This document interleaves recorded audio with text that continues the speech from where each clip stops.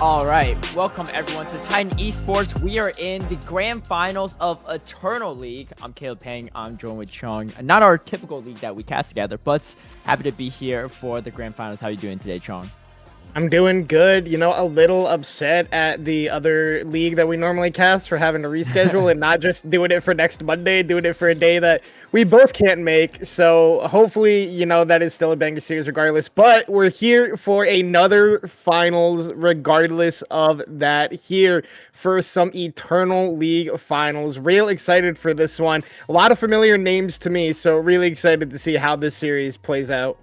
That's right. And this is also Fearless Draft, just like our typical Divinity League on Mondays. So any champs drafted in the previous games cannot be used in subsequent games. Obviously, game number one, everything is on the table outside the 10 bands that are involved in this draft.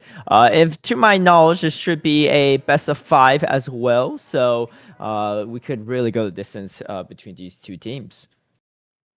Yeah, and I mean, I really haven't been following Eternal most of the season, if I'm being honest here. But knowing a lot of these players, real excited to see how it goes. It looks like, Syndicate, Loki, Kittens managed to have a perfect regular season if that record is true. So them making finals, kind of to be expected, while the side of Strawberious, Pork Pay, also had a pretty good season, 5-2 record. Some big names here, P-Dog, Poom, Will Show Them All, aka Jake, Poodle, Set. Like these are well-known players up in the D4 cap community. I've played against a lot of them personally, so real excited to see how this one goes. As we're already quick into the bans here, J4 and Nautilus banned by the side of Pork Pay, while Loki's Kittens banning away the Wukong and the Zyra Nocturne, the last ban. So far, 4 jungle bans in the series between Poom and Kaluchi, aka Pelly. Ooh, make that 5. Maybe 6 if you're really feeling spicy with the Nautilus jungle, but a lot of junglers taken off the table these days, and a lot of games really go through the junglers in this current meta. So some very strong target bans. And to kick things off, we have a Varus first pick. Could be flex on that top side, but likely going to be a bot side Varus. Yeah, we'll show them all, aka we'll show them all, picking up the Varus as the first pick, which is interesting. I feel like Varus has really fallen down in priority since they nerfed him kind of out of the top lane, where you get less attack speed per the minions you kill. Still can be very effective. I think he's much more of a better poke champion currently than his on-hit build, which is still viable. It's just not as strong as he used to be. So we'll see how Jake plays this one, as the response is going to be Maokai, potential flex between Pelly and D-Shot. And then the Sivir picked up, I think, is just a good answer into the Varus. That Spell Shield can be very impactful, just negating some early game poke damage coming out in the lane, but also blocking those chains of corruptions for a team fight can be absolutely massive. Then Milio picked up as a good answer into the Maokai ultimate, and then also Volibear, which is a definitely interesting jungler to be prioritizing unless P-Dog is playing this top lane, because I feel like Volibear is kind of in a similar boat as the Varus in falling down in priority recently, while other champions just feel stronger in their role. But SPP just going for what looks and feels like more comfort than strong meta prio picks.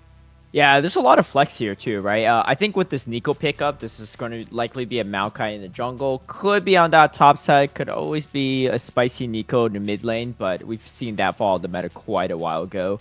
So likely it looks like our bot lane and jungle picks are rounded out, as we see a lot of the bans focus on that. The top side primarily, a lot up to for grabs still in the mid lane, so probably not even worth really banning any mid laners at this point, unless there's some mid laner you really don't want to see. Could be something that starts with an L. Lock is on the table indeed. Let's see if either team decides to pick that up as a pretty strong recently released champion. I think the real question is if people have enough mastery on it, but it's actually going to be the Gragas pickup. So it's going to be a blind top, and they want to go for the counter pick on that mid side.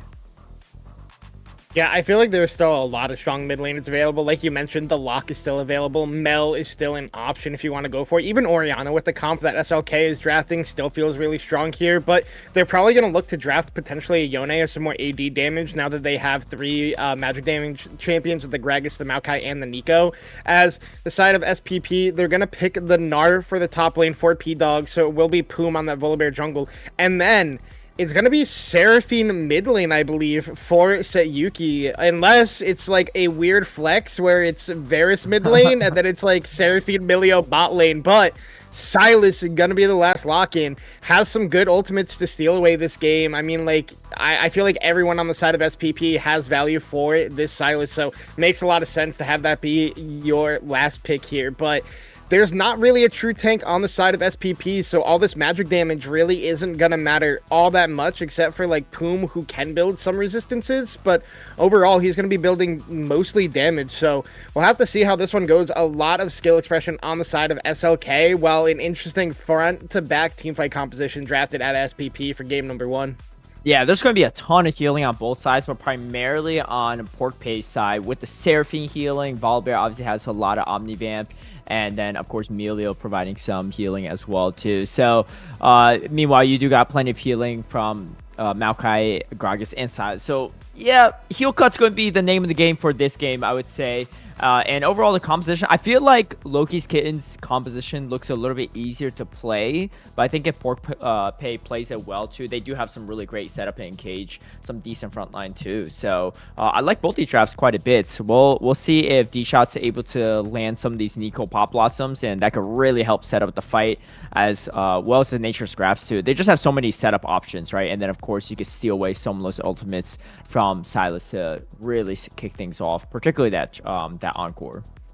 Yeah, I mean, I think it was last week over in Divinity League. We saw a Nico bot lane start the game like 4-0, but it just ended up not being enough for the late game. So we'll have to see how D-Shot does around it on it this time around, as we actually have First Strike as the option for Clutchy in the jungle Maokai, and Prim going with the Ignite makes a lot of sense. There is no cleanse on Solo Mason either, so really relying on that spell shield for their safety instead of having cleanse for the Varus ult, the Milio ult. So we'll have to see how it works for him this time around and how he spaces on a lower range hyper carry like Sivir is. Definitely an interesting one. The Pickle going with the Storm Raider Surge up in the top lane does make a lot of sense. I feel like I haven't been seeing this as much recently just because it's kind of fallen out of favor with a lot of champions, because you have to do a certain percentage of damage instead of just hitting 3 abilities now.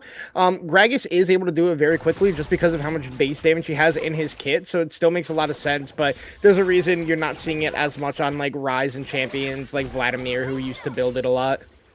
Yeah, definitely. Gragas in general too is not a champ that's played super often these days, but definitely a safer top laner, and you could kind of build more for tank if need be for utility purposes, or you could build some damage or some kind of combination of the two. This bot lane looks pretty solid though for Loki's Kittens. I mean, they have double range. I mean, it is kind of double range for Pork Pay, but not nearly as strong in that matchup. And you can see too, they're taking advantage of this as much as possible as they start off this one. Can't even tell which one's really the clone for me personally.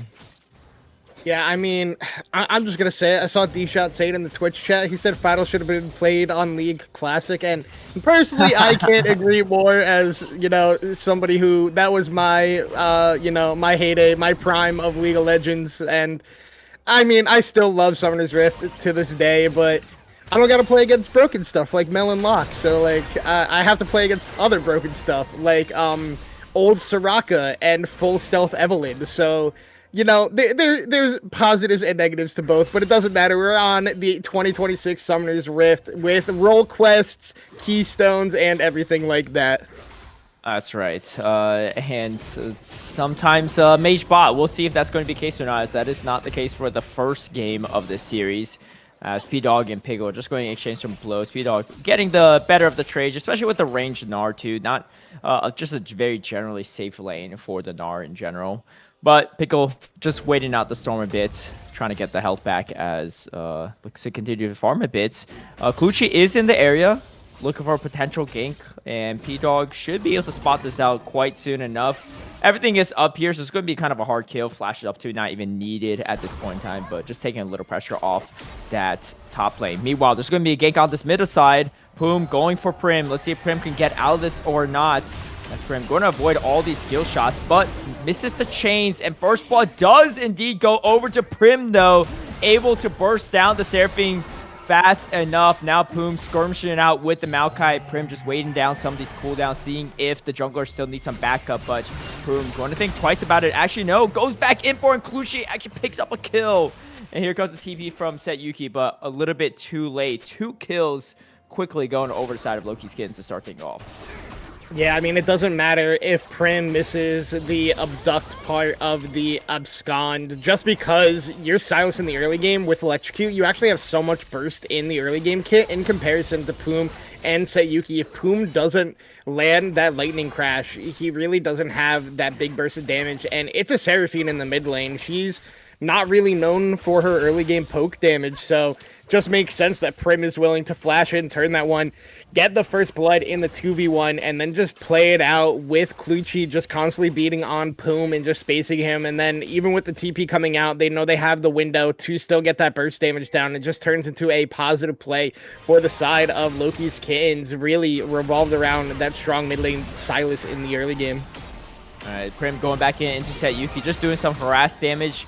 And you can see to Prim going for that Rod Aegis build, so going for a little bit more sustain than burst. I mean, with the Electrocute, I feel like you kind of bounce that out anyway, but this allows Prim to kind of stay in lane and just stay in these skirmishes really long, particularly against Poom in the late game, right? Volbeat has so much sustain as well, too, so just looking to potentially match some of these bruisers. As P-Dog just putting a hurting onto Pickle69. Pickle just going to try to walk it off. No flash available, though, so going to have to get out of here. And it gets a little bit dicey, but Pickle does indeed get out. Now, the wave state's not in the best of times, and his teleport is not quite up, so going to have to stay around for this wave if doesn't want to miss out on too much XP. Clutchy is in the area for some potential backup, but I just don't see any way of killing this Gnar, especially with Flash still up. Yeah, and I think Pickle was very lucky that P-Dog was not close to that level 6 with no flash, because then P-Dog should have just had that solo kill up there in the top lane. Is that level 6 now? Solo Mason, oh, sorry, I apologize. D-Shot on a little bit of a mission here, kills the control ward. You know, it's the worst that, like, there isn't really any indication that it is a clone for us on, like, the spectator side of things. Until, like, you really see it, like, you can see now when Solo Mason isn't in, or aka D-Shot isn't in a brush, they have, like, that kind of little bit of an orange aura around them, so we know it, but when they're in a brush, we have no idea, so that's why I was baited by that one. But now, Prim has level 6 and has stolen away the Seraphine ultimate, so we'll see if they're able to get a roam timer to make use of that, or if they're just going to kind of use it in the mid lane to create a lot of pressure for themselves, as they're going to take their recall after getting the wave shoved in. They are down significantly in CS in the early game, down about 13 CS right now, which is to be expected into that ranged into melee, but also you're 1-0-1, so you're pretty even on gold, and that first kill was the solo 2v1 first blood, so didn't even have to share that with Clutchy, so should be feeling pretty good about the matchup right now. I mean, I think the side of SPP, I still do think they scale pretty well with their composition, so I don't think they need to be worried too much. It's just trying to keep Prim down as much as possible in the early game, because I've seen Sylas's take over the game with a strong early lead, and that is what the side of SPP doesn't want to do. Ooh, Encore is going to go wide. P-Dog, great sidestep. Should be able to get out there, but Flash has been used. And P-Dog going to go so low on health, but they don't want to go for this. And P-Dog ends up still picking up a kill in the 2v1 dive. Now Poom is in the area. Prim going for a bit more, but might have to give his life for this one. Poom on the chase. Sky Splitter is going to land, and so does the Thundering Smash. Poom picks up a kill back, but they get a Chemtech Drake on the other side of things. And Loki's Kin, gold is even actually across the board, but they are up a Drake now.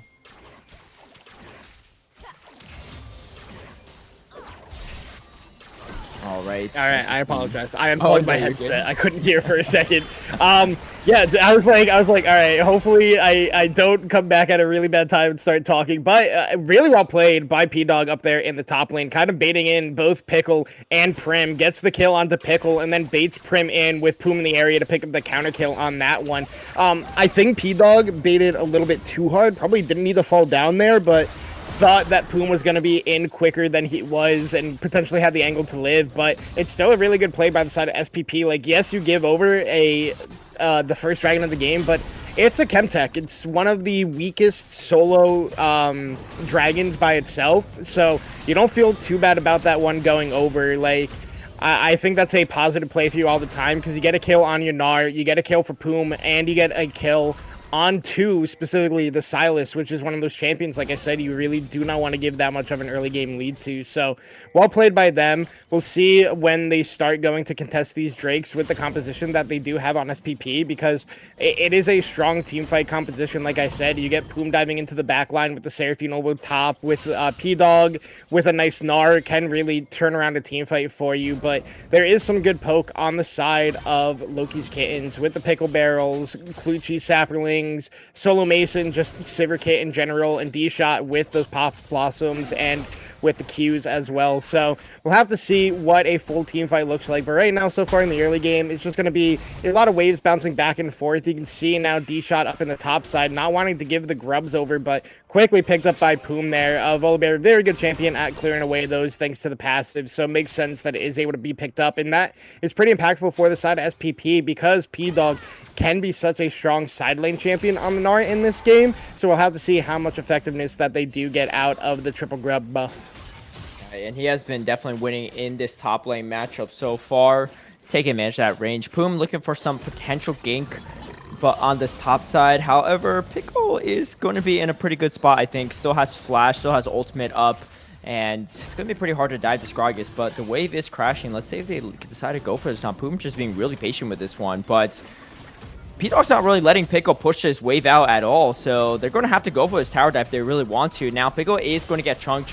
Goes for the recall. Teleport is still up. Let's see if Poom decides to go for it or not. Meanwhile, there's some skirmishing in this mid lane so that you could go on and land some spells, but Prim's still pretty healthy. All right, here comes the final dive. They are coming in. Wait, the flash away early from Prim, or Pickle, I should say. And now P-Dog going to Gnar Pickle into the wall and pick up that kill.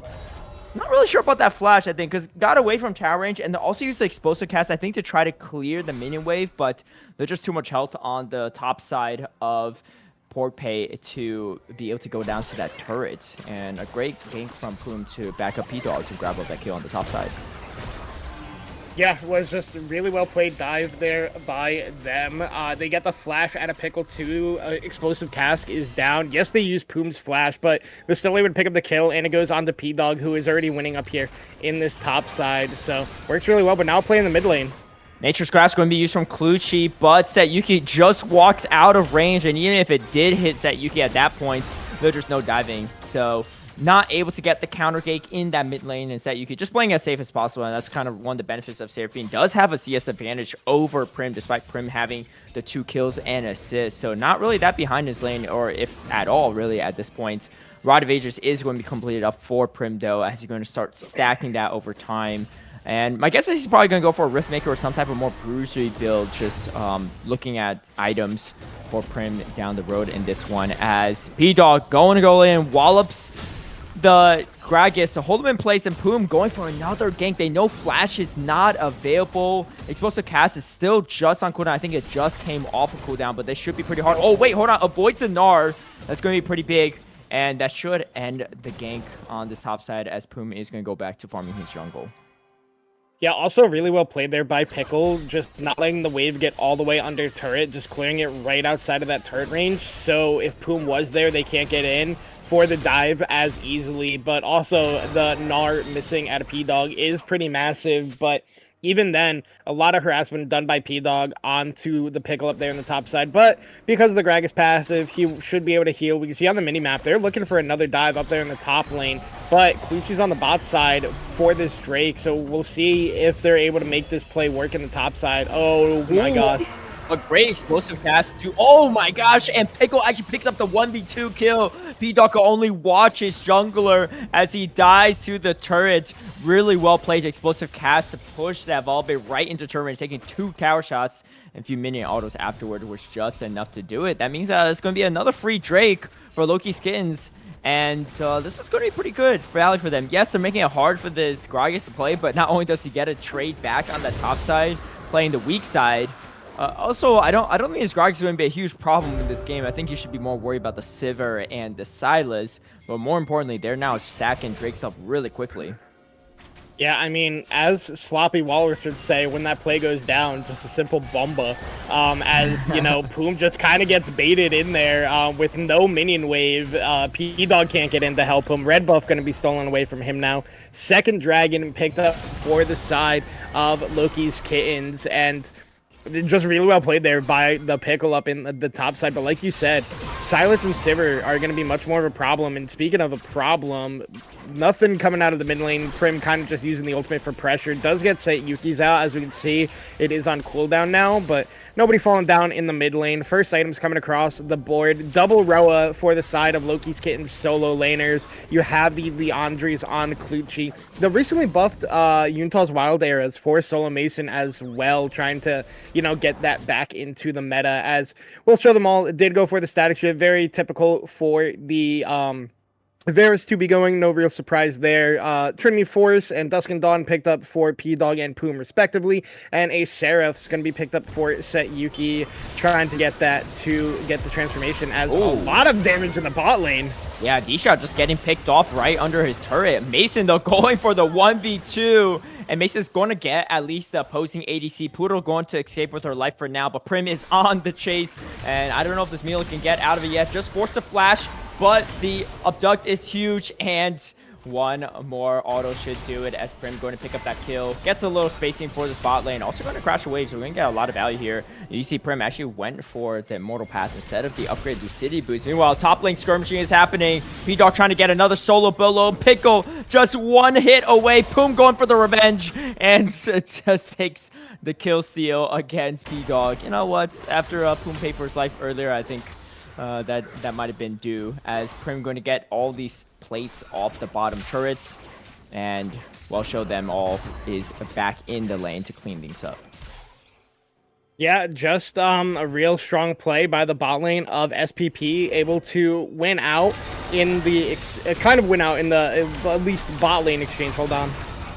Show them all is going to take a good chunk of damage. Ancient Scraps is going to hold him in place. Rainbow Smash and Prim going to close the gap there and take the kill back over. The Silas is getting hard to kill, especially with that Mortal Path too. And I can see, you know, just building for sustain with the Roa as well. It is just going to make the Silas really, really difficult to kill.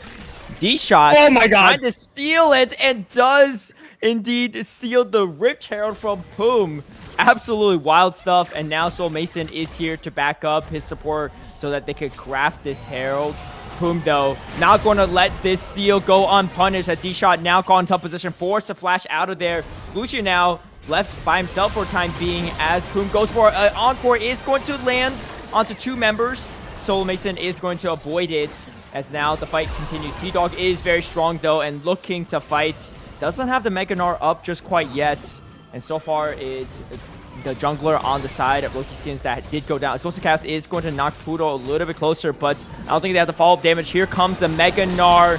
Prim is in the air, steals the Gnar. Not able to use it, does get ulted into the wall instead. So kind of a long engage, but overall end up being Klushi giving his life up for the stolen Rift Heralds. Yeah, and I mean, it was a steal of the Rift Herald, but I think even as the side of Loki's Kittens, you don't even need the greed to pick up the eye at this point in the game. Like, first turret has already gone down. Yes, the Rift Herald prio is nice to be able to have, but losing your jungler for that is kind of big, and I don't believe they traded back onto anybody on the side of SPP until potentially right now. Abduct is going to miss, and now Prim going to take a lot of damage back from Well. Show them all, and D-Shots, Kluchi are there for the additional support to keep the Silas alive. No shutdown gold on Prim, but don't want to give any additional gold over to the Varus if possible, as third Drake is going to be spawning up in 30 seconds. It is going to be Infernal Soul for this game, so going to be a high value soul for sure, as Pickle is just not enjoying his time into this matchup. Is trying to teleport out, but the Gnar stops it, and unfortunately loses the teleport, is back on cooldown, but also loses his life. And this Gnar on the top side is definitely the win condition for Porkpay for this time, as the other lanes are not doing nearly as hot. I would say the mid lane is, for the most part, even, although Sayuki not able to grab as many kills. But meanwhile, Prim does go down, and Sayuki does pick up that kill, just as I was talking about it. Solar Mason just going to get jumped on. Poom going for more. They're going to try to grab the jungler, and they're going to try to grab this third Drake. almost a full team wipe. 4 members drop. Only D-Shot left alive, and things are swinging a little bit out of control as they're growing onto above a 4K gold lead now. It didn't seem like that, but a few kills there, and things have really taken a turn. Yeah, just a really good pick on the Prim out of the side of Pork Pay, and then immediately able to follow it up with Solo Mason. Solo Mason with no flash, had barrier, didn't end up mattering, and then they're able to get the last kill onto Clutchy as well. Stop the Drake stacking, pick it up for themselves. They get their mid lane, outer turret for the side of Loki's Kittens, and now P-Dog just going to be doing what he was doing on the top side, down on the bot side, up against Pickles. So, I mean, Silas is scary on the side of Loki's Kittens, but if he gets CC chained like that and doesn't get to move, can't really contribute much to a team fight, while P-Dog on this Gnar, 3-1-6, starting to get really scary, building into a Wit's End as his second item, which I think is a very intelligent purchase. You're going up against a triple AP top side, and if D-Shot comes to get involved with the play as well, also has to deal with that AP damage as well. I think that's incredibly smart. You can see second item picked up for World Show Them All with that Ginsu. You see Imperial Mandate picked up by Set Yuki as well, and I'm an Imperial Mandate lover. I think since they buffed this item, even with the small rework / nerf to it, I still think it is a very, very strong item. So really happy to see that one being picked up here. But it looks like Prim is going for, I believe, Proto Belt as their second item. I know they changed Proto Belt's build path, so I don't know what components are used for. And yep, okay, it is Proto Belt picked up, which makes a lot of sense. So should be going for that Rift Maker as his third item. So we'll have to see if that ends up coming out this game or if he chooses to build something else next. Yeah, definitely. Oh, and you can see P-Dog just taking advantage of this matchup as much as possible. I mean, again, a really great build path for him, right? Knowing that at this point in time, it's really only Soul Mason that could potentially even kill P-Dog, but P-Dog's 4 levels up on the Sivir, so just that's not happening anytime soon. As meanwhile, they are going to root up Poodle, but not going to get too much value out of that one as Poodle is rooted up just under turret. However, still takes about half health in the process.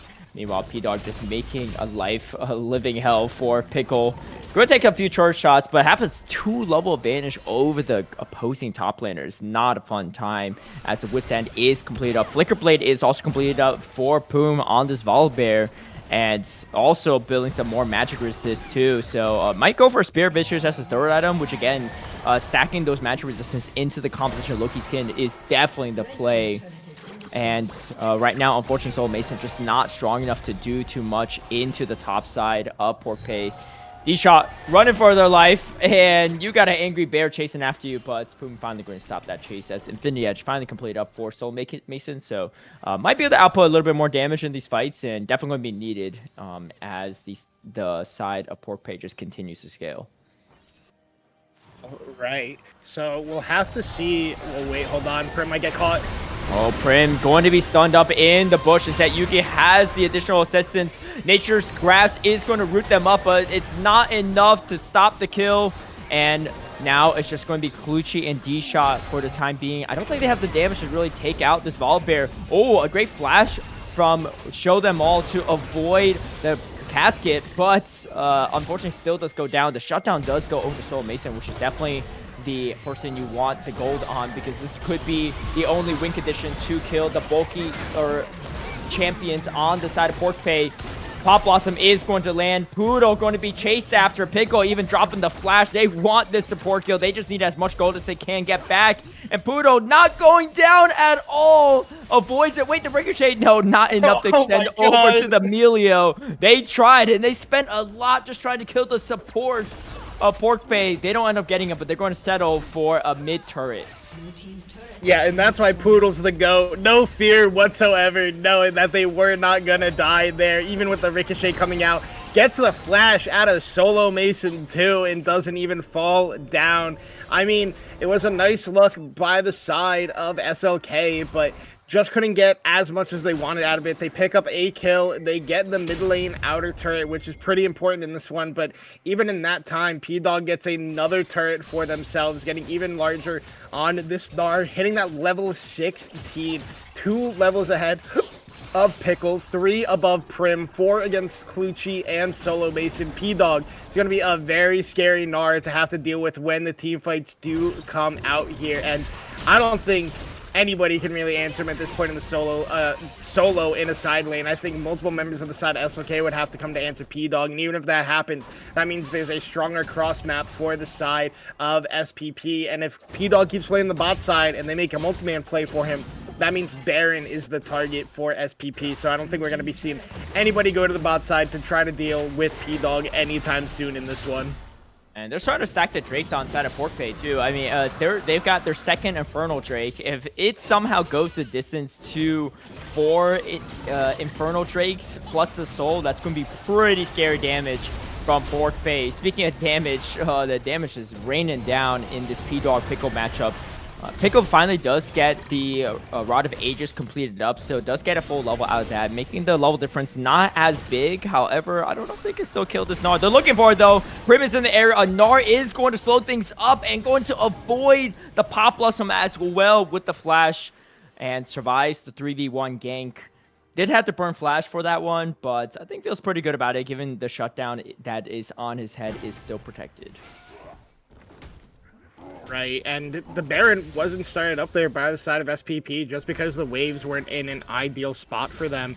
So that is pretty big. We'll have to see what ends up happening now that they're making these side lane plays on to P-Dog, because if you're able to get the push out of SPP, then you're able to go towards the Baron, threaten that while P-Dog is just getting a lot of pressure on the side lane. But now that P-Dog doesn't have Flash, probably going to start playing more conservative, getting his third item here, Black Cleaver, up to a full item over his counterpart and Pickle, who just gets that fully completed Seraph's Embrace as well. And Terminus being completed by Will Show Them All, about half an item up above Solo Mason. Terminus is sleeper strong item. I believe it's getting buffed next patch as well, so I think we should start to expect to see that built a lot more on 80 carries coming further into the meta. We'll also have to see what Riot does about mage bots to make sure 80 carries, you know, gain their prevalence in the meta again. I do have some good news there. They have some changes intended, particularly upping the magic resist from some 80 carries. So that I don't think that's gonna fix it. I think Riot really needs to take mage box. They need to take mage bot out back, like, because giving more magic resist isn't the issue. Like I'll be honest. All right, well, Pickle and P-Dog just kind of pushing it back and forth here. P-Dog going for the solo kill under turret. Grabs it. Prim going to try to get some revenge and does pick up the shutdown. I think overall that still ends up being better for Loki's Kittens then, because, you know, Pickle wasn't really worth as much at that point anyway. Nature's Grasp is going to land onto Set Yuki. Encore going to be dropped to try to save himself. Does happen for now. D-Shot with the Pop Blossom only gets, will show them all, but there is no follow-up damage, and going to give his life in response. And Porkpay just continuing to put on the pressure as much as possible. Meanwhile, we see a quick replay of what happened in this bot side as Prim is fighting Poom 1v1. But Poom takes the solo kill with the Stormbringer to close things out. So yes, they do end up picking up the Gnar, but they end up losing 3 members after that. So maybe not the best of situations. Yeah, and I also think if Poom wasn't there on the bot side, that is just Baron going over for SPP, just because, once again, everybody put their pressure onto P-Dog, but it's still a positive play for them. They get the inner turrets in the bot and the mid lane. They get 3 kills out of it as well, and like you said, they're starting to stack the dragons now. They have the potential for the 4-dragon Infernal Soul, and we all know how strong Infernal Soul is by itself. We know how strong Infernal Dragons are now. Imagine you get 4 of them and the soul as well. It's pretty massive if that is able to come to fruition, if the game does go late enough. You can see Grievous Wounds finally being picked up by somebody on the side of SLK, and it's Solo Mason who goes for it. And I think that makes a lot of sense in the context of this game specifically, just because, like I said, there isn't a lot of resistance stacking on the side of SPP, so you don't really need... Wait, hold on, hold that thought. Nature's going to be used from pretty far away. Still ends up rooting 2 members as SPP, but they're not really dishing out the damage back, and it's just going to be Clutchy dying for it, with the Sivir and the Nico just not able to walk up into that fight at all. Mega Nar doing some work on this top side. There's a Pop Blossom is going to take up Poom, but Poom is so healthy on this Vol, but there's just no stopping him. Solo Mason going to run for it too, not enough health, and this looks like this should just be Baron secured up for the side of Pork Bay. I don't really think they have really any way of even sniping this. They're going to clear up the vision, and I think Loki Skins, they're just going to have to go back to farming, get some of these waves pushed out before the Baron comes through. Actually, it looks like they're going to try to go for a contest, but this is going to be very hard to contest as Baron is going to just be taken up right then and there, and I just don't think they have the damage to kill the members of Pork Bay, especially when they're grouped together.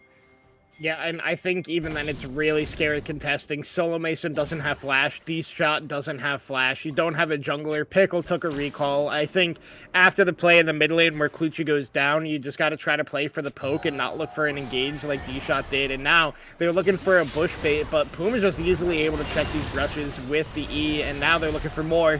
Oh, P-Dog in the thick of it, but doesn't even mind it at all. The Gnar going to slow down Prim, and P-Dog picks up the kill, takes out the Silas. They lose the Maokai and the Sivir on top of it, and this game just looks absolutely over at this point. 8k gold differential. They're not even looking for the Drake. They're just looking to push this and grab some inhibitors. Might even grab the Nexus while they're at it. Let's see if the team of Loki Skins can slow down this push as much as possible. They just don't have the damage to kill the bulky team of Pork Bay, and on top of it, they have so much healing in their kit.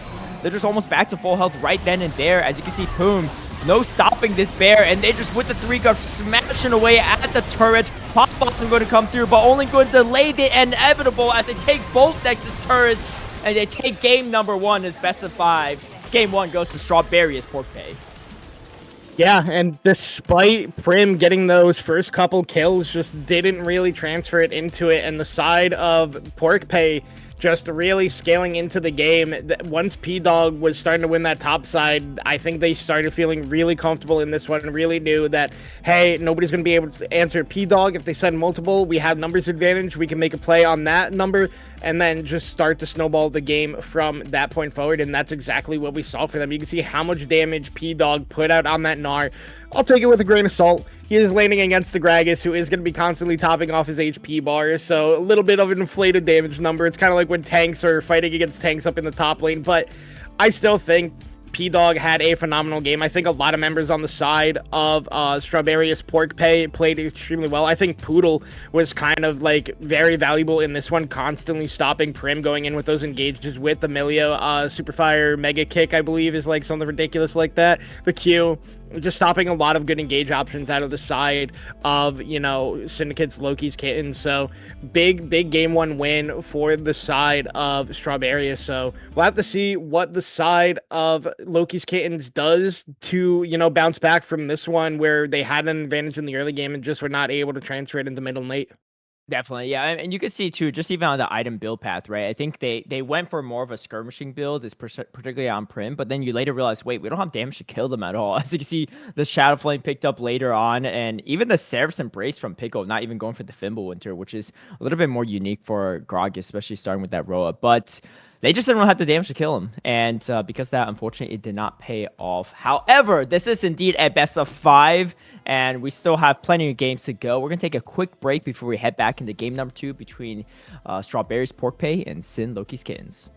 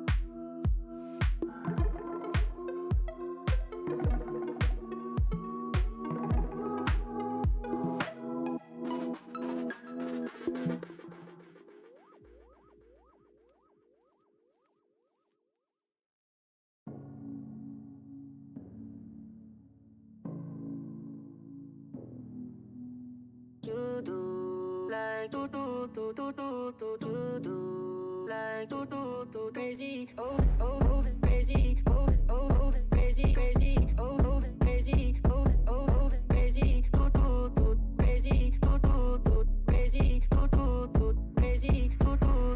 crazy, crazy,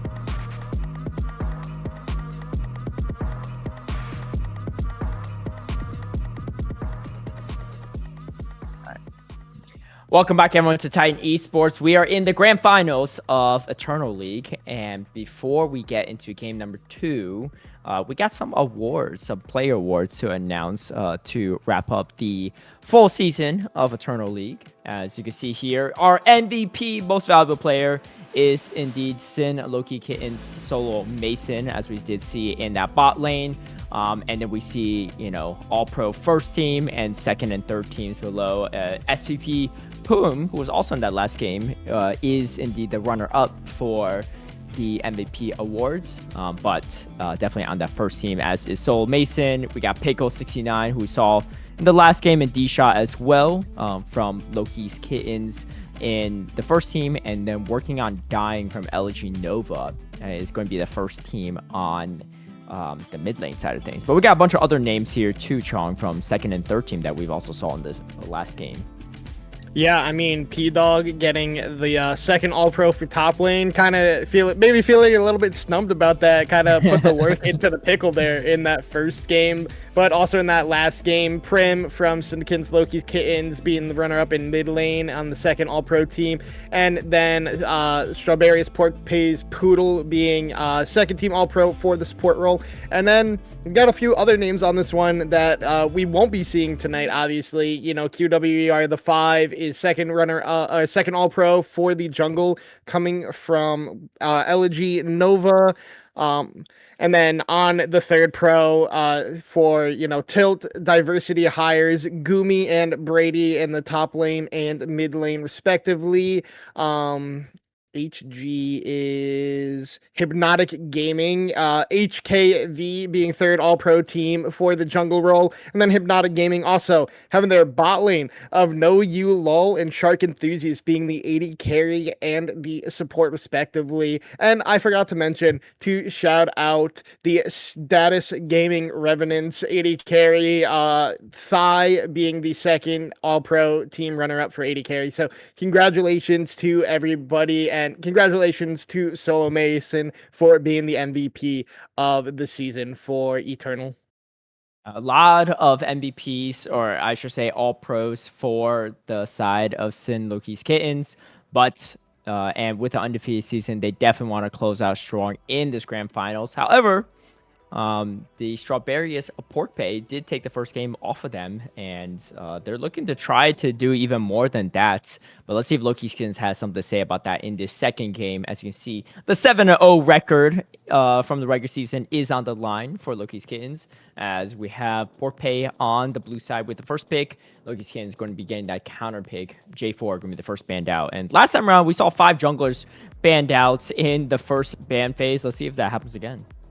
Yeah, I kind of expect a lot of the bans to say the same, just because the teams are staying on the exact same sides that we saw them on game number 1. But so far, a little bit of a change in the ban phase. The Nocturne, which was the third ban by Strawberry's Pork Pay, gonna ban it second now, so potentially leaving I forget what champion they banned as well in the first game. Maybe I'll see it like banned here or picked and it'll relog my memory. But side of Syndicate, Loki, Kittens, it was the Nautilus. Okay, so yeah, keeping the bans exactly the same, just changing up the order a little bit. But SYN, Loki, Kittens, they're keeping their bans the same so far. We'll see if the Viego ban comes out as well. It does. So once again, exact same bans that we saw in game number 1. So all that's going to change is the 5 champions drafted for each side, because 10 champs we saw last game, because it is full fearless, we will not be seen again. And it's Karma as the first pick. All right. There's a lot of strong pairings you could have with Karma, so picking that up is fairly viable. With Seraphine off table too, there's a lot less, and Melio too off the table, there's a lot less, strong core pairings like Melio Lucian, Seraphine Ash, those are all off the table. So a Karma with a Caitlyn could be very, very strong. They do pick up Rel for their first pick on Loki's Kittens, and they're going to pick the Misfortune, which should just allow a Caitlyn pickup here for Pork Bay. But let's see if that's what will show them all wants to actually pick up here or not. But I think that's going to be a pretty strong lane into the shorter range of Loki's Kittens. But they're actually going to prioritize the Mordekaiser first, and there's going to be a Mordekaiser in the jungle or the top side, so a lot of flex potential here as well. Yeah, you can also pick up the Ezreal on the side of Strawberious as well, just because, oh my gosh, never mind, we're getting a Hecarim? Okay, all right, I'm here for it. I love Hecarim, but, like, Hecarim is like, you gotta be ganking early, and you gotta have those ganks working out for you. Otherwise, this chip just kind of falls off of a cliff. So Yeah. I have to see what Poom does on it. Definitely not a jungler I was expecting to see tonight, but I'm all here for it. Trundle gonna be picked up by the side of Loki's Kittens, so a little bit more, you know, tradition in the jungle with that pick. As started to see some bans, Gwen and Darius banned away. The Gwen is an interesting ban. Maybe they don't think that it is a Mordekaiser top lane. We have been seeing mages. Yeah. It could Oh, be bot. Kobe We've been Mordekaiser seeing bot. mages That's true. I mean, I we'll did show see them all Aatrox kind of, 80 carry this past week in LCK, Yeah. so anything is possible, really. yeah, the swap meta ended up paying dividends as Diablo had to play the Aatrox bot lane. The first ever one, surprisingly. You know, I'm not surprised no other AD carry has thought about playing Aatrox bot lane before. But you know, it could be Mordekaiser bot lane. I mean, We'll Show Them All does kind of play a lot of different roles in a lot of different leagues. And speaking of the okay. I mean, this still could be Aatrox bot and Mordekaiser top. I don't even know at this point. Yeah. But there is. Yeah, let's just see what they pick up. Okay, we get the Swain. That does not help at all.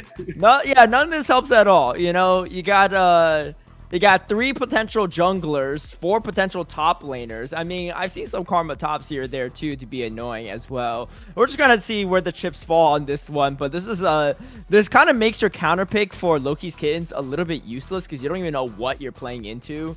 But it's a fun one for sure, I guess. And I think the real question is if you can, like, there's just so much sustain on the side. Like, this is going to be just an absolute slap fest, and we're gonna see how they're gonna play out. I mean, Aatrox on the top side could be really strong because, you know, you just perma heal off the Scion.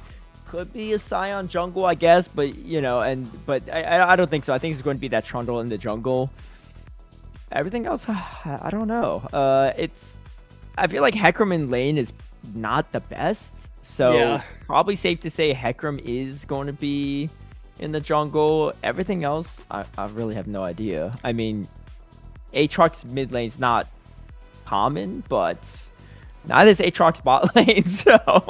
Yeah, I mean, hey, at least Loki's Kittens make it easy for us. We know where their 5 champions are going. It's just a question of who's going where on the side of SPP. I think it's safe to assume it is okay. Oh, it's Mordekaiser bot. Mordekaiser bot lane. It is the All Hecarim right. jungle. P-Dog Aatrox top lane. Set Yuki on the Swain mid. So we were right. We did think it was Mordekaiser bot originally before the Aatrox got picked, and you know we were joking about Aatrox being playing bot lane by Diablo in the LCK. So kind of threw us for a loop, but not as crazy as we kind of expected it to be. But still a little I bit don't know. with the more bot lane. Mordekaiser bot lane's still pretty crazy in my mind. Yeah, this But- isn't League Classic when Mordekaiser gets re-released where you can use your ultimate on the Drake and have a dragon in the bot lane.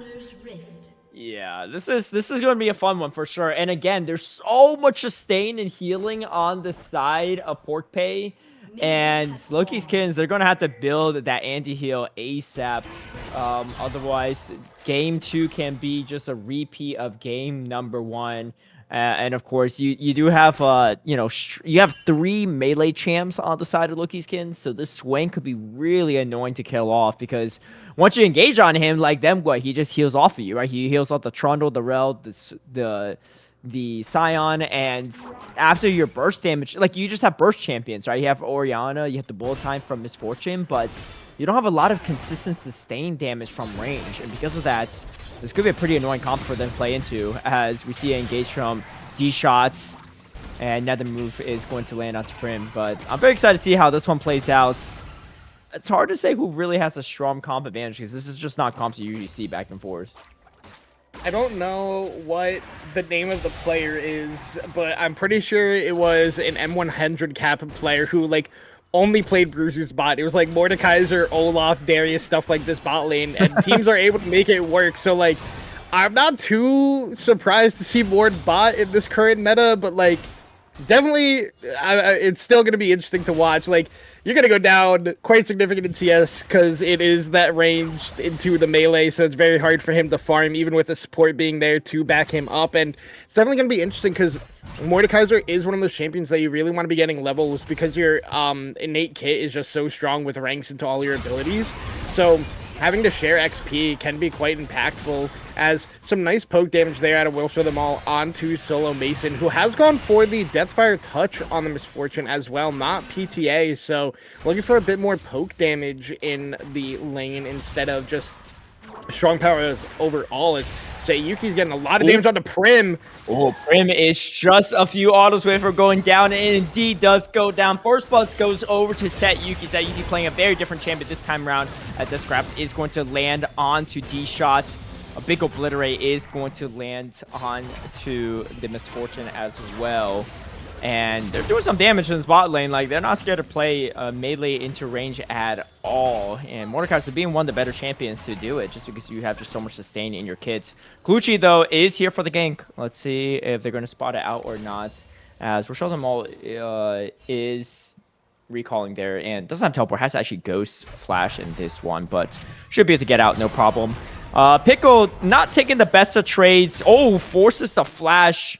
And Decimate Smash is going to land just for a bit of damage. But P-Dog, again, making life difficult for Pickle in this matchup. I mean, not really a matchup that Silent is particularly known for winning.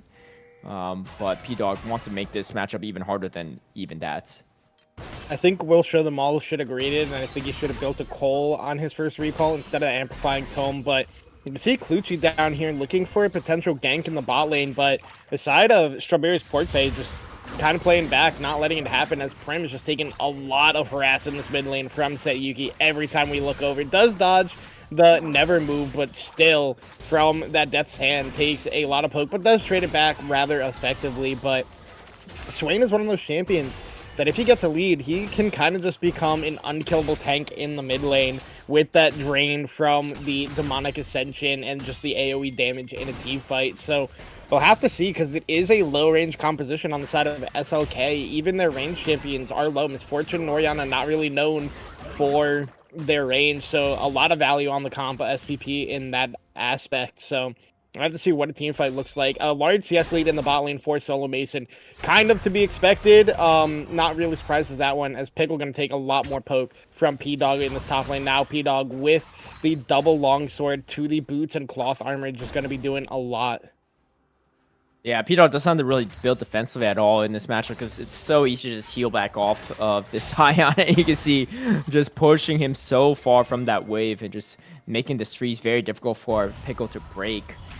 And I fear, the thing I fear for SYN Loki's Kittens is they won't have the damage, just like game number 1, to kill the members of Pork Pay. You know, like they might be able to kill 1 or 2 members at best, but like with how much healing they have and how bulky they are, plus the karma shields, it's looking like a rough time for Loki Kittens. But these are not comps that you usually play into, so maybe just something that they weren't really expecting from to play out. I haven't really seen any of their regular season games to see if this is typically what they go for, but you would assume no, as the crashdown does land onto We'll Show Them All. But here comes the gank from Poom, and Dicha is in a tough position, tries to run out of it, forces the flash, still goes down. The Drake does go over to Loki's Kittens, but they do pay for it with their support's life. Yeah, I mean, just a good gank timer there by Poom. The bot lane of SLK is being pushed, or pushing the lane in as much as possible, as Unstoppable Force going to have to be used in the, Unstoppable Onslaught being used up in the top lane by Pickle to survive. The first Drake was picked up by Clutchy while that bot lane gank came out, but even then, I don't think the side of SPP is too upset about that, as Will Show Them All has picked up a Sheen. I think he's going for Dusk and Dawn first item. Yeah, it looks like that might be the case.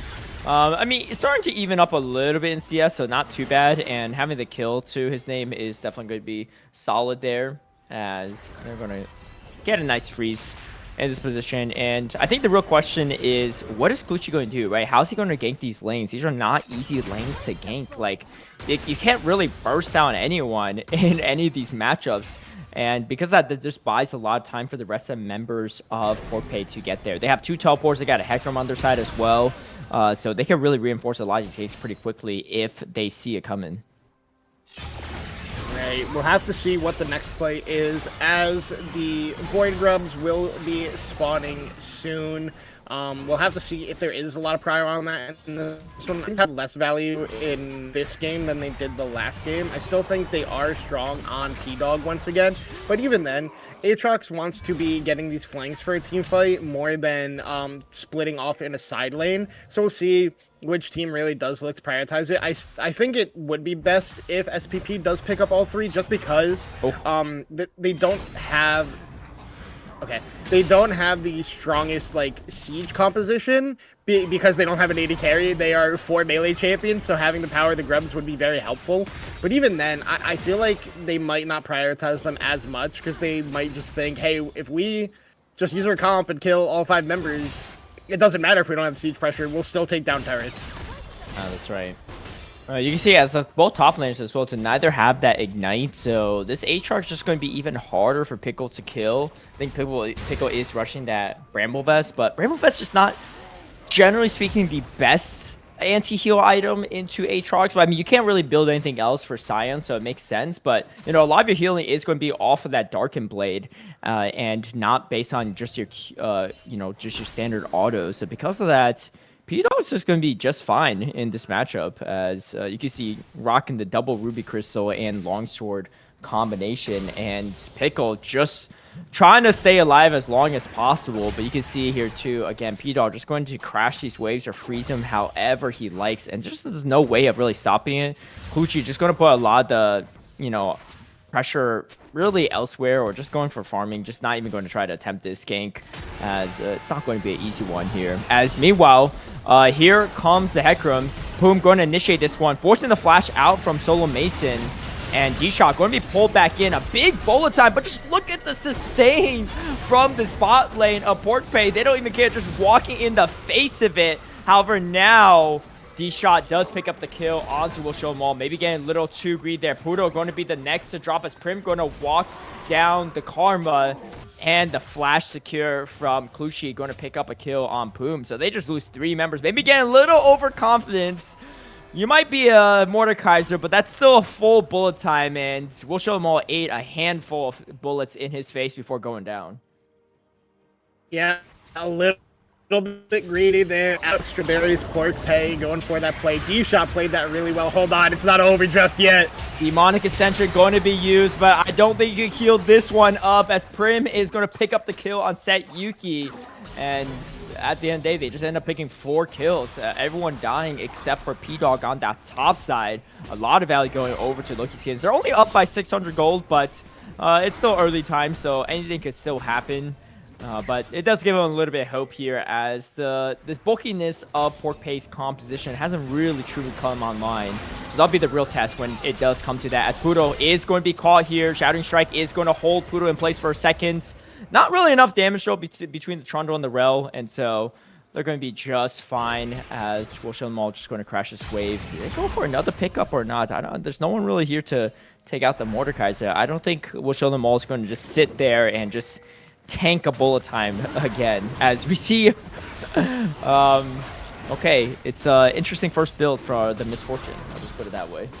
But it kind of makes sense. Hey, it makes a lot of sense. It makes sense to the lane they're going against. They have double shields on Will Show 'em All, and yeah. And it's also just very rarely smart. Item, but yeah, it makes sense. I think it's very smart as actually a first or second item, just because of how much value it actually gives in the early to mid game in comparison to the late game for the shield cut. So I actually really do like it as a first item on Solo Mason this game, just because eventually Poodle will scale enough in the game where the shields are just too big to a point where, like, nullifying them isn't as impactful with, like, a later build of a Serpent's Fang. But building it early for, like, some early game teamfights is very, very big. I do really like this. Is a very intelligent purchase by Solo Mason, and not something a lot of people do, because they're like, I need to get my core items, that's how I'm the strongest in the game, and not thinking about, like, diversifying their build paths just because of all these websites that are out now. Oh, Will Show 'em All is going to put D-Shot into the realm. However, he's going to be surrounded right afterward, as another bullet time layered over Will Show 'em All. and Solo Mason does pick up that kill. Solo Mason almost out of mana at this point as Boom is going to chase down the kill onto D-Shot. However, Boom is now by himself, going to be caught between the bot lane and jungler of Loki's Kittens. Poodle is there for some additional shielding. Now Sayuki is looking to join the fight. However, a little bit too late, not probably going to be able to grab any kills. Yeah, I mean, I think, like, yeah, Serpents does make sense into this particular lane. I think what I'm wondering is if they're going to build any additional heal cut, because I don't think the Bramble Vest, well, actually, looks like Sion didn't actually go Bramble Vest first item, but, yeah, I think Sion's going to eventually go Bramble Vest, but that might not be enough heal cut, as meanwhile, Shockwave is going to land on Sayuki. Sayuki caught a little bit too far forward, takes 2 tower shots, and Prim going to be the one to pick up that kill. But I was saying earlier, too, I wonder if they're going to make Soul Mason also build heal cut, because eventually at that point, Misfortune is playing utility ADC, and the Crash Shot is going to land onto Rochelle Mall. Rochelle Mall actually going to take a lot of damage, and maybe get a little too bold with the Mordekaiser. Dies yet again. Now 1-3-1 on the bot lane pick. Yeah, I think it's kind of time to just wrap it up for the side of SPP. I think they went to the kitchen and might have burned a couple of things. Prim, now 4-1 on this Orianna, is going to be doing a lot of damage because they're not going for the scaling build. They're going full damage this one, so they're probably going to be building a Shadow Flame as their second item. But also a big thing to note with the way Aatrox healing works is if you build Bramble Vest, Aatrox doesn't have a flat number for his heal like some champions do with like auto attacks and lifesteal and stuff like that. Oh wait, hold on. Ooh, Unstoppable Onslaught is going to land. Flashes the Decimating Smash. Can P-Dog heal back up though and make this worth it? Hey, he has popped the World Ender, but D-Shot is there for the assist. And D-Shot is going to be rewarded with the kill. Maybe not ideal, but a kill is a kill. And Poom, now caught in a tough position, is going to try to chase down Soul Mason. And Vision Empire is going to slow down Mason, but a fantastic bolt time yet again. Forces a flash out of the Swain on top of it. They don't get the kill onto Poom, but they get a lot of valuable summoners out of it. Particularly just the flash, I guess I should say. But the bolt times from Mason have been pretty solid, as not working on a heal cut item next at least. But they do have to keep heal cut in mind, as these champs are going to start getting harder and harder to kill. And P-Dog does die on that top side, giving Pickle a little bit of time to have some low time on that top wave. All right. So back to my point about lethality, specifically against Aatrox. His healing is based off of how much damage he deals. Hold on. Nothing. Demonic Ascension going to be used onto Prim. However, Clutchy is here for the backup, so Sayuki not going to go for the chase. Poom could have gone for some reinforcement, but Poom not nearly as strong as he was the last game, so maybe not as confident in that 2v2 matchup there, especially with Demonic Ascension falling off shortly. But as you were saying about the heal cut, as we do go back onto the top side. So heal cut is good against the Swain and Poom as well. Not as much as on Poom as you would expect, but Aatrox healing is based on the amount of damage that he deals. So it's actually better to build flat armor against him than to build anti-heal. Because if you have more armor, he's going to deal less damage and heal less, where if you have Grievous Wounds, you have less armor because Bramble doesn't give as much armor as you expect, and the Grievous Wounds don't do as much as you would expect into the Aatrox matchup specifically. Kind of similar with Poom, where with his W, you do get a lot of healing, but it's also based on how much damage your allies deal. So, like, Grievous Wounds specifically for that aren't the best. It's best against Swain, who is a drain tank. It just has like a constant way of healing that isn't required based on the amount of damage he is personally dealing. It's how much damage his ult is dealing, where Grievous Wounds is a lot better against that. Grievous Wounds are also just, oh wait, hold on. Ooh, the flash forward, and you're going to pull the Misfortune into the Mordekaiser realm. Going for the solo kill. This time around, sidesteps the bolt time. And it's actually going to be a shutdown going over to Poodle. However, taking out that Misfortune is good either way. Meanwhile, Poom going to be sucked into the Magnet Storm. And they pick up the jungler, which is massive as this Drake is spawning up. Unstoppable Onslaught lands onto the Karma. And Kuchi picks up that kill. And things are falling apart for Port Bay in this mid-game. And, you know, Loki's Kittens, they might have had a rough game in the first one, but they're not falling for this cheese draft in game number 2, as they're layering in the damage as need be. P-Dog spent some alone time in this top lane turret, but just not strong enough to go for the 1v4 fight, or 1v3 fight, I should say, in that mid lane. And third Drake will go over to Loki's Kittens again. Yeah, I think P-Dog is just saying, guys, oh wait, he's gonna fall down here. It doesn't World matter. Ender popped as a last-ditch effort, but not able to heal back up. Pickle going to be one to take that kill. And even though P-Dog's been winning this lane, is only a 0-2-0. Meanwhile, Pickle is 1-0-2 and catching a bit up on that goal differential. Yeah, I literally think P-Dog is probably saying, guys, good luck. I am split pushing for 98% of this game and hoping that we can win this way, because everything else does not seem to be working so far for the side of SPP in this one. It's now Boom might just be caught again. Boom, going to be stunned up with the Shattering Strike. Tries to get out of it. Death Grab's actually pretty great there. Grabs both members in. Is going to slow down the chase. Pudo is here for some additional backup. And here comes the Realm of Death as We'll Show Them All has locked in D-Shot. And D-Shot trying to survive it. Does get taken out by the Mordekaiser. Voltime not doing nearly as much in this one, but Kluchi is here for the additional support, and Prim going to pick up the kill onto the Mordekaiser. Meanwhile, there's a fight on the bot side of the river as Soul Mason trying to kite it out. Does finally fall to P-Dog. Going to pick up that kill. Overall, ends up being a 2-for-2 to start this one off. The bot lane of Loki Skins does end up dropping, but there's a lot more shutdown gold on that top side, and of course Prim on the Orianna. And so they do preserve a lot of their shutdown golds, and they're still quite ahead by 3k. They looks like PorkPay going to try to push up this turret and grab some gold back. Yeah, I mean, the side of PorkPay doing the best they can in this game to find any positives back into this one. But like you said, they didn't get the big shutdown onto Prim or onto Kluchi either. But they're starting to pick up turrets. They're starting to get more gold into their pockets. We'll see what they do in 3:30 when that next Drake does spawn. It would be Soul if it goes over to the side of Loki's Kittens. But even then, Prim does so much damage to these turrets on the side lane with how much AP he has built up right now. He's actually not going for the Shadow Flame, which I expected. It looks like he's just going Leandries as a second item, so going for the double burn build, which is an interesting choice. In this one, I don't think it has that much value. I'm curious for what item Will Show Them All is going next, since he has a Phage and a Dagger in his inventory. It's interesting too, because I'm looking at Soul Mason's build. I don't know if I love it. Looking to build, so he is building additional heal cut as well. We have the Oblivion Orb and the Bramble Vest, but I guess they want to go for a little bit more. That might turn into a Kenpug Chainsword, as it looks like Soul Mason is going for a lethality build Misfortune, which, granted, if you're ahead, is a very fun build, but there's a lot of health on the side of PorkPay. So if this game goes late, the lethality build from Misfortune might not pay off nearly as much as just a crit build.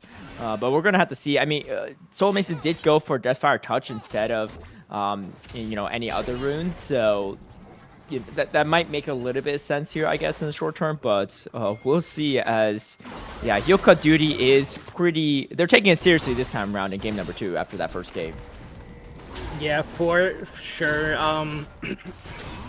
I don't know what you have to do here on the side of SPP to really come back in this one. You have to wait for Prim, I think, to be on a side lane and look for a multi-man play on him, especially if he doesn't have TP. If, like, Prim is in the bot lane, you might just want to try to force the Baron, like, even if you don't have the best Baron damage in the world, just trying to pressure that and create an advantageous number situation for you with this composition might be the way back in for them. Because I think in a straight-up 5v5, where if, like, Prim and Solar Mason are spacing correctly and have enough range to fire off at all their abilities and not really worry about it, it's really hard to play the fight as the side of SPP. But then again, SPP, if P-Dog's on a good flank, if Will Show Them All is able to get an ult onto Prim Solar Mason, yes, he might just fall down instantly in that and not win the 1v1, but if he's able to get rid of one of these main damage dealers, it could look a lot better for the side of SPP, as Kluchi running down mid lane, doing a little dance on them, not really too worried now. 2 items built up for him with the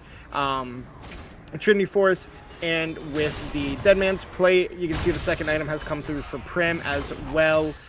Second item was picked up for P-Dog, is on that Spear of Shojin, so is pretty strong at this point in the game, being 1, 2, and 2, but really haven't seen P-Dog involved in like a full 5v5 team fight.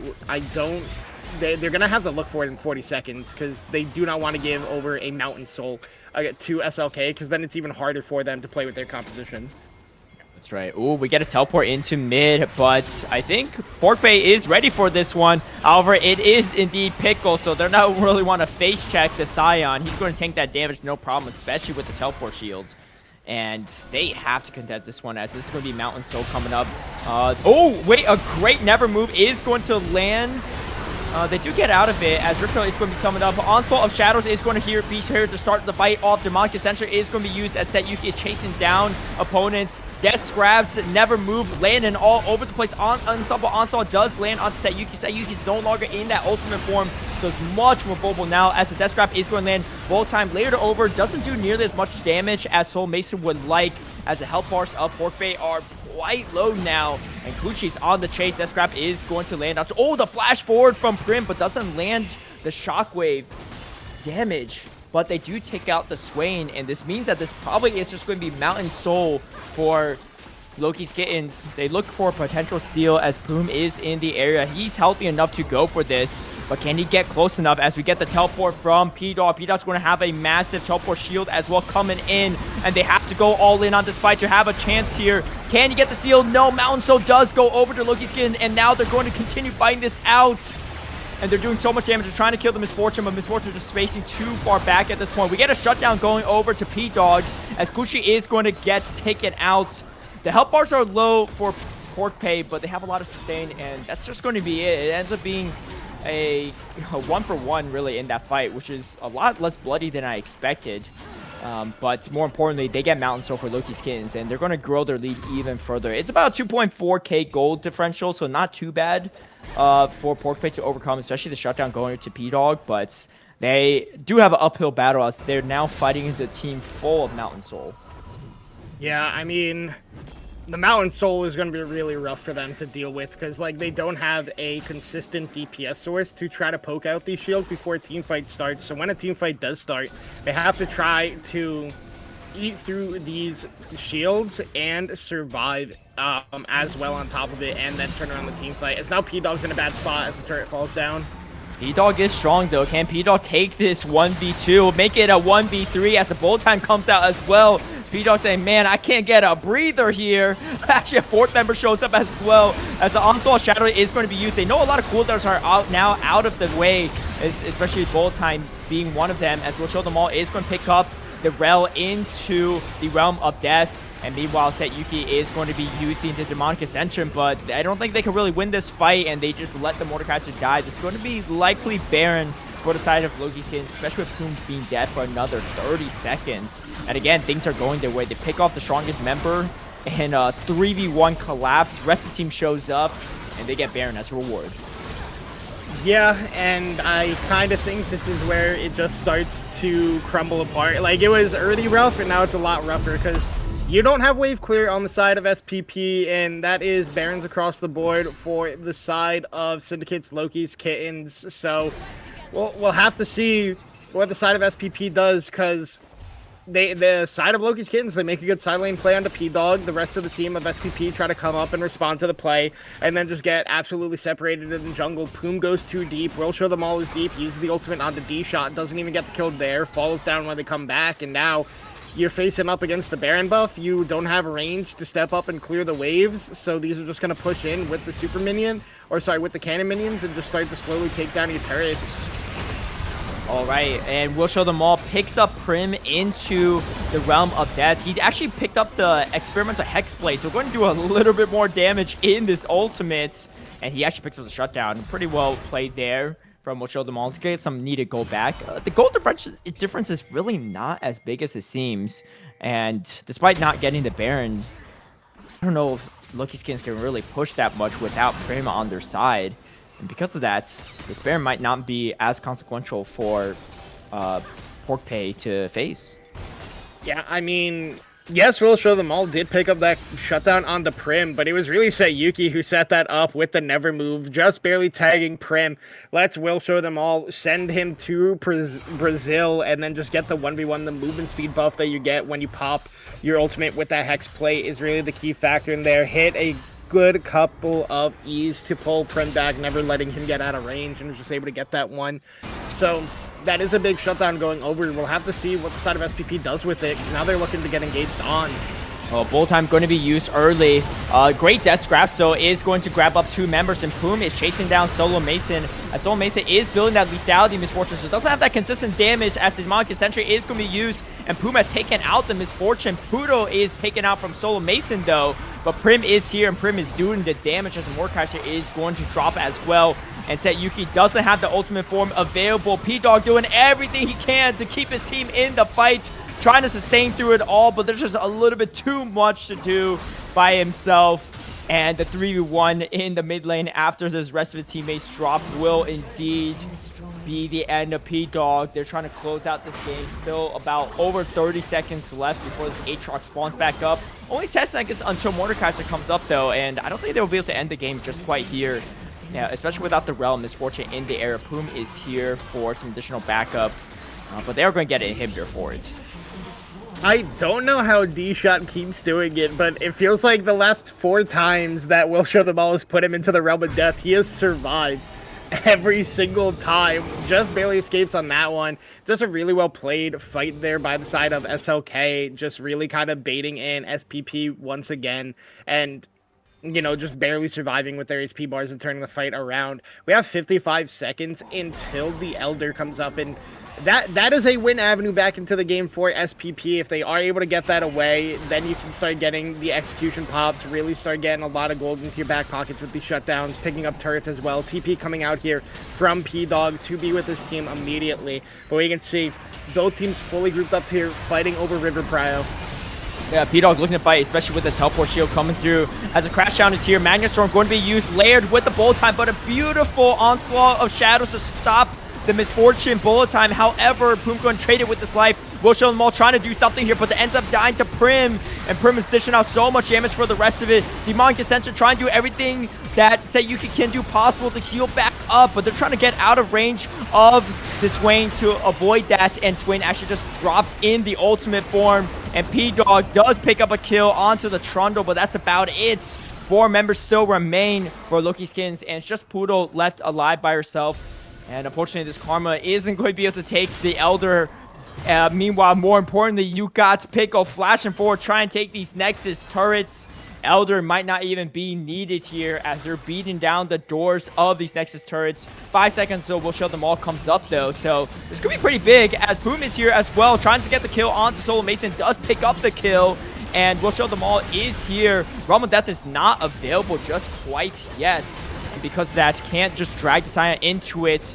Unstoppable Force is going to, Unstoppable Onslaught I should say, does get the Scion out for now as Boom is still trying to chase for some more. D-Shot going to be slowed up, and more importantly, the Elder is still available, and this means that Pork Bay might be able to contest it now with 5 members still up. They have to watch out for a back door, but this is going to spell potential disaster for Loki Skins as they almost end the game, but just didn't quite yet, and losing their bot lane means that this might end up just being a free Elder, or more importantly, you might get Whites contesting it from Loki Skins, and they might just have to sit there and watch it be taken.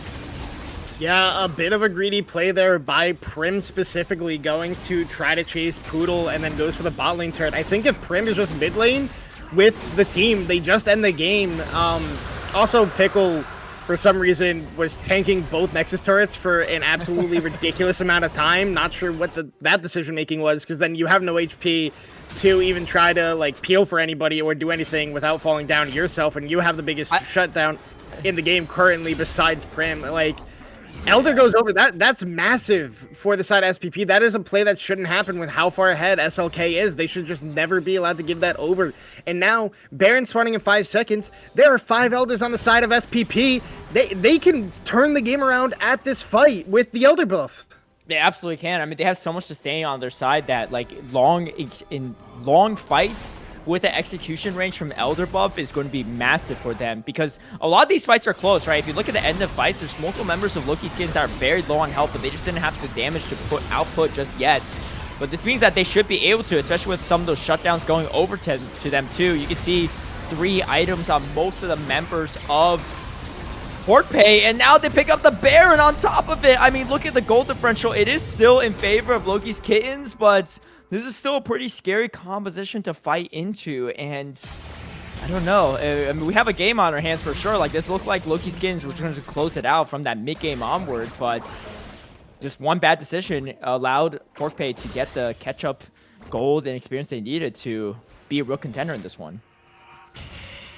Yeah, I'm not really sure what's going on with the side of Loki's Kittens in this one. In a game they should have shut out a couple minutes ago. We'll have to see if they are able to withstand the Baron Elder push that can come out. Poom has a flank angle, gets spotted out though.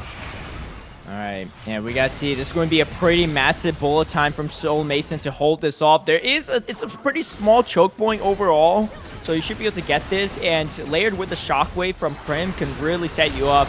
But I don't think they want to give that opportunity, as here comes the onslaught of Shadow to start things off. Bullet time is going to do decent amount of damage. It's not just quite enough. P-Dog going to be the first to drop. But Will Show Them All has picked up Clutchy into the realm of death. And the Elders closing things out. But the double kill from Solo Mason is going to stop that. It ends up being a 1-for-2 trade. Elder buff still a little bit around for the time being, but should be wearing off soon enough. And can they hold off one more time as the inhibitor has respawned back up? So it's going to be a little bit easier to defend. Solo Mason, though, has the bolt time back up now, especially with that action mark. The cooldowns are so short if you get those kills. And this could be the final fight unless Porkbay has a way to defend it. Demonic Ascension is available, and it's going to be used a little bit early to try to slow things down a bit, as the bolt time is going to be dodged with the flash. Onslaught Shadows, or not Onslaught Shadows, I should say. Oh my god. The Headcrumb charges in, and they stop the fight, and they also don't even allow them to take the inhibitor. Yeah, but Poom also saved D-Shot's life because D-Shot was getting slowed up by the Leandries. The charge in actually knocks the Rel out of it. And also, that turret dive was so unnecessary out of SPP. Like, they have all the onus with the Elder and the Baron, where the side of Loki's Kittens doesn't want to fight them. But them diving the turret, the ultimate that came out of Poom, actually kept 3 members safe. But it seemed like the side of SPP were not ready for that play. We'll Show Them All and Poom are going in for the dive.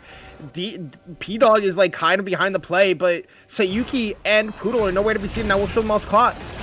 Oh, We'll Show Them All tries to go for it, but it's going to take way too much damage, and Soul Mason picks up the kill. That's going to now another bolt time to be around, as Unstoppable Onslaught is going to land onto the swing. A huge pickup.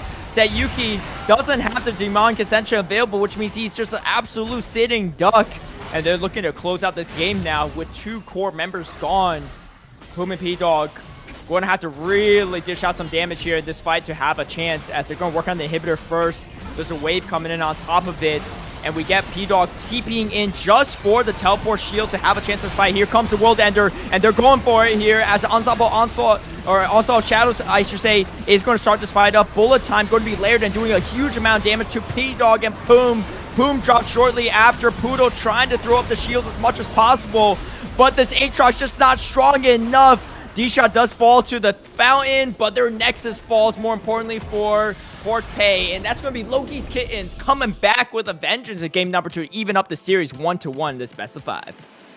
I still think even with the win, Loki's Kittens should not be too happy about that one. They started giving avenues back into the game for the side of Strawberious Porkbay, where it was just a competitive. Like, there shouldn't really have been opportunities back in that game for the side of SPP, but the way Loki's Kittens started playing that late game, they kind of almost threw that one away. They're still able to close it out in the end. They still have a 7k gold lead, but I mean, the last 15 minutes of play was not the cleanest by them, giving a lot over to the side of SPP, who, if they didn't kind of int it away, could have had a comeback. Still had a lot of work to do, but they were coming back in that one. Yeah, definitely. I mean, and the composition, interesting, right? I think, like, it's kind of what we expected. If they were just losing early to mid game, it was going to be a very hard game for them because they just had lacked range completely. I think a Swain pick from Loki's Kittens would have made more sense than a Swain pick for the side of Porkbay, given how much short range and melee is on the side of Porkbay. But the Swain wasn't able to heal up just enough, right? The fights were always kind of disjointed a bit, and the bullet time, the damage was good. And like I said, if Soul Mason is able to end the game early enough, then this lethality build from Miss Fortune can really pay off. But if it went the distance, then that's a different story. But the members of Porkbay never got things going enough for it to be a problem for the lethality misfortune. So that is going to be an even series 1-1. We're going to take a quick break before we get into game number 3, but we got a banger on our hands.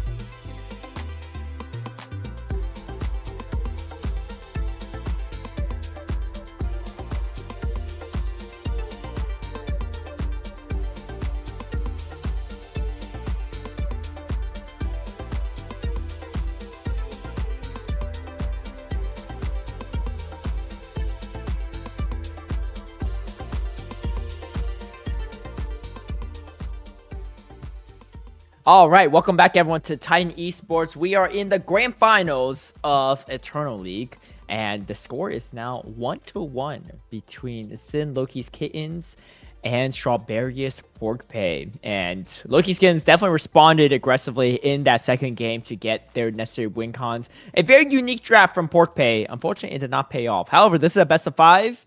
And after that second game, we have a lot of top laners out of the picture now because there was, I think, 3 top laners on Pork Pay's team, and only You could one debate true 4 top with the laner. Swain pick. Like, True. I mean, Well, I was thinking of this way. Oh, I guess you could count the Hecarim or you can count the Karma. I mean, you can maybe make the arguments five top lane picks, right? Yeah. In a way, but yeah. Okay, so we're gonna start things off with some more jungle bans like the first 2 games.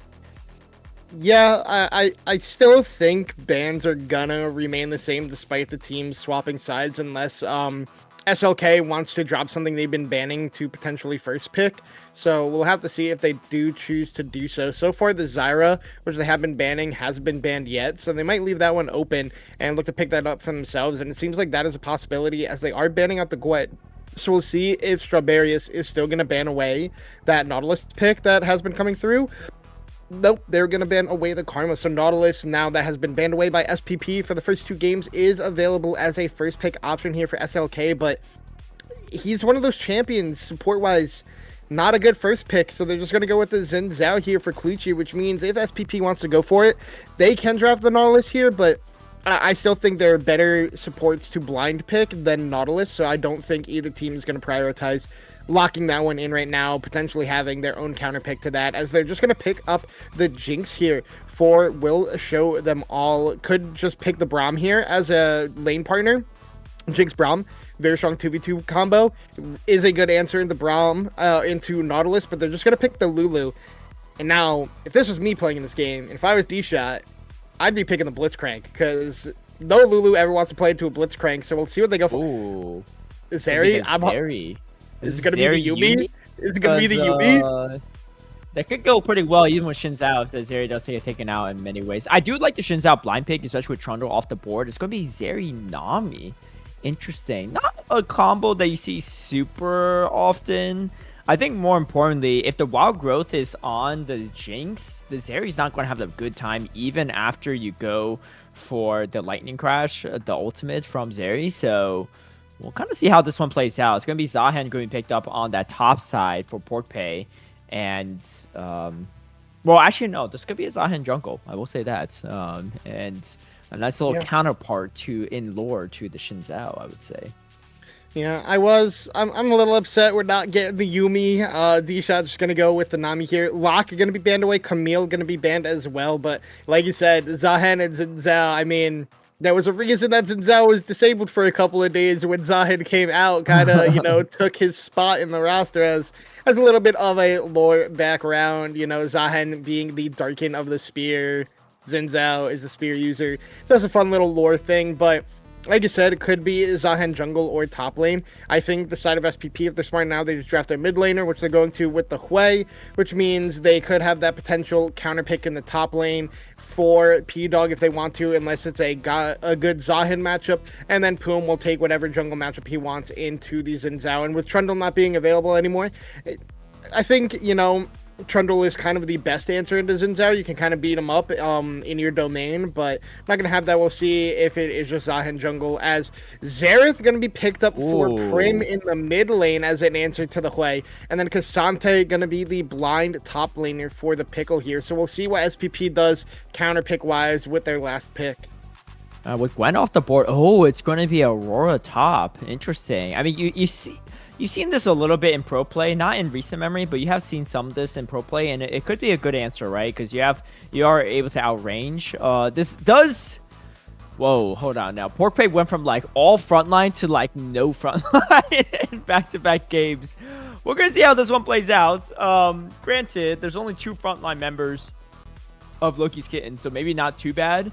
I think more importantly than not, though, I mean, that's not too bad. I mean, this actually makes things a little bit easier for Prim, because I was going to say, Xerath is not the strongest side laner, especially into, like, some of the more melee champions that can close the gap on you in the late game when you don't really have turrets surrounding you as much, especially on the longer lanes on the sides. But when you're facing off against two potential mages in the side lane, it's not so bad. And I think it's this Zera doesn't actually look too bad in this one. I'm very curious to see how this is going to pay off for Porkbay though. They're definitely experimenting with their compositions. I will say that. Yeah, I think this game. Oh wait, hold on.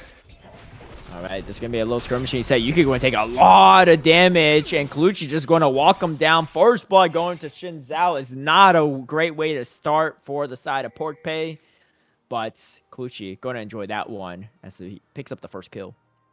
Yeah, before we got that action already, I was about to say for this game, it kind of feels like it's going to be solo Mason against P-Dog, because there's no engage to stop this area if she gets rolling, but also, if P-Dog gets ahead, there's no easy way for SLK to stop an ahead Aurora with this composition, so I have to see what happens, but say Yuki already getting put behind. Doesn't flash, doesn't need to TP back the lane, but first blood going over to Kaluchi is pretty strong, and an assist on Prim as well is going to feel good for the side of SLK, as, yeah, the Pickle just going to get abused up here in that range against melee matchup, kind of what we expected to see, so we'll have to see if Kaluchi tries to go up to the top lane to help his top laner, or just says, Pickleman, good luck, I'm going bot lane.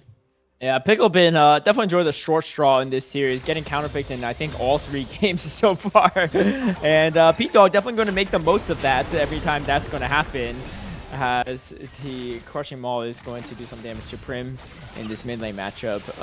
Luckily it wasn't a Xerath that picked up the first blood, so for laning purposes, Yuki is still not that disadvantaged, besides the fact that Xerath just typically outranges most champions in the 1v1.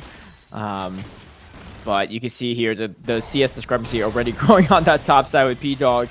Just perma denying minions to Pickle and just shoving things in. Meanwhile, the Solo Mason and D-Shot bot lane. Again, I'm curious to see how the synergy is going to work, right? Like, obviously, Nominee can be okay for Zeri, but just not typically the synergy that you really see often. It's usually like a Lulu Zeri or like a Yumi Zeri that kind of makes this matchup a little bit better for Zeri just in the long haul. I mean, Zeri also is very, very good with engaged champs. Not in the early lane, but once you hit that level 6, she just has so much burst damage that, like, you could have seen Leona if it wasn't picked. Was Leona picked in the series? I don't know. Could have seen the Nautilus that's been banned away. You know, Alistair, Leona, any form of engage in this one. Even Rakan isn't bad with it. But Nami, I think, is like one of the better enchanters in the game right now. I feel like enchanters are in such a weird spot with a lot of nerfs to their items recently. But I think Nami's still in a good spot, even with a lot of nerfs that have gone through to her. Just her laning power still overall is one of the strongest. So I'm not surprised to see that one paired up. And you don't want to have to go, you know, melee range to the double range as, yeah. I think when P-Dog hits 6, Pickle is going to have an even worse time in this lane. He's not down too much CS terribly, but now having to recall the wave in a really, really bad spot for him is not going to be feeling too great about this lane for quite some time. Yeah, definitely. And, you know, I think if you get into the point where you can get ulted out of the Between Worlds, it could be a little tough. My screen is... I can't really see what's going on here on my end. Frozen. So my apologies if there's some action missing, but I do hear some level up sounds, so... Yeah, we are frozen right now, so really unsure what is happening in this one. As I hear some fighting and some pops being popped, but not really sure what's going on right now. I think we are panned in on the bot lane, but if I see like the stream correctly, I think the stream is also frozen, so our apologies on this one, but I guess you all are left in the blind just as much as us. I think for what it's worth, Solo Mason is still live because I do hear some Zeri autos being thrown from time to time, so things might still be looking pretty good for Loki's Kittens. Yeah, I mean, I'm really not too sure where to go from here with it being frozen. It could be that our broadcaster might have potentially run into some internet issues, so hang tight with us, assuming you all can still hear us. Yeah, I checked the stream. They can still hear us. All right. Let's Hopefully our producer hasn't got AFK. I Yeah, well, mean, funny enough, my own screen actually did conk out for a second there, so this might be the perfect timing for me personally, maybe not for anyone else. But let me turn on the stream audio to see if we can still hear us. Oh yeah, okay, no, they can still hear us yeah, they on can the hear side us. of Yep, Twitch. yep. They can hear us. We just cannot see anything, and we do not have game sounds currently. Not Yeah. sure. Well, we'll wait this out and see kind of how it goes. Get a little time to look over some of the runes and stuff. We do have grass on Pickle 69, but I don't know how many grass props you're really gonna Yeah. get in lane, let alone this game in general into the Aurora. But yeah, I don't know. Maybe you go aftershock on the Casante instead. I mean, It's that's what just I've been seeing a lot on Casante recently is Aftershock. So I'm surprised he went for grass, especially in that ranged in the melee. Like you said, I don't know how many grass procs Pickle is going to be getting in this one. I feel like Aftershock just has so much more value. Um, yeah. Um, I'm also a little surprised that Prim didn't go for First Strike in this one, just because you do outrange Set Yuki a lot. It's just an easy way to farm free gold. But like Arcane Comment isn't terrible either, but like everything else makes a lot of sense on every other champ in the game. Maybe Sayuki could have gone for the Deathfire touch over the Arcane Comment, which I've been seeing a lot on yeah, Hui, but other than that, everything is kind of what you expected. Solo Mason going with the Ghost is a lot stronger on Zarya than going for like the Barrier or something like that. So yeah. I'm not surprised to be seeing that one. That Yeah, bear I could come mean, in clutch for We'll Show Them All at some point. If they are in just like a solo matchup, um, bot versus bot. However, you do have a lot of self peel for Soul Mason. So if you find near wall, maybe if things get a little dicey, you can just glide away in those positions. But we'll keep you all updated on the situation here. As my guess is that I think our producers computer or internet might have crashed. I'm not sure, yeah, but that's my only thought. it's interesting because everyone could still hear us. Yeah, So I'm also a little surprised P Dog went for TP in this matchup. I feel like he could have gotten away with going with a more aggressive summoner like Ignite, but like the TP shield and like getting a TP flank as Aurora is still absolutely massive for a team fight. So I guess it makes sense. But yeah, definitely. Well, it looks like we're gonna take a quick slight break here. We're gonna just mute ourselves, and then hopefully everything will be sorted out. There's maybe a chance that our producer is resetting everything. So hang tight for a few minutes. Unfortunately, we don't have a be right back screen, but if the gameplay starts to pick up again, we will definitely be ready to join in on the action. So hang tight, everyone. We apologize, and we'll be right back.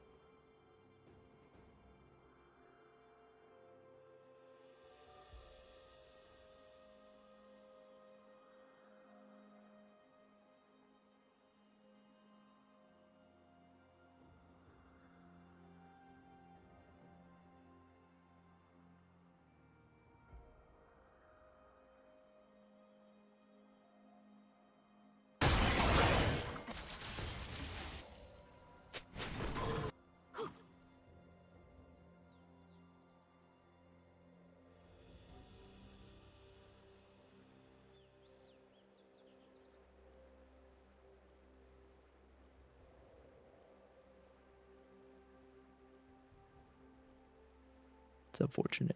Oh, shouldn't Oh, back. wait, he's here. Wait, can you hear us? Oh, I think it's back. Do we want... I You think want we're to... live. Oh, okay.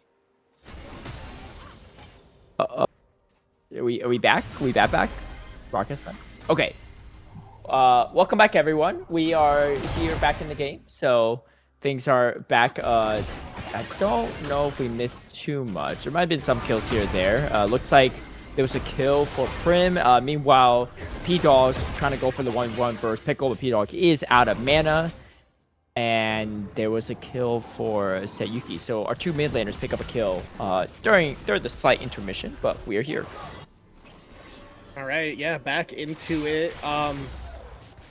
I mean, I'm not sure when the kill went on to Clutchy, but it did go over to Sayuki, like you said, and Prim was able to pick that one up, but I don't know how impactful that will be in the game overall, considering that it is a Xerath. It isn't one of these, like, super hyper-scaling mages. You kind of have to be hitting all your abilities for Xerath to be an extremely useful champion. So we'll see how Prim does on that one. Did have a very good Orianna game last game, so kind of expect him to be able to land those skill shots and have that impact. As the first Drake of the game, which is an Ocean, is going to be picked up by the side of SYN's Loki's Kittens with the push in the bot lane, as P-Dog still has a pretty good CS lead up in the top lane, but really hasn't surmounted it to anything, is even on EXP with Pickle, so not really pushing the advantage as much as you would expect. Pickle trying to do a little bit trading against P-Dog, I should say, and actually not too bad of a trade. However, P-Dog still has a lot to say. You see two magic mantles already picked up from Pickle. Pickle really just trying to play to survive this lane, and so far has done a decent job here, as Poom is going to knock up Clutchy, and Clutchy should be able to get out no problem, as Prim is still pretty healthy in this matchup. Prim actually have a good, solid CS lead over Sayuki.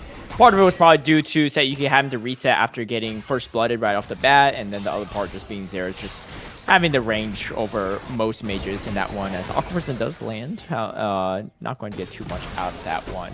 Here comes Prim, though, with some additional assistance into Pickle, and if they can snowball P-Dog's lead even further, that's going to be huge, as Pickle is going to drop the flash. Super Mega Deck Rocket is going to not hit no one, but Sayuki does pick up the kill onto the Cassante. Spiral Despair is going to land onto Prim as well, as Poom tries to draw Prim back in, but doesn't quite get it.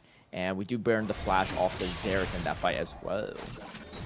Yeah, even though Pickle doesn't even though P-Dog doesn't end up with the kill on Pickle, it's still absolutely massive for their lane. They're up a significant portion of CS, get to crash another wave into the turret, have to burn the TP out of Pickle, who also did flash in that play. So just very good response by the side of SPP. The other kill going on to Sayuki, who can put out a lot of damage on the way in this game, so have to see what they do with it. But also burning Prim's flash on an immobile caster mage like Xerath means that Poom is going to be looking towards this mid lane a lot, as now P-Dog is going to just dodge away from the Q3 there, go between worlds, and now they're looking for a play onto Clutchy.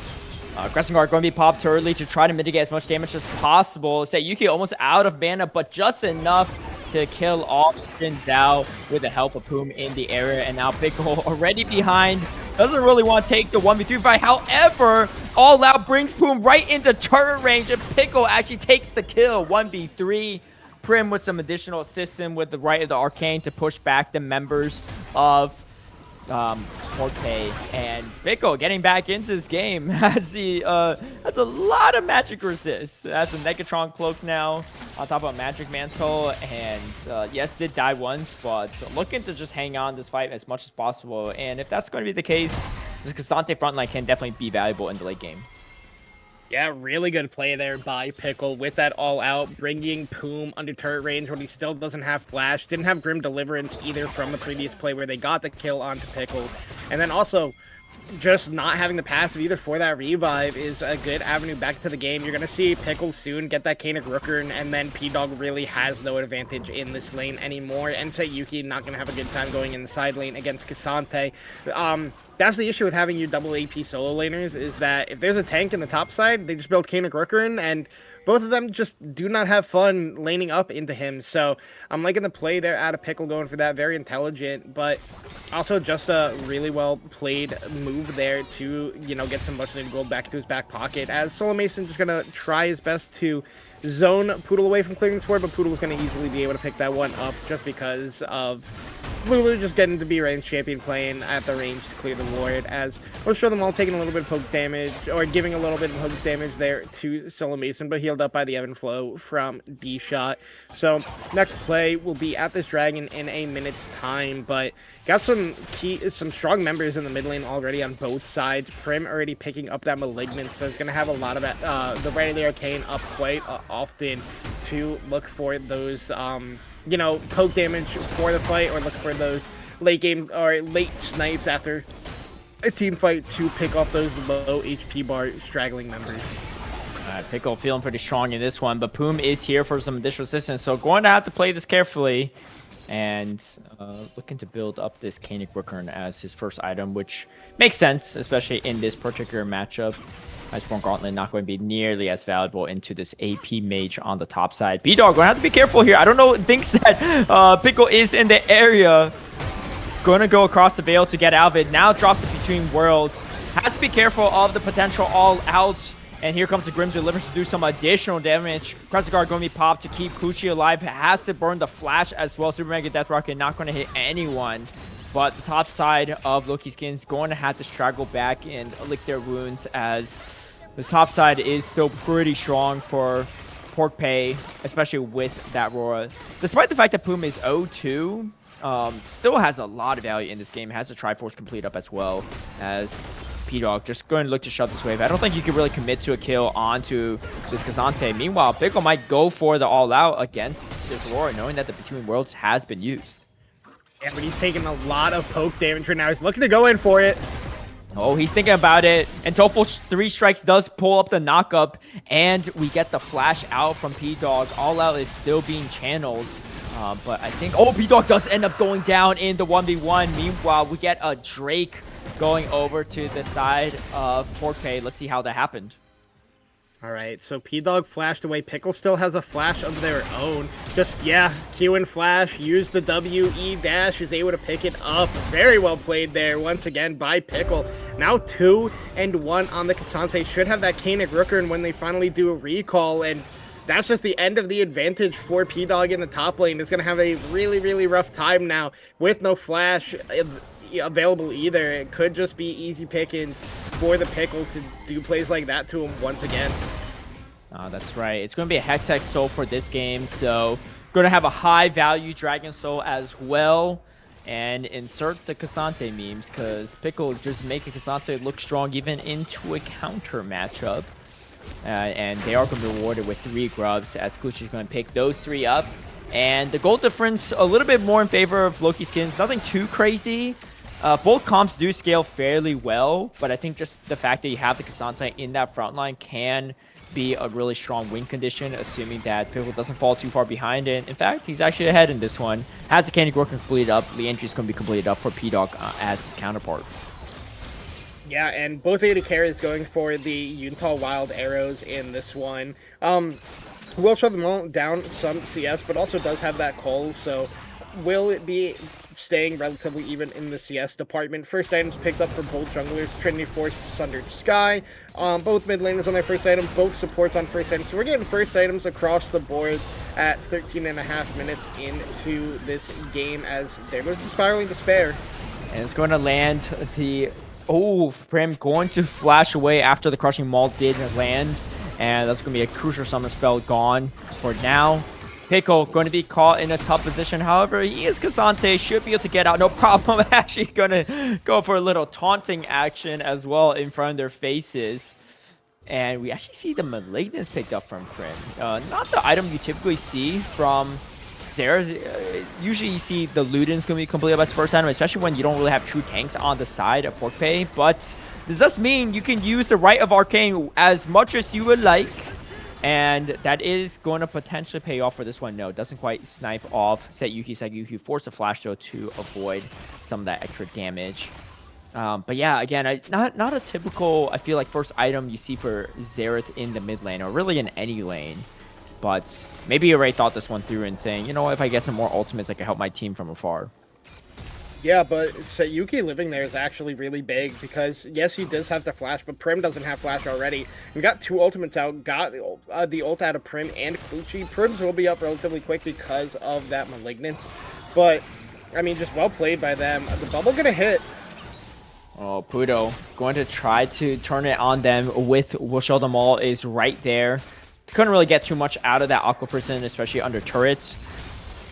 CS lead is slightly in favor of Solar Mason, but nothing too crazy. Something that pretty easy to catch up, and you do have the Cole on the side of Jinx, so the gold differential is pretty negligible in this position. As you can see, Porkpay just going to play as aggressively as possible in this lane.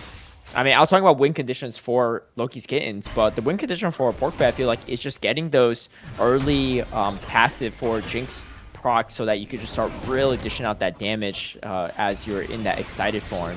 And if that can happen, the fights can really snowball in favor of Porkpay if they get to it. Yeah, but Jinx is going to have a rougher time in these team fights than Solo Mason will on the Zeri, just because there's better dive tools available to the side of SLK, with Pickle also being a frontliner for the team, unlike what SPP has, can just tank up some damage before they go all out and really threaten We'll Show Them All on the Jinx. And Clutchy can also just get to the back line and threaten We'll Show Them All on the Jinx as well. So we'll have to see how We'll Show Them All plays out these fights. Rift Herald is going to be picked up here by the side of SLK. Dragons are 1-to-1 apiece, as the next one will spawn in 50 seconds time. Like you said, will be that Hex Tech Soul. Ignore the small cloud symbol in the top right or top left corner is a classic Riot bug that we know in the spectator client, as you can see a Hex Drinker already picked up for Clutchy. From all the AP damage that can come out from P-Dog and Sayuki is pretty intelligent. I still really do like Sterix, but looking to have the survivability against the AP damage coming out more than just having that big HP shield with Pickle, looking to go in. P-Dog getting the better exchange for sure. However, this is still Cassante with the Koenig. He actually picked up the plate of Steel Caps, just looking to survive maybe the ganks from Zahan more so, and thinking further along into a potential matchup with the Jinx in some team fights. But that does make Pickle a little bit more susceptible to the damage of P-Dog instead of Mercury Treads that would help them a little bit more. As Arcana Pulse is going to land on the set, Yuki, and Clutchy is deep in it, but does pick up the kill, and the turret goes down to the Rift Herald. So felt like there was a good spot. We'll Show Them All has also picked up the solo kill over Solo Mason. We'll kind of see how this one falls down, as I'm sure the barrier definitely came in clutch in this one. We're going to see how this one, yeah. I mean, Lightning Crash just beat used, but barrier going to be popped as well, and just doesn't have the damage to kill the Jinx. Yeah, just a barrier diff, honestly. Didn't matter that Mason has the Lightning Crash, has the Ghost. Just the barrier diff at the end of the day. Like, you can't run any faster to kill them. They literally were, no abilities were used besides Flame Choppers and Lightning Crash. They just auto-attacked each other, Will Show Them All, popped barrier, and then just won. That's literally what happened. Now Clutchy's gonna get caught. Nice use of the ult there. Will Show Them All has to flash in the bot lane away from the pressure of Prim and B-Shot. But now TP being used by Sayuki. They're still looking for this one on the side of SPP. Oh, Wild Growth was used onto Zahan. Grim Deliverance doesn't do as much damage as you would like, as the bot lane fight is going to continue. These top lanes just exchanging some blows, but they want to fight over this first Hex Tech Drake, and they're starting to get some good positioning for Porkpay on this one. However, Solo Mason is here to join the fight after respawning, and Pickle has TP'd over with a pretty massive shield. The TP is available from the Aurora as well, and it is going to be a 5v5 fight as Aurora does come in. The Drake is starting to go quite low on health at this point, too. I actually can't even see the health. I actually don't know. It's bugged. Right. But I would assume Clutchy is going to do as much as possible. But they're going to look to turn this fight as Poom is going for the flank, and P-Dog is here with the Between Worlds. They actually pick up Poom right off the bat, so this should be a pretty free Drake for the side of Loki's Kittens. But We'll Show Them All is dishing out the damage with the rockets. Clutchy goes there to close the gap. Lightning Crash does do some additional damage, and Clutchy going to be one to pick up that kill. Poodle balls shortly after, and here comes the all out from Pickle, trying to take another kill onto P-Dog. Right of the Arcane, going to be drops him for additional damage. Can you snipe out P-Dog? In Prim does. Goes for some additional damage onto Sayuki. They end up taking a 4-for-1 trade, and Loki's Kittens get the Drake. Absolutely huge return for them in that fight. Yeah, and Clutchy was able to find Will Show Them All, which was the massive difference in the tail end of that fight, because if Jinx got excited, also D-Shot flashing away to not give that passive over to Will Show Them All, who could have just cleaned them all up in that Dragon Pit. Gets caught by Clutchy, gets knocked up, immediately over the wall is D-Shot with the flash and the lightning crash, able to pick up the kill. And I mean, Sayuki and P-Dog tried their best to play that one out. P-Dog with some fancy footwork, just the blind right of the arcane, or not blind, there was a ward there, but the right of the arcane snipe shots just really sealed it for them in the end. It was a very close play, just some small key differences just going the way of SLK. Finds them with that 3k gold lead, up 2-1 on Dragons, up 4 kills right now. And now some damage onto Prim, but he's going to trade some back pretty well onto both Poodle and Will Show Them All. He's actually very low right now. Will Show Them All should get excited, but a nice E might keep him safe. Zap doesn't end up hitting Prim, which means that should stop the chase. Arcano Pulse not going to land either. Neither is the Super Mega Death Rocket, and Prim with a fantastic side set. Meanwhile, there's a gank on the top side. Sayuki going to drop to solo Mason, 4 members strong, and that means that Pork Bay saying, you know what, we got to get some value somewhere on the map. If it's not going to be on the top side, they're going to pick up the mid and the bot turret in response, so not a bad trade for them. There wasn't really any shutdown gold on Sayuki either. In fact, all the shutdown is actually on the side of Loki's Kitten, so they're going to, you know, try to punch him as much as possible. But Pork Bay is still a little bit behind on this one. Oh my gosh, the damage from Will Show Them All is still pretty immense. I mean, Kasante is even building armor there, so pretty surprising. But Infinity Edge plus Yuntao should be enough, as his Jinx is closing in on 3/4 crits. Yeah, we'll see what the third item is. I assume it's just going to be LDR. Poom going to have to run out of his own jungle here. As Clutch is in the area, they're going to look for a plan Sayuki. All right, Sayuki going to be tagged there, but here comes the dreaded return, and Poom going to be skirmishing. Here comes the tidal wave.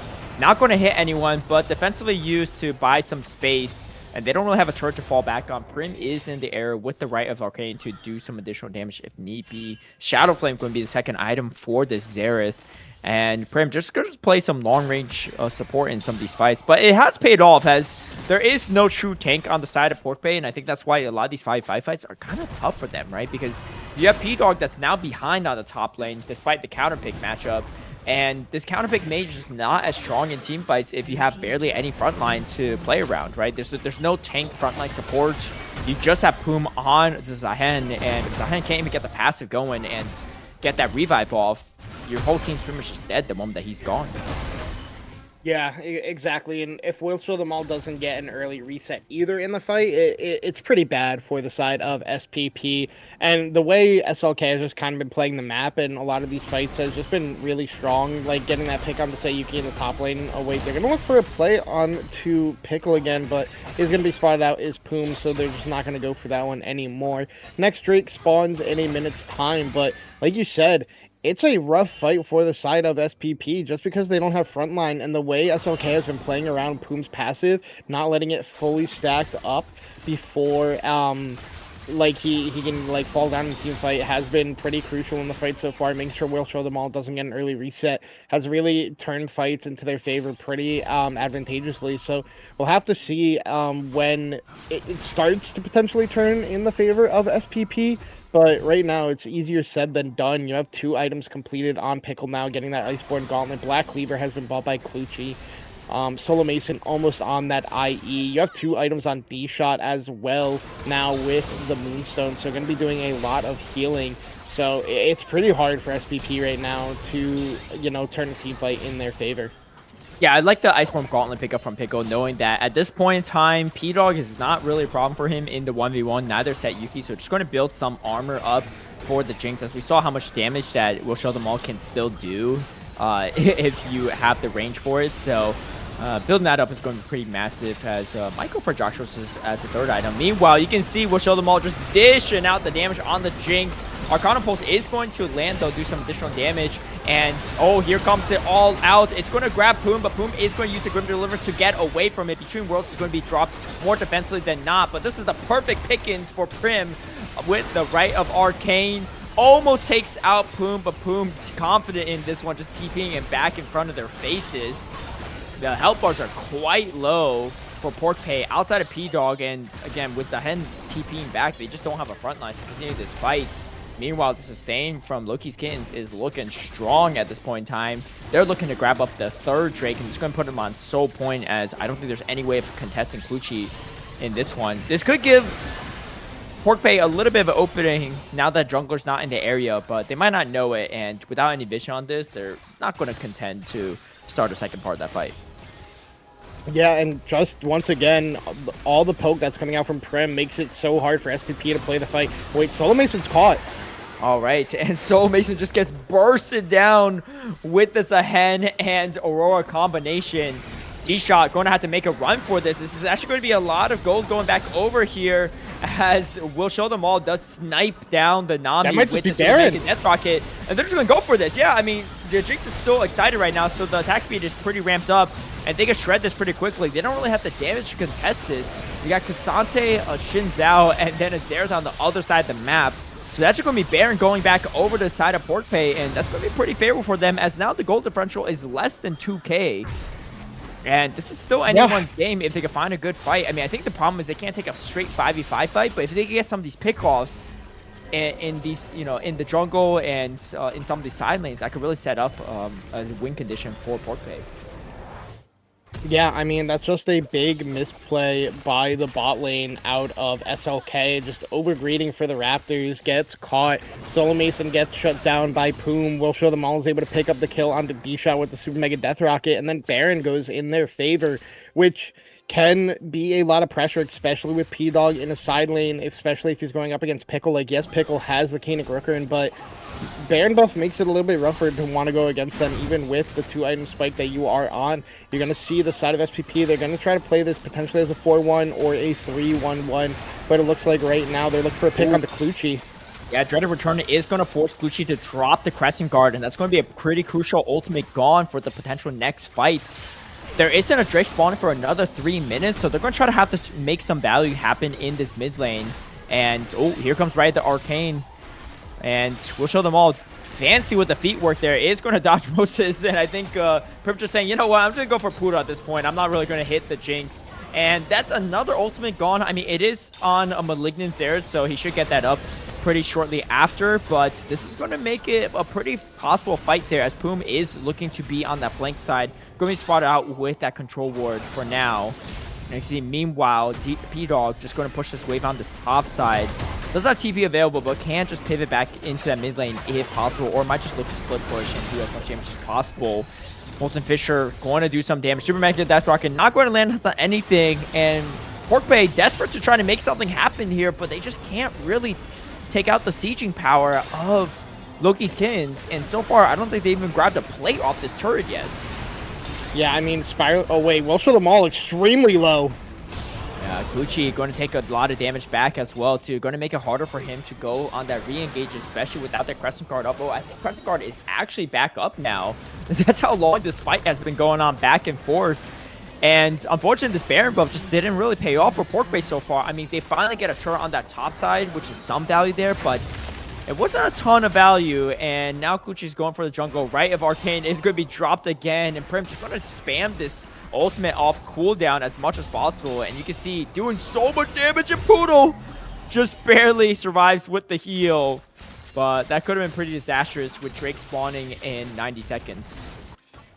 Yeah, I mean, the side of SPP, they almost had a pick onto Prim thanks to Sayuki, but he misses the Spiraling Despair. We'll Show Them All misses the Super Mega Death Rocket, so they're not able to take out the Xerath, who is pretty powerful at clearing away these Baron waves. Also, like, provided with his poke damage, can do a lot of work even when Baron is on the side of SPP. Just makes it very hard for them to siege with all the long-range poke damage that comes out. And that's why you see them only be able to pick up one turret in the top side thanks to P-Dog on that split push. But even then, it's still a worthwhile Baron for you to take. Because one, you got 2 key pickoffs and shutdowns before it. You don't give it over to the side of SLK, who has shown better team fighting power so far with this composition. We'll Show Them All might be picked here. Clutchy going to do so much damage. We'll Show Them All. Wild Growth going to be used onto Jinx, but not enough to save him. Solo Mason going to pick up that kill, but Solo Mason shortly drops afterward.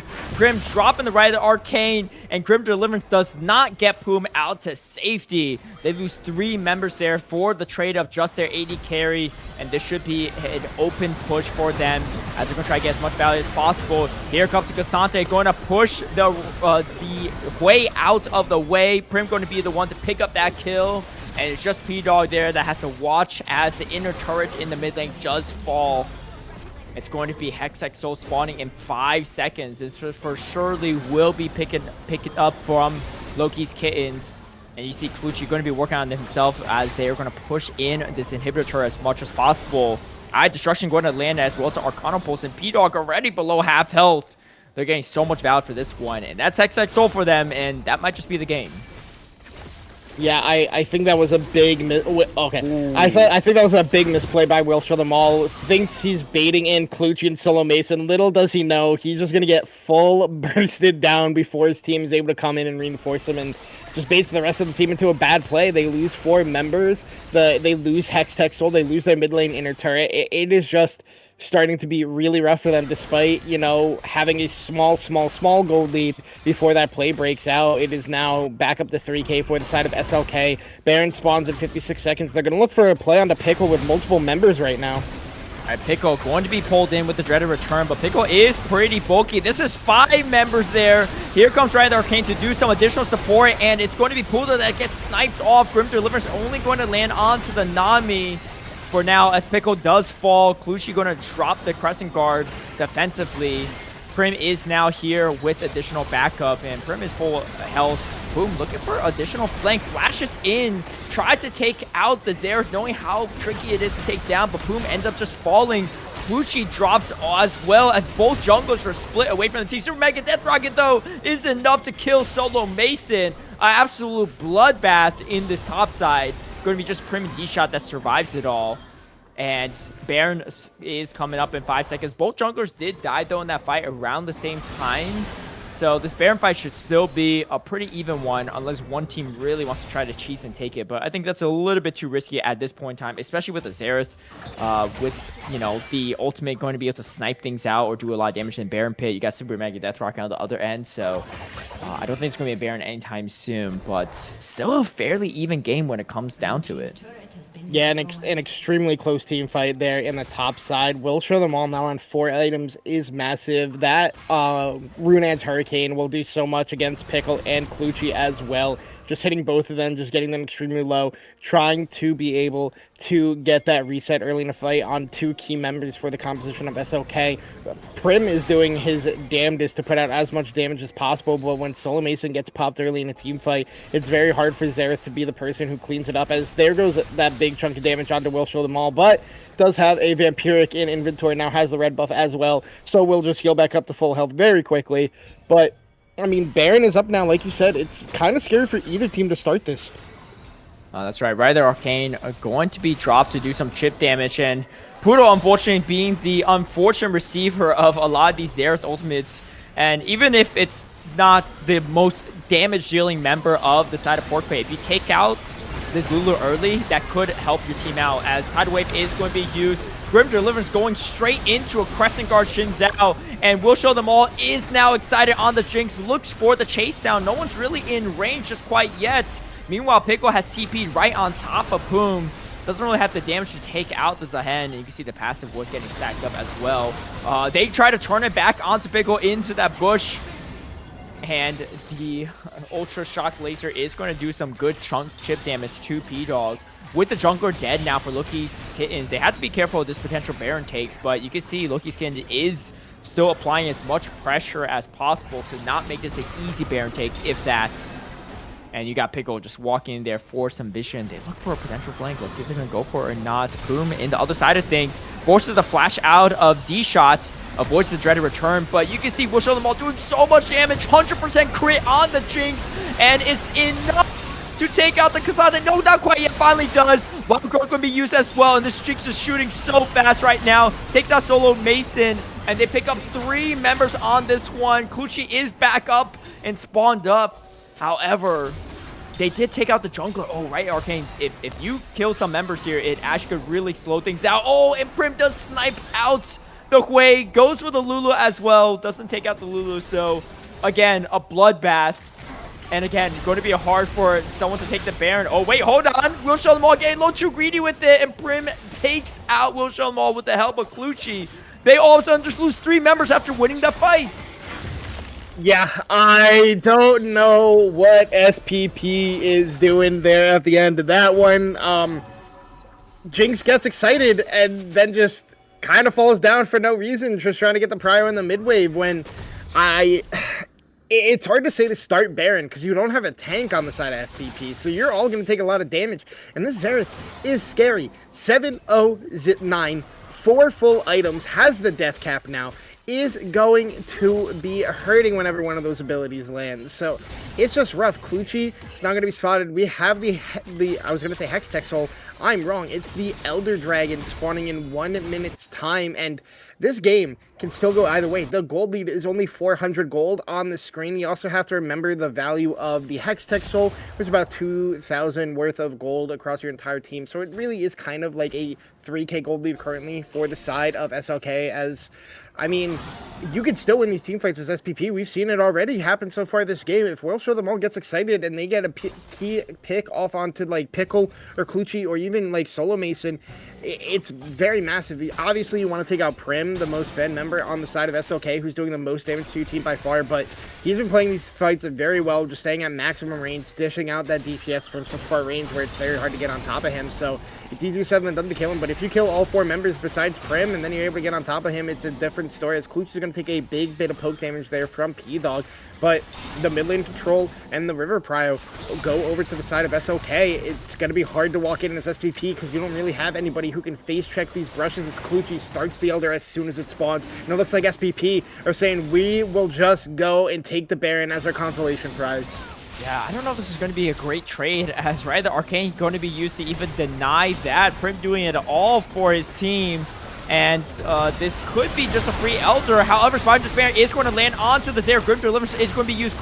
Wild Growth also going to be used to keep the Poom alive as long as possible, but Clutchy has joined in on the fight, and the health bars are so low for the members of Port Pay. Clutchy trying to do everything possible. The Polymorph comes through. Here comes the Cassante, though, and Will Show Them All has died. Pudo and Setyuki, only few members left alive. And Setyuki can't do enough to defend just as the Hui. This might just be the game, and that will put SYN Loki's Kittens on match point. Can the Hui do anything? There is no Spire Despair. You're going to have to just clear the wave as much as possible. Doesn't even have time to get the health bar full on at these shots. Almost goes down, but Pickle going to keep D-Shot alive for a little bit longer. These turret shots are putting Clutchy pretty low too. Clutchy doesn't have a Guardian Angel to keep himself alive, but I don't think the Hui can do enough here, and that's going to be it. It was a long one, but Loki's Kitten does take the 3rd game, and they're 1 game away from winning the entire split. Yeah, and it was really just Prim who solo wins that game there for the side of Loki's Kittens with that Raid of the Arcane, just solo, forcing all of SPP off that Baron, and then they just win the preceding team fight in the mid lane, then just march down, and it is impossible for anybody, even Setyuki by himself, to be enough to stop the side of Loki's Kittens. Look at that damage that the Xerath Prim put out in this game. Is the leading damage dealer, just over Will Show Them All, who was doing a lot in these team fights, but ended up just not being enough in the end. Poom, I don't think once in this game got the passive revive. I think he was just fully bursted out before that ever came up. Just very, very well played towards the end there, specifically for the side of Loki's Kittens. Got a little close in like the later end of the mid game, but are able to close it out and put themselves onto series point. All right, can Loki's Kittens go undefeated in the summer split in the regular season and the playoffs and take the title? Well, they head to match point in our 4th game. Could be the final one unless Strawberious Porpay have something to say about it. We'll be right back for game number 4. 550 on the 5 sticky, come get high with me. That's a deal, right? That's a deal, right? That's a bet, right? That's a bet, right? That's a deal, right? That's a deal, right? That's a bet, right?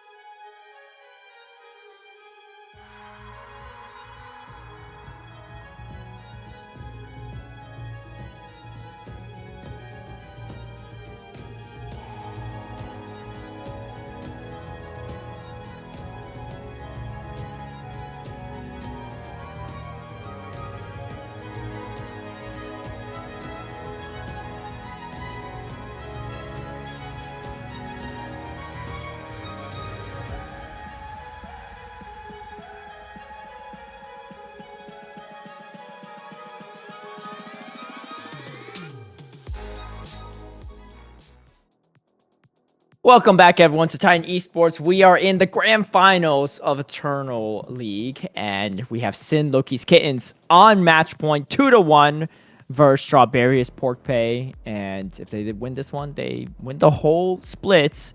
But Pork Pay still has a chance to force it into a game number 5. I'm Caleb Payne, I'm Joe Chong, and we are headed to the 4th draft of the day. Yeah, we'll have to see what SPP does this time around. I'm still a proprietor of, engage in frontline wins games. That's why we see it at every single elo. A little bit less in pro play sometimes, I think, just because they're just so much better at using the and it's no shame to these players. I think we all know it. They're just way better at using every champion's kit to the fullest ability. Yeah. So it makes sense why they always don't go for that. But I think in any elo all the way up to M100, you pick engage, you pick a strong front line, and it's still really easy to win games. But we'll have to see what SPP does this time around, finding themselves with their back against the wall after winning game number 1. SLK looking to finish this one out quickly. The Nautilus still going to be available as bans from last game stay the same, as first pick for Prim is going to be that Victor. Yeah, definitely. I agree with you too. I think Pork Pay, what they could have done, and maybe it's a lesson taken to this 4th game, is that I don't think the Mage Aurora counterpick top was necessarily a bad choice, but I think you maybe needed a more frontline support if you're going to go with that play, right? Maybe a Shen support. Rel was ready to pick up, and maybe Leona could have been okay as well. But with the Lulu as well, it's just way too much work, unfortunately, for Poom to shoulder just on a frontline basis alone. And the fact that it actually came that close says something. Speaking of Shen is picked up, brought from Loki's Kittens, a support that's been played a lot these days, but could be on that top side, could even be in that jungle. Okay, so not going to be support. It's going to be Nautilus support. However, top and jungle is still a possibility. Victor likely in that mid lane, but we've been seeing a lot of Victor bot lane. And I know what your thoughts are on the mage bot lane. Hey, mage into mage makes sense as we get Camille. Likely going to be that Camille support. Yeah, Camille actually has been banned away a lot in the second phase, which why I normally think it's towards P-Dog as that ban, just because the support has normally been locked in. But the Ziggs could go bot lane for them, will show them all, could go mid lane for Sayuki as well. I don't think the Ziggs Vi is my go-to. Oh, this is a mid-jungle duo. I think it is going to be bot lane, and they're going to later pick a mid laner to go with it. Jax Renekton banned, with the Braum being banned, that indicates to me that it is the Camille top lane and not in the support role, with the top lane bans coming out and supports being banned away from Poodle as well. Meaning, the only real engaged support option that's left is that Leona. Everything else has been picked, unless you're going to pick a Thresh or a Blitzcrank here. But even then, they're not the ideal engaged supports you think of. They're more hook champions, as it is just going to be that Leona picked up. So we are getting some frontline. We are getting some engage out of both sides now. We're getting much more traditional comps this time around. We'll have to see what they're going to decide to go for as a last pick here as SPP, if it's going to be a mid laner or an AD carry. Mundo going to be the answer. Potentially top lane, could also just be jungle. We'll have to see what they decide to do with this Shen and Mundo, as we are waiting to see what they'll... Okay. Well, speaking of frontline, Loki's Kittens definitely dropping the front line in this one. This would be a fantastic Swain game, but unfortunately, Pork Pay has already used up that pick. Oh, it's going to be the Aurelion Soul. They're going to play the scaling, and honestly, a really good choice there because, well, what is even in the mid lane here? This is a Nasus mid lane, I would guess, right? I mean, Nasus mid lane was a thing for maybe half a year, maybe a few months. But it's been a few years since we've seen Nasus mid lane. It is Nasus mid lane. Okay. As a former mid laner myself, I did play a little bit of Nasus mid lane when it was at its peak. But I haven't seen it really played as much since. And Aurelion Soul can just stack the Q on you pretty easily and get as much stacks. I mean, this Aurelion Soul pickup is actually pretty smart because not only do you have decent frontline between the Camille, the Vi, and the Leona, but also with all this melee coming at you, you can just drop that Singularity, drop the Sky's Ascend, and just do so much damage from far. And there's nothing that really outranges you except for the Victor, but Victor's in that bot lane, so it should be a pretty comfortable mid lane for Sayuki as well. I don't know about this one. I mean, there's a lot of scaling from Loki's Kittens too, but if this Aurelion Soul is left untouched and allowed to scale and stack, it could be a pretty hard game. Yeah, but also like the Nasus mid used to be picked in a meta where like you would just throw your E down on a wave, you would have mid prio, and then you would roam to your side lane.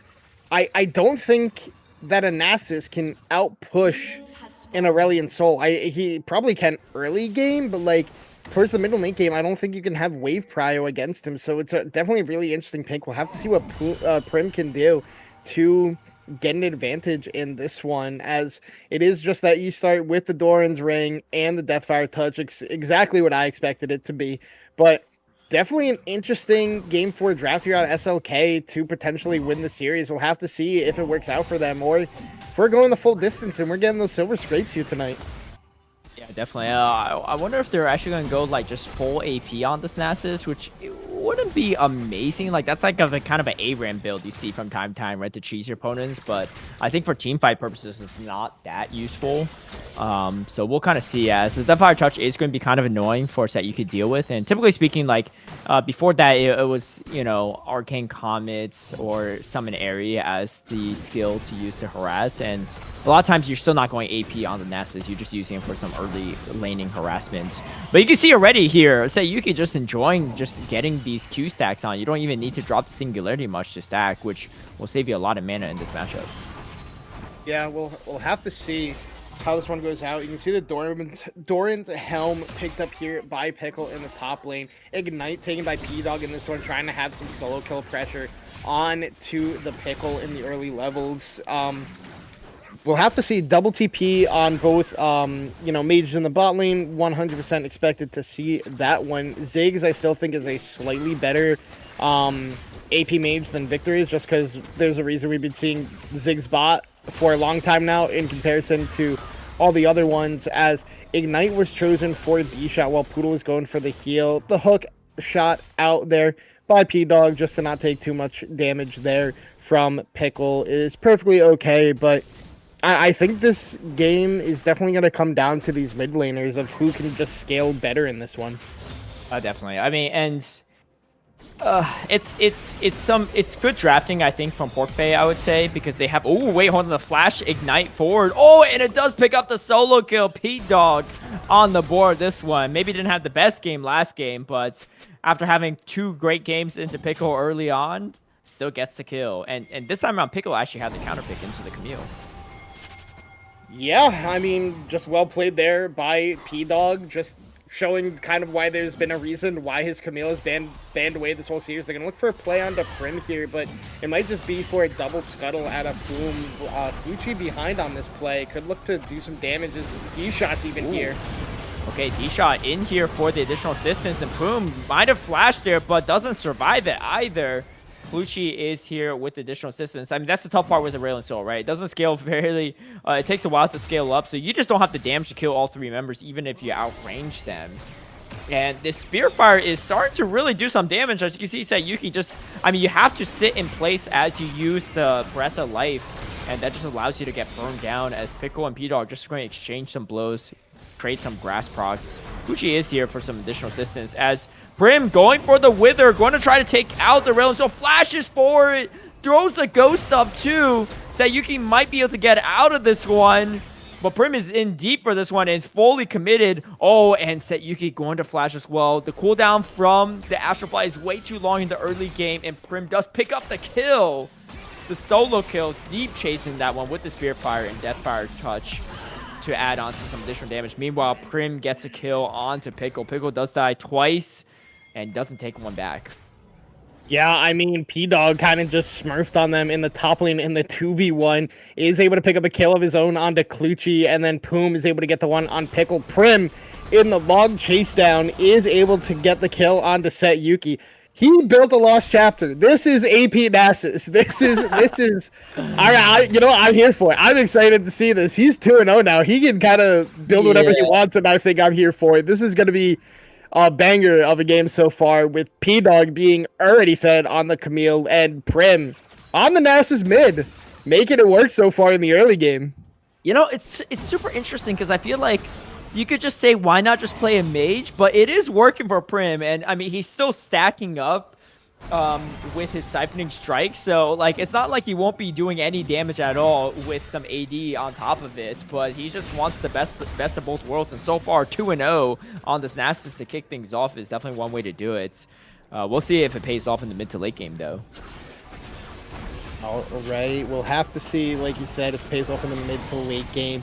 I mean, overall, the only action that's really happened is around this mid and top lane. Bot lane just being a farm fest, kind of what you expect out of double mage bot lane, despite having engaged supports on their side. I'm surprised Poodle and D-Shot haven't tried to get more active on the map, because that's why you pick the mage bot. You just send your support on their merry way, because I don't know if anybody saw Jat's breakdown of the way Ketchup XP works, but like, mathematically, Ketchup XP is insanely overpowered right now, so I'm surprised Poodle and D-Shot aren't going for these cross-map plays, just grouping up with their team. As Sayuki going to take a lot of poke again from the E from Nasus, but is getting stacks, but it comes at a cost. Like, what is, like, because all you... Oh, no, he might just be dead.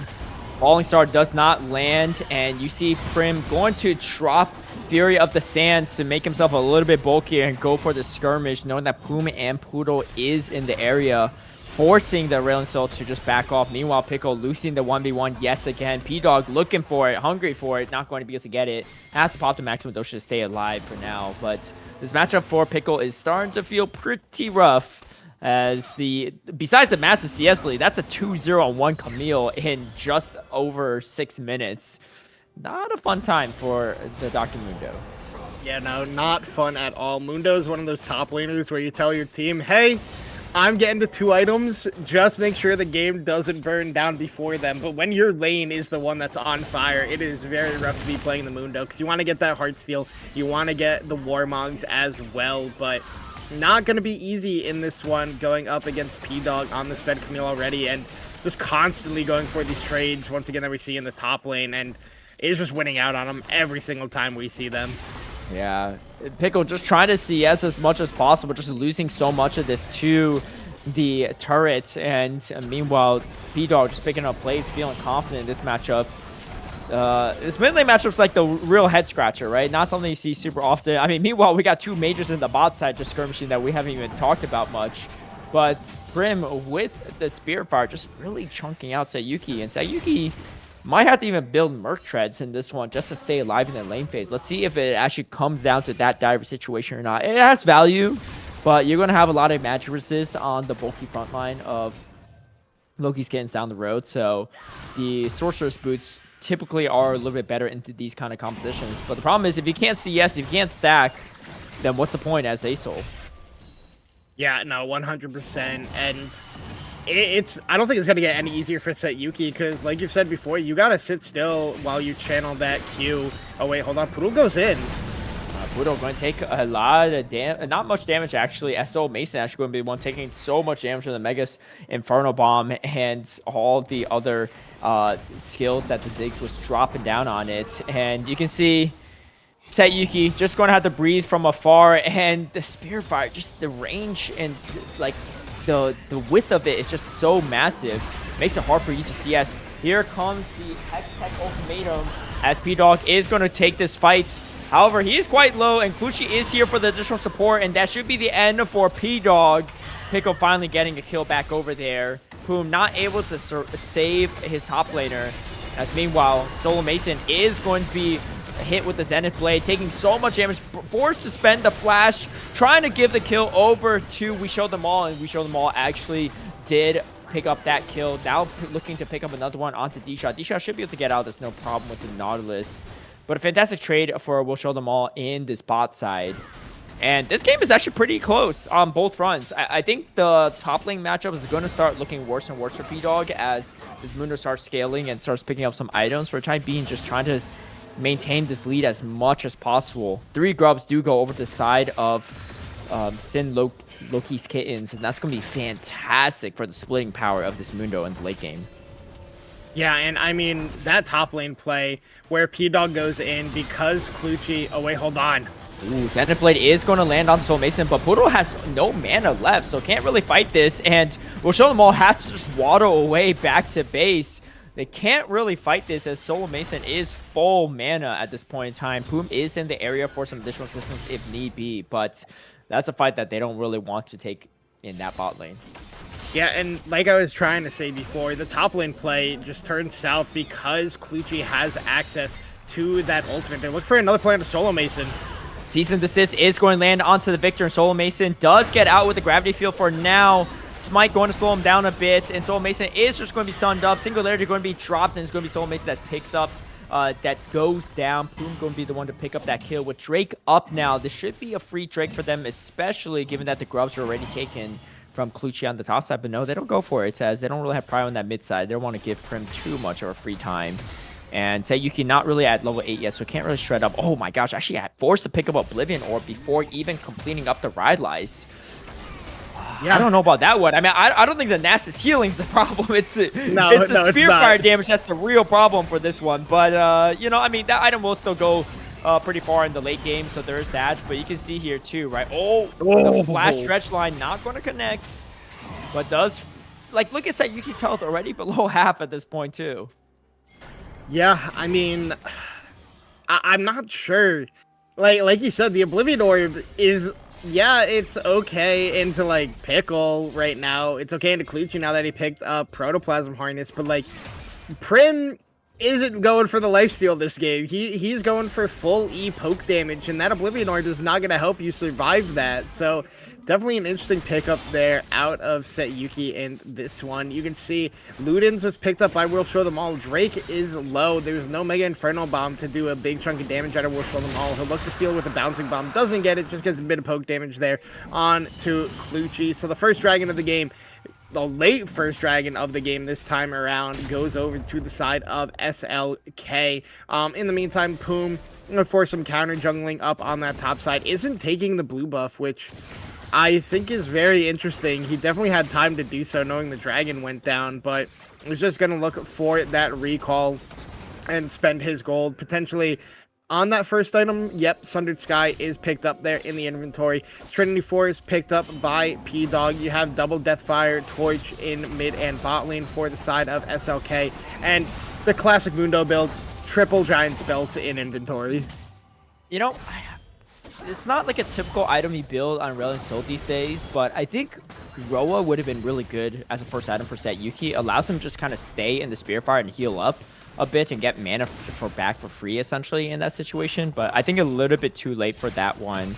I mean, you do have the Blasting one complete, so you could make that pivot, but I don't think Sayuki's actually going to go for it. Instead, just going to commit to the Ride Lies as the first item. But you can see Prim just doing as much damage as possible. It is getting a little bit harder, and Sayuki does have the Empowered Ultimate available now in case Prim does go for the chase down. But even going for the upgraded Lucidity boots on this Nasus, just fully committing to this Spirit Fire spam Nasus build. Well, we'll have to see how much more value Prim can get out of this Nasus mid lane, because like you said, it's starting to get to a point where Sayuki is able to trade back some good damage on to him in return. Went for the upgraded Swifty boots as well. I'm like, yes, yeah, it's good. It's good into the Wither because like Tenacity. Yeah, but you have the Astral Flight, like, especially in the mid to late game. There should be no way a Nasus catches up to you. Like, Caleb, I'm trying to do my job here. Like Swifties are good because Tenacity doesn't reduce slows, but the Swifty boots does, so it makes sense into the Nasus where probably. Oh wait, hold on there. Look for a plan that will show them all. Uses the Satchel Charge. We'll show them all great sidestep to avoid the dredge line. Yeah, I mean, hey, if they win the game, it works, you know? This is just definitely the first Swifties in Rolling Soul I've ever seen, and as someone with over 1 million mastery on Rolling Soul, it's never even crossed my mind to build Swifties, but, you know, we'll see. We'll see. I mean, it's not every day you run into AP Nasus mid either, so different situation calls for different items, I guess. Yeah, I still don't think you need to build it. Like, I'm trying to put some good insight into it, but I still think, like, Merc Treads or just, like, Lucidity Boots are even better in this game. Wait, hold on, P-Dog gonna get ganked.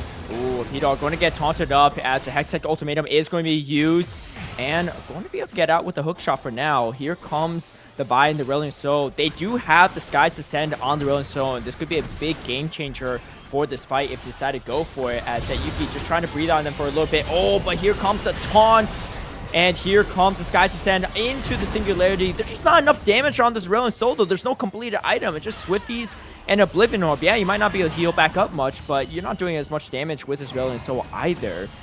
Prim, meanwhile, dishing out the damage with the Spear Fire and working on what looks like to be a Leandry. So double burn build on Prim. Might even go for the Shadow Flame after, as it's going to be Rift Herald secured up for Loki's Kittens. They have 3 Grubs plus a Rift Herald. They're definitely looking to push out these turrets as much as possible. I mean, the sooner they can end the game, the better, right? Because they have a lot of scaling, but late game Aurelion Sol is still absolutely no joke, especially with the composition you have. It's just hard to even close the gap on him in some of these fights, as long as Sayuki is positioned well. But speaking of positioning, he might be caught in a tough position here, as Prim can't go for the chase down. Dredgeline does connect onto the Camille, and that stops P-Dog's hook shot from getting away. I don't think they will be able to kill him under turret at this point in time, though, as Pickle is kind of low and doesn't have the maximum dosage. Alright, P-Dog still does have Ignite, but he's being forced under his turret. We'll see what they do. They're just going to back away, not look for a dive here, knowing that there is potential for P-Dog to turn that one into an advantageous play for himself, as they looked for the play onto Soul Mason in the bot lane, who did burn Flash, and they also got Clutch's ultimate out of it. So, well played there by the side of SPP.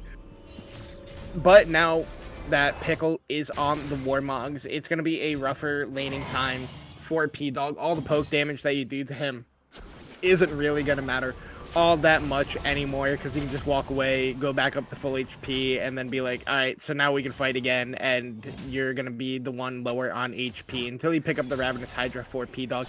It's Clutchy, looking for an invade, could get caught here. Going to be slowed up by the Rylays, as that has been completed up from Sayuki. Meanwhile, there is a fight going on this top side, as the jungle evade does stop, and this is where Pickle starts to feel a little bit harder to deal with. Warmogs is completed up for Pickle as well, so he can just take these skirmishes much better. Hextech Ultimatum is available for P-Dog, but P-Dog going to just hookshot out there, seeing Clutchy on the reinforcements. Maximum dosage is going to be popped up from Pickle just to get some health back. I don't think really was necessary with Warmogs available for him, but maybe just wants to ensure they can make this push.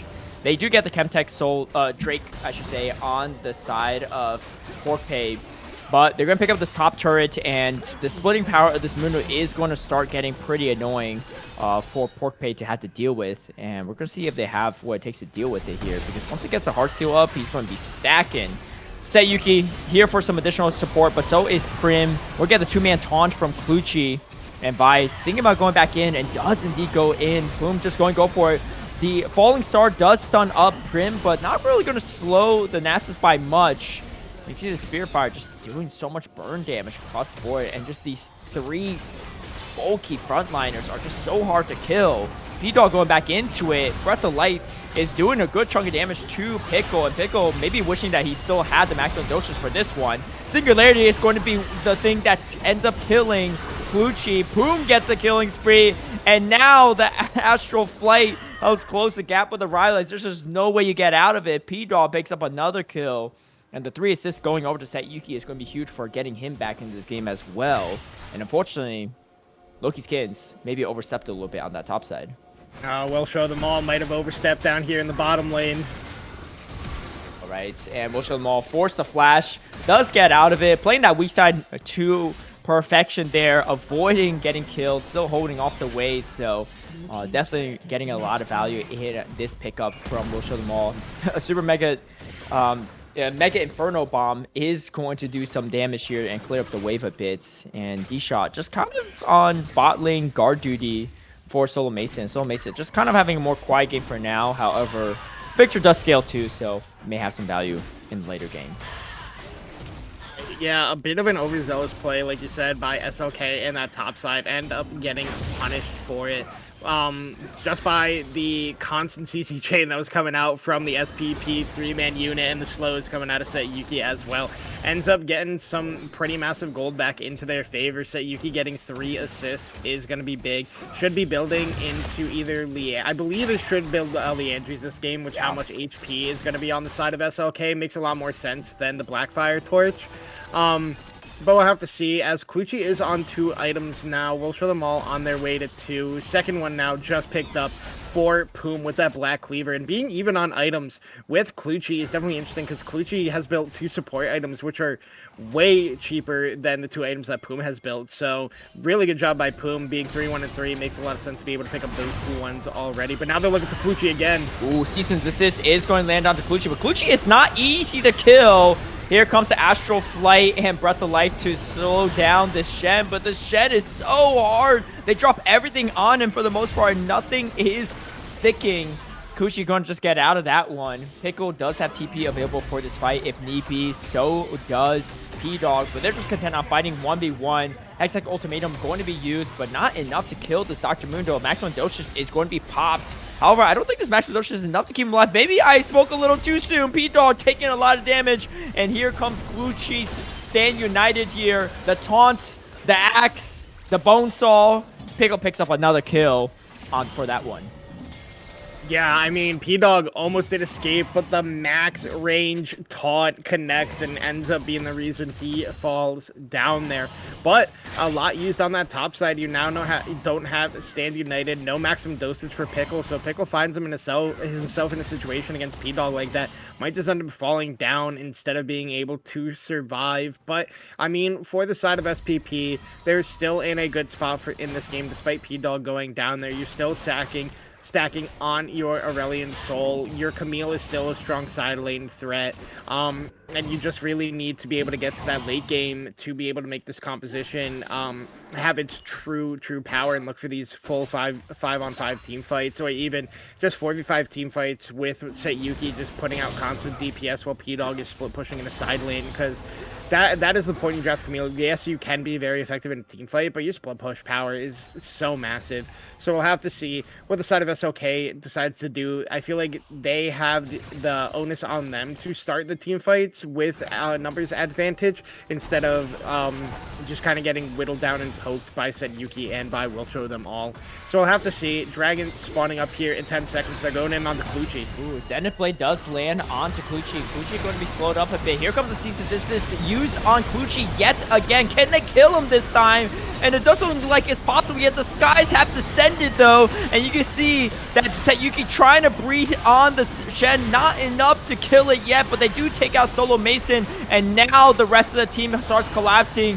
Clutchy going to go for one final taunt onto Sayuki, but does not survive it. Pickle dropping as well, and it's just the AP Nasus left alive.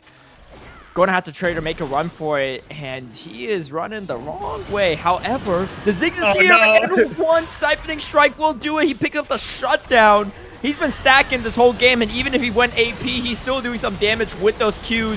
However, the flash away from Pluto will end things, and they pick up the Ace, they pick up the Drake. And now the gold is heavily in favor of Porkpay.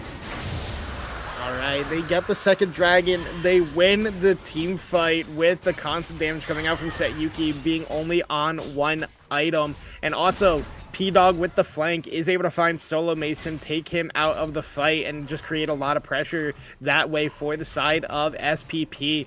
But Prim, he does get the one kill onto Will Show Them All, who was not expecting the Nasus to be in that brush, just avoids all the vision, just goes in, Siphoning Strike, gets the kill, does fall down for it in the end, but still, regardless of that, SPP is feeling pretty good in this game. They got some big shutdowns here onto Poom and onto Sayuki, of all people, who's really suffering in the early game against Prim. But this is also kind of what I was saying about Nasus when we realized it was mid lane. It's how much pressure can you actually get out of the pick in this game, and so far, besides the early game pressure, feels like not a lot has been done by Prim in this one. I think I would have liked him to be on the Victor and then something else be picked for the bot lane, but this is what they went with. They have to make this draft work, or they're going to be facing a game number 5 against the side of SPP. They're looking to siege up the mid lane right now, and Poom and P-Dog are here for a potential flank ankle, but Solo Mason able to clear away the mid wave makes it impossible for the side of SPP to look for the dive onto him. Now you can see that 2-man unit sprinting down to the bot side to look for something onto Pickle, but a nice ward just means Pickle walks away, and they're just going to have to go for the wave. Yeah, this is sort of looking like a small repeat of that first game where Loki skins, they just don't have the damage to take out the composition of Porkpay. You know, meanwhile, Porkpay has kind of a good mix of tank frontline and damage from the backline. But who's really doing the damage, especially with Soul Mason behind in this one? Like, yes, you have AP Nasus, but like, it's still AP Nasus at the end of the day, right? Like, not renowned for its damage by any means. And then, you know, you have Mundo that can dish out some damage over time in some of these skirmishes, especially with the Heartsteel procs and everything, but it's not like traditional, like consistent damage as you would expect from maybe like ADC, or even certain mages, right? Like Aurelion Sol just constantly dishing out damage over time. And we're gonna have to see if Loki Skins has a way to get back into this game, but so far it's not quite paying off, and as expected too, right? So melee heavy in these skirmishes that you just can't really close the gap onto the two mages in the back, the Ziggs and the Aurelion Sol, to take out the carries, and because of that, it's allowing the front line of Porkpay to survive in these fights as well. Right, it is so hard for SLK in this team fight. It's similar to the issue that SPP had with their Game 2 draft. It's like, you can't siege with this draft. Like, yeah, you got a lot of HP and stuff like that, but like, you have to kill so many members on the side of SPP before you're able to siege. They're looking for it on the Poodle, but Poodle is the tankiest member on the side of SLK, and now Pickle is just losing in the side lane to P-Dog. It is not working out the way SLK wanted to with this draft. They could pressure Baron, but they're not going to. Oh wait, hold on. Pickle waiting for the Warmogs, has to pop the maximum dosage to stay alive, but cease and desist and the Hexagmatum ultimatum going to be dropped, and Pickle going to be the one to fall. And that means that Loki Skins, they're going to try full send it onto Baron to see if they could do anything about it. TP comes in from P-Dog. Sayuki is here with additional support. Falling Star is available, but not the Skies to send, and they are able to push back. I mean, they just don't, like, how are they going to kill this Baron? They don't really have auto damage. It's an AP Nasus and a Victor plus a Shen and Nautilus. There's just no way they can even take it, and instead they just end up leashing it for Porkpay. Singularity going to zone off the entire side of Loki's Kittens, and that's going to be Baron up their sleeve as well, as they're looking at a 5k gold lead with a late game scaling composition. All right, yeah, I mean, it was a good deter to stop the Baron going out for the side of SLK, or by SPP to stop the Baron from going over, and then immediately just get back on top of it, take it for themselves, and now they have a Ziggs who is a great sieging cast mage, so with the Baron buff in their back as well is just absolutely massive. The second item there for Sayuki went for the Liandry's like I had expected. You have 3 items now on Poom and on P-Dog, 3 items on We'll Show Them All. So now the question is, what does SLK do in this game to turn this one around? Ooh, Xenoblade is going to land onto Clutchy, and the Singularity going to be dropped. Falling Star going to stun up 3 members. Hexa Ultimatum going to be used onto Clutchy as well, but they are fighting under turret now, so the turret damage is starting to ramp up and onto Poom right now. And you see the Mundo trying to run amok and do as much as possible, but the backline damage is not following up enough, as here comes Prim looking for something, but the Singularity is doing so much damage. The Nasus can't go anywhere. Sand United is going to keep Prim alive for now. Clutchy pretty low on health now with the Ocean Drake spawned up. It's going to be Ocean Soul Point for SPP if they can secure it, and it looks like they should be able to. However, the health bars are not fully healthy. Neither is Clutchy, though. Clutchy's going to have to play a little bit careful here, especially with Ziggs. Going to be able to drop a lot of range from over the wall. They're not looking to give it up anytime soon, though, and we'll see if it pays off or not. Pickle waiting for this Warmox to get his health back up, and you got Aurelion still playing zoning duty. Poodle helping out a bit, but their take on this Drake is kind of slow. However, Poom is dominating as he takes out the Shen. Prim going to just be burned down from the Aurelion Sol, and it's just the Dr. Mundo left alive. Maximum dose just popped, but shouldn't really keep him alive much longer, as they end up just all falling apart. It's just D-Shot left alive on the Nautilus. No way of stopping this Drake at all. Going to have to run for it if he wants to come away with his own life. And the gold is starting to grow a little bit too out of control. And again, they just don't have the damage to kill Porkpay. Yeah, I mean, just a really good turn once again by the side of Porkpay at this point in the game.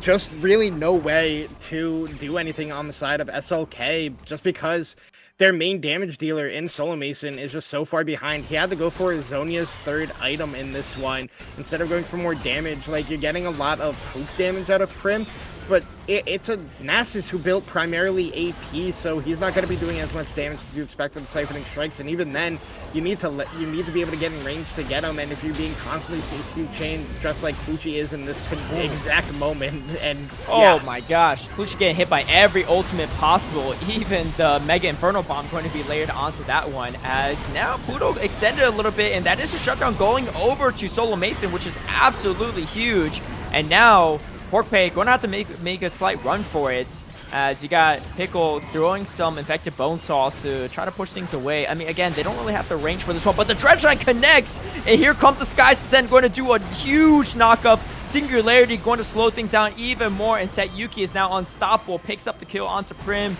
going to pick up a kill onto Solo Mason, goes for the double kill, gets the recess on the Astral Flight as well as the Singularity going to help slow down D-Shots. Not going to be able to pick up the Nautilus after that one, but still another 2 kills going over to Aurelion Sol. Bloodletter's completed now, making this Aurelion Sol pretty bulky. And at this point, too, the Spirit Fire is not going to do nearly enough to stop the Aurelion Sol from continuing to pursue the members of Loki's Kittens, as they're looking towards game number 5 shortly soon. 3 minutes until Ocean Soul spawns, but I don't know if the game's going to last long enough for that.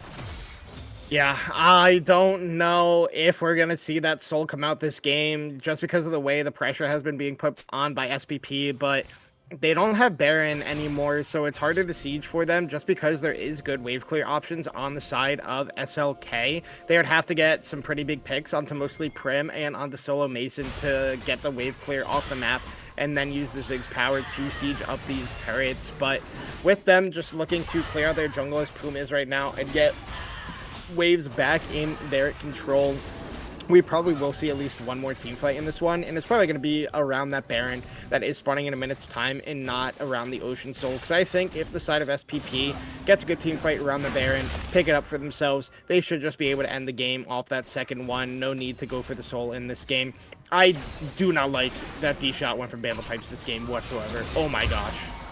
All right, well, Pickle and the P-Dog going to continue fighting, but here comes the cease and desist, especially with that Mundo passive gone, and the Singularity is going to clean that up. Sayuki now on a godlike streak. It was a tough early game for Aurelion Sol, but that's to be expected, and only dying once throughout this game has made things well worth it, as this Dragon is definitely online, and there's really just no stopping him unless you land like a depth charge to a Dredgeline. That could do something there. That does interrupt the flight pattern as well for the Dragon. However, they just can't close the gap onto this Aurelion Sol. They don't really have gap closers, right? They're just running at him but when you have the Rylai's and the Singularity drop, they're just running at him in slow motion, just dying, just burning to death in the process of trying to get close to that Dragon. And meanwhile, they're looking for another Baron, and they do have the burn damage to take this out pretty quickly. And let's see if Loki's Kittens are going to try to contest or not, but I think they're just a little too far behind to contest this, and if they die here, that's just going to be Baron power minions going straight into your Nexus, and that's going to just be game over right then and there. Yeah, I mean, they're going to have to find a way to win a team fight at this point in the game for the side of Loki's Kittens, but it's so hard at this point, just because Set Yuki on this ASOL isn't really under any pressure without, getting full dove by, like, Clutchy, Prem on a flank, the depth charge out of D-Shot, but if you're using all that onto the Aurelion Sol, that means Will Show Them All can free fire from range, Poom and P-Dog can dive your Victor and create a lot of pressure that way, so it's a really rough situation to find yourself as the side of SLK. They're going to look for a fight at this Dragon in 20 seconds, but even then, P-Dog's just split pushing. He doesn't care. He'll end the game without this going down. He's fine with just creating that pressure that way. You can see right now Poom has a good flank angle as mid lane control is there for the side of SPP, but I don't know. If I was them, I would just say ignore the Drake. Just push down mid lane. You have the inside track on the mid wave before they started walking towards river. I think I would have liked to see that play a lot more instead of going for the split. Oh, P-Dog with the TP goes in for the fight, and the Singularity is going to clean up. The Nasus just dies instantly. Spear Vicious not keeping him alive, and it's going to be Pickle that goes shortly after, has to pop the maximum dosage, but only keeps him alive a little bit longer as the falling star going to stun up multiple members. It's just D-Shot left alive, and that's a full ace. And that's going to be the game as we see SPP pushing for a 5th and final game in this grand finals. And they're only a few moments away from doing that. And we're only a few minutes away from hearing that Silver Scrapes. Man, I can't believe that it's going to 5 games, but I also can, because there have been 2 troll drafts so far in this series, if I'm going to say the least. But with their backs against the wall, SPP comes through with it, through P-Dog's Camille, Yuki's Asol, and the rest of the team pulling up their weight. I mean, it's going to be an interesting Game 5 draft if, you know, SLK drafts like they did this game and SPP draft like they did in game number 2, to say the least. Well, they wanted to give us the content we sure did get, as Strawberious Pork Pave win a need-be, do-or-die game.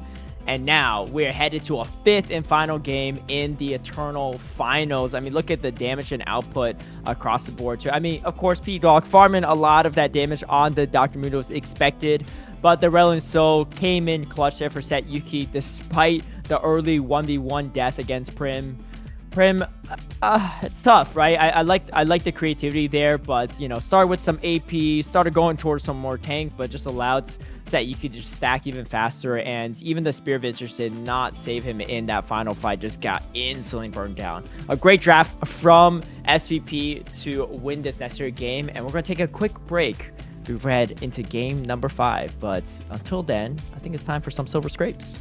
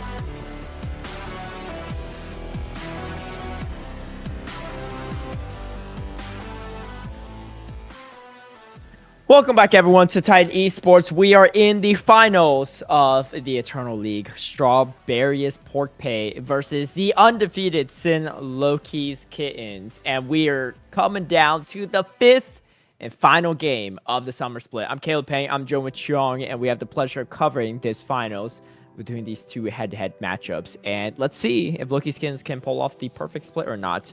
Previous to the playoffs, they had only lost 2 games the entire summer split in the regular season, obviously not losing any series, and they lost only 1 game in the playoffs in the semifinals before this. So Pork Pay's already taken over half of their, taken more than half of their losses, I guess, at this point too. So 2 out of 5, I should say, I guess, all time. And let's see if they can do a third, or if Loki's Kittens indeed goes undefeated. Yeah, I mean, this is gonna be a banger of a last game with how the series has gone so far. I mean, honestly, with how the games have gone, whether it's a weird draft or a straight up draft, with how close these two teams have been playing, I really do not know who's going to be taking away this game number 5 in the finals. The Gwen ban actually not going to go through for the side of SPP. They're actually going to ban away the Senna, as Gwen is going to be the ban for the side of SLK. Oh, my apologies. SLK has been banning the Gwen away from P-Dog. But Senna's going to be banned. So now SPP being on the blue side for the last game of the Eternal League. I don't know if I love this. First pick Jin just allows you to pick like stuff like Orn Top. Just stuff that's very tanky, and well, here comes the mouth fight. I mean, and there's no Silas. Oh yeah, that's right. Yeah, Kasai's not even on the board anymore. Yeah, I mean that's pretty Yep. free too. You can flex that Malphite in the jungle, in the top lane. You can even play Malphite mid or support even. Oh, and meanwhile they're picking up the Smolder. So the later game this goes on, the worse it's going to get for the side of PorkPay. Let's see how they respond with their next few drafts. Yeah, I mean, 3 of Malphite's worst matchups are out of the game. No Mundo, no Mordekaiser, and no Silas. I don't think P-Dog plays it, but if he does, Singed is another matchup that Malphite doesn't like to play against, but Not the Poom worst either. is Yeah. gonna lock in the Lilia and a Morgana pick. Huh. I'm really hoping that this is mid for Set Yuki. I do not like Morgana support. I think Morgana support is so fake. I've been saying this for such a long time. I'm not a fan of it. Alistair gonna be picked up here as the last support option for D-Shot. So we'll have to see, because the Morgana can be flexed. You have a lot of options to ban out support champions, but it looks like SLK going to be banning away top lane options away from P-Dog. Ken is going to be banned. SPP going to ban away the Darius because, like you had mentioned, Malphite can be flexed into the jungle for Clutchy. Could still just be top lane for Pickle.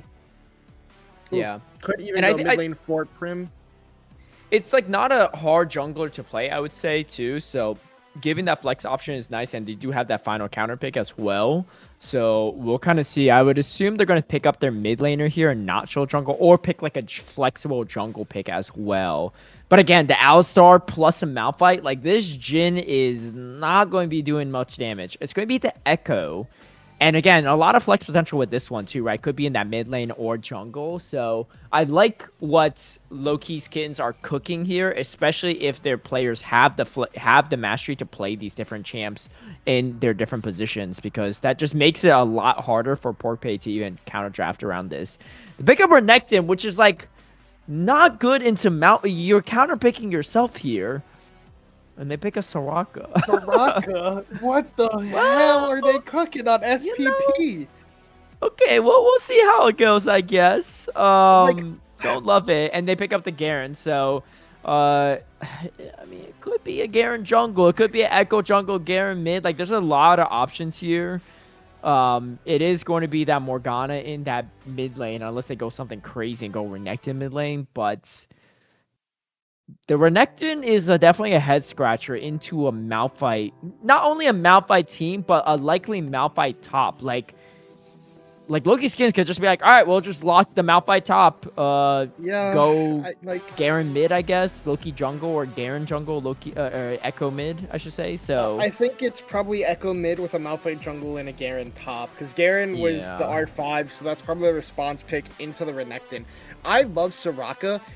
This is not a Soraka game, because like you don't have like a beefy front line you want to keep alive. Like imagine if SPP, like I don't know what else they could have drafted here. Not a Jhin. You have so many AD carry options available. Ashe is an option. You still have Jhin as an like Jhin is picked. Sorry, I didn't mean to say Jhin as an option. Like Ezreal is still available. Like if you wanted to, you could have gone for a Kog'Maw lane.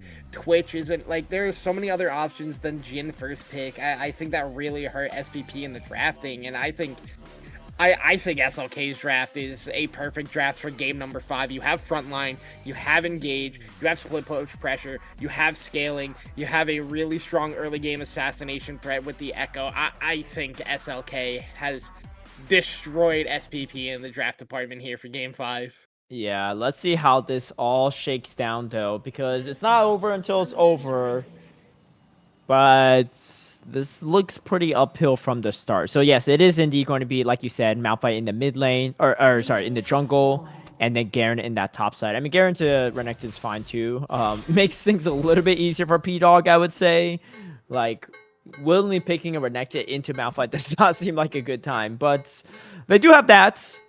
The question is, can they kill the Malphite? Can they kill the Alistar and the Garen? Because there's just a lot of sustain on their side, and it will probably not be Will Show 'em All that is tasked with that particular job. All right, so it is exactly like I expected. The Malphite jungle with the Echo mid. Double Ignite on the solo laners for the side of SLK, and then Ignite coming out from D-Shot as well. P-Dog going for the Ignite, kind of to be expected on the Renekton.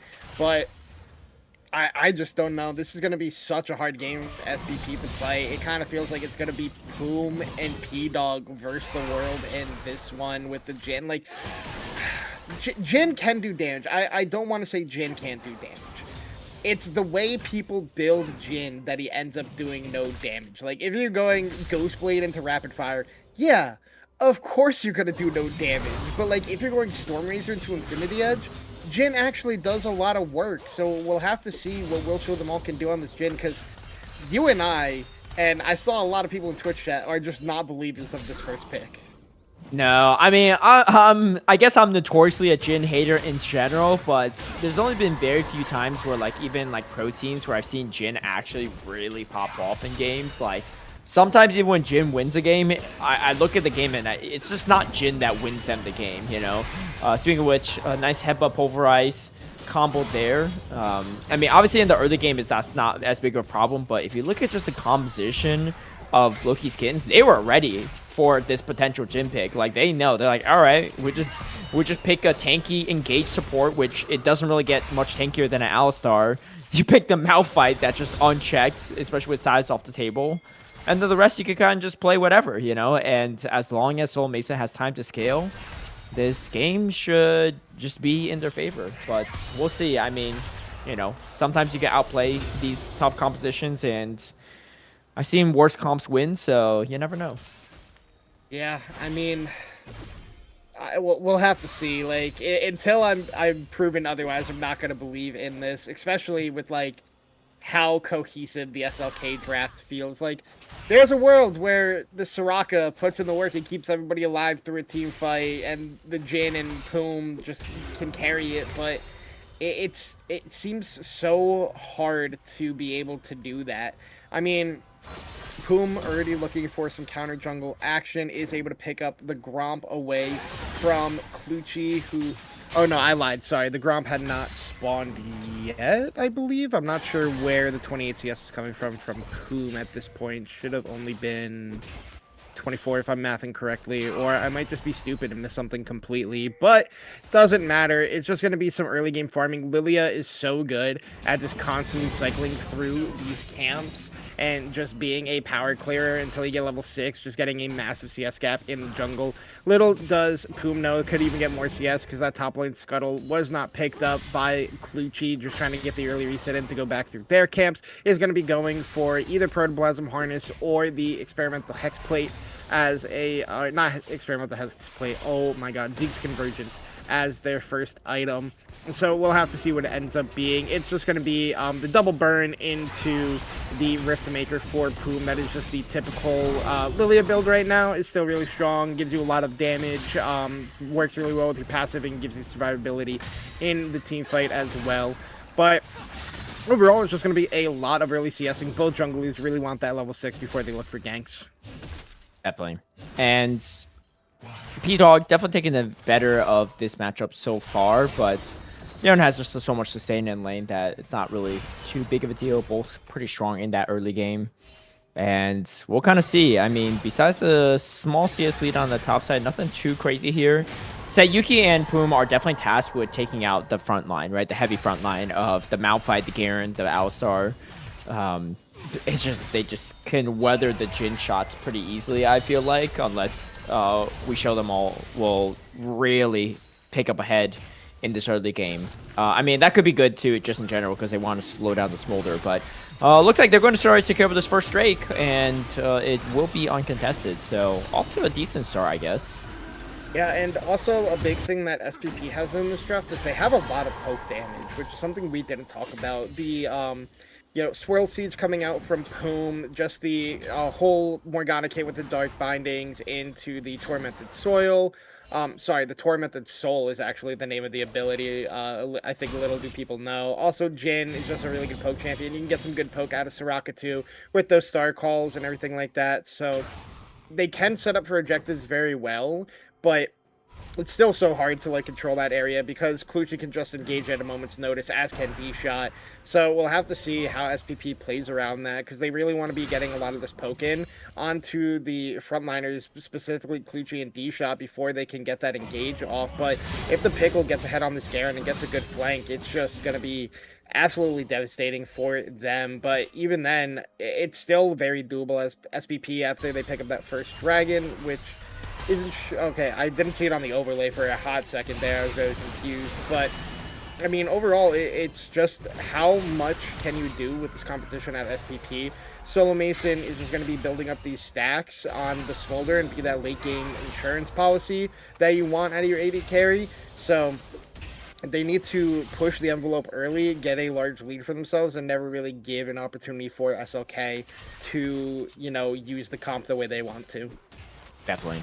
And we'll maybe be able to periodically check on the stacks for the Smolder, as that 225 stack is definitely the win condition that Loki's Kittens needs. I mean, they have solid damage across the board, but no really hyperscaler carry in general, unless this Echo really gets going. This could be a pretty good game, though, for Prim, because there aren't any traditional tanks on the side of Pork Pay, and because of that, these kind of AP assassins have a lot more play into the entire composition of Pork Pay. I mean, you have the Sirocco for healing, but like sometimes you just can't heal fast enough to mitigate that damage from the Echo. So we'll see. I mean, again, just in general, I would hate to be we'll show them all in this one, because it's not a fun composition to play into, and there's a lot of things diving you as well to try to get you the kill, to get you killed. But Clutchy is here for some additional support, as Dominus is popped from P-Dog to keep himself alive. Prim is here too, as the Unstoppable Force does land, and the flash forward into Pickle, forcing the flash out from the Malphite. Ignite going to be used as well, but not going to be enough to pick up the kill. And Bolt Summoner spent from Pickle as well to pick up that one. First Blood, maybe worth it, as Prim is going to be one to pick that up. Poon here for the flank, and the Lullaby not going to be casted just quite yet. Now finally going to be used onto the Echo, but the Echo going to use the Chrono Break to get that health back. Poon does take out Clutchy, and now Prim trying to go for some more, but no, ends up being a double kill for the Lilia. And the Sayuki also picking up a kill as well, so they just lose 3 members and the Grubs for that one. Not a bad start for Pork Pay. Meanwhile, here comes the Curtains Call, and all these shots just going to be blocked from the outside, except for the final one. Deadly Flourish not going to land onto Solo Mason, but they've really pushed this way pretty far back. And a 4th shot is there, primed and ready. Doesn't end up dropping it onto the heads of any members of Loki's Kittens. Just going to get a plate for it instead. Yeah, the side of Loki's Kittens just getting punished after using so much to dive P-Dog. I think P-Dog slightly misplayed that one going in onto Pickle, who wasn't holding tower aggro. I think if he holds on to Clutchy, he at least goes 1 for 1 in that situation. But it ends up turning into a positive play for SPP. Poom and Sayuki just come in, just get so much damage down. Poom really just whittling down Prim, gets the Lilting Lullaby, and even when he ults, because he doesn't time it fully correctly, is still asleep when you do have that snapback on the Echo ultimate. So they're just able to pick up 2 or 3 kills very easily, and 2 of them going over to Poom is massive, being on that first item. They're looking for another play now. Unstoppable Force does land onto P-Dog, and the Dysmosian Justice not enough. Popping the Dominus just in case at the very last second, but Prim goes in for the flash finish, and Prim going to be the one to pick up that kill. So they end up punishing P-Dog on that top side yet again. But like you pointed out, the 2-0-1 lead for Lilia is pretty massive, as that's a very early entry is going to be picked up, and going to make the rest of the game a little bit harder for them overall. I mean, they are targeting P-Dog a lot, which is not a bad idea, because they know this Jhin is not going to be as relevant in the late game, and if they just keep hammering down the kills onto P-Dog, P-Dog's not going to be very tanky, and he's their primary front line in this one. So if he's just constantly bursted down quickly, like in the 5v5 fights, it could be pretty good in the late game. But we'll kind of see how that goes, as 2 of those kills did go on to Prim. However, there is a kill and 2 assists for Sayuki, so I actually don't think Sayuki's behind, if at all, as Blackfire Touch is completed up. Yeah, and it looks like Clutchy also going for the first item, Dusk and Dawn, on the Malphite. I personally enjoy playing my Malphite much more tanky. That's a personal preference, but you know, this has been popping up in the jungle Malphite build recently, so not really surprised to see them going for this one. Dusk and Dawn obviously going to be built as Prim as the first item. Makes a whole lot of sense for that champion that Echo is, but already you have Poom and Setsuyuki who do a lot of poke damage on their first fully completed items is pretty big. The Leandries and the Deathfire Torch can make it very hard for the side of Loki's Kittens to walk in. Now P-Dog just going to have to do his best to stay even up here in this top side after getting ganked twice and falling down twice. But even then, even on CS, neither of those kills went over to the Pickles, so it's not that much of a lead for the Garen up here in the top lane. But now they're looking for a third one onto P-Dog. It's going to be a rough one for P-Dog. Unstoppable Force comes through as well as the Demacian Justice, and Pickle picks up that kill. Is that a Dustin Dahl I'm seeing that Malphite might be building? Yep.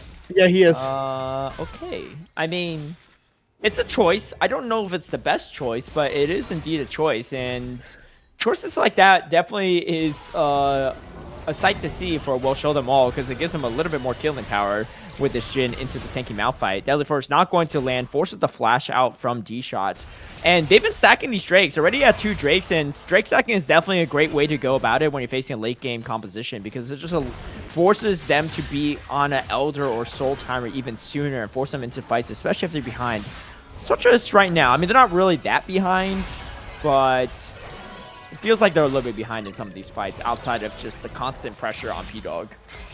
Yeah, I mean, also the constant pressure on P-Dog doesn't amount to as much as you think anymore. Like, the more Champ dies, the less gold they're worth. All they're doing is just stopping him from getting gold and XP, but even then, he probably doesn't care. Like, yeah, he's probably upset and a little bit tilted about it, but, like, overall, your Lilia is very much ahead right now, and your team is stacking Drakes. So, like, at the end of the day, as P-Dog, you're like, all right, I'll just take all this pressure as long as we're winning elsewhere on the map. And so far, that's exactly what his team's doing. Despite him dying 3 times, they still have a gold lead in this game. They're getting played spot lane. They have 2 dragons. They're doing what they can. They're just not going for the counterplays on the top side because, like, yes, it would be good for them to do so, but it's also like, if we spend our time up here, what do we lose on the other side of the map? And they're making the calculated decision to not go up for him and constantly try to save P-Dog in this one. I feel like they need to be pushing the pressure a little bit more on the side of SPP, and now Poom might actually be the one in a lot of trouble here. All right, Poom dashing out as fast as possible, and Prim going to be hit, and potentially could have been hit with the Lullaby, but Prim, thinking better of it, does go back. Dustin Dahl complete up for both the Echo and the Malphite. And we'll kind of see how this goes. This is going to be another Hex Soul, so a lot of value on this Dragon Soul.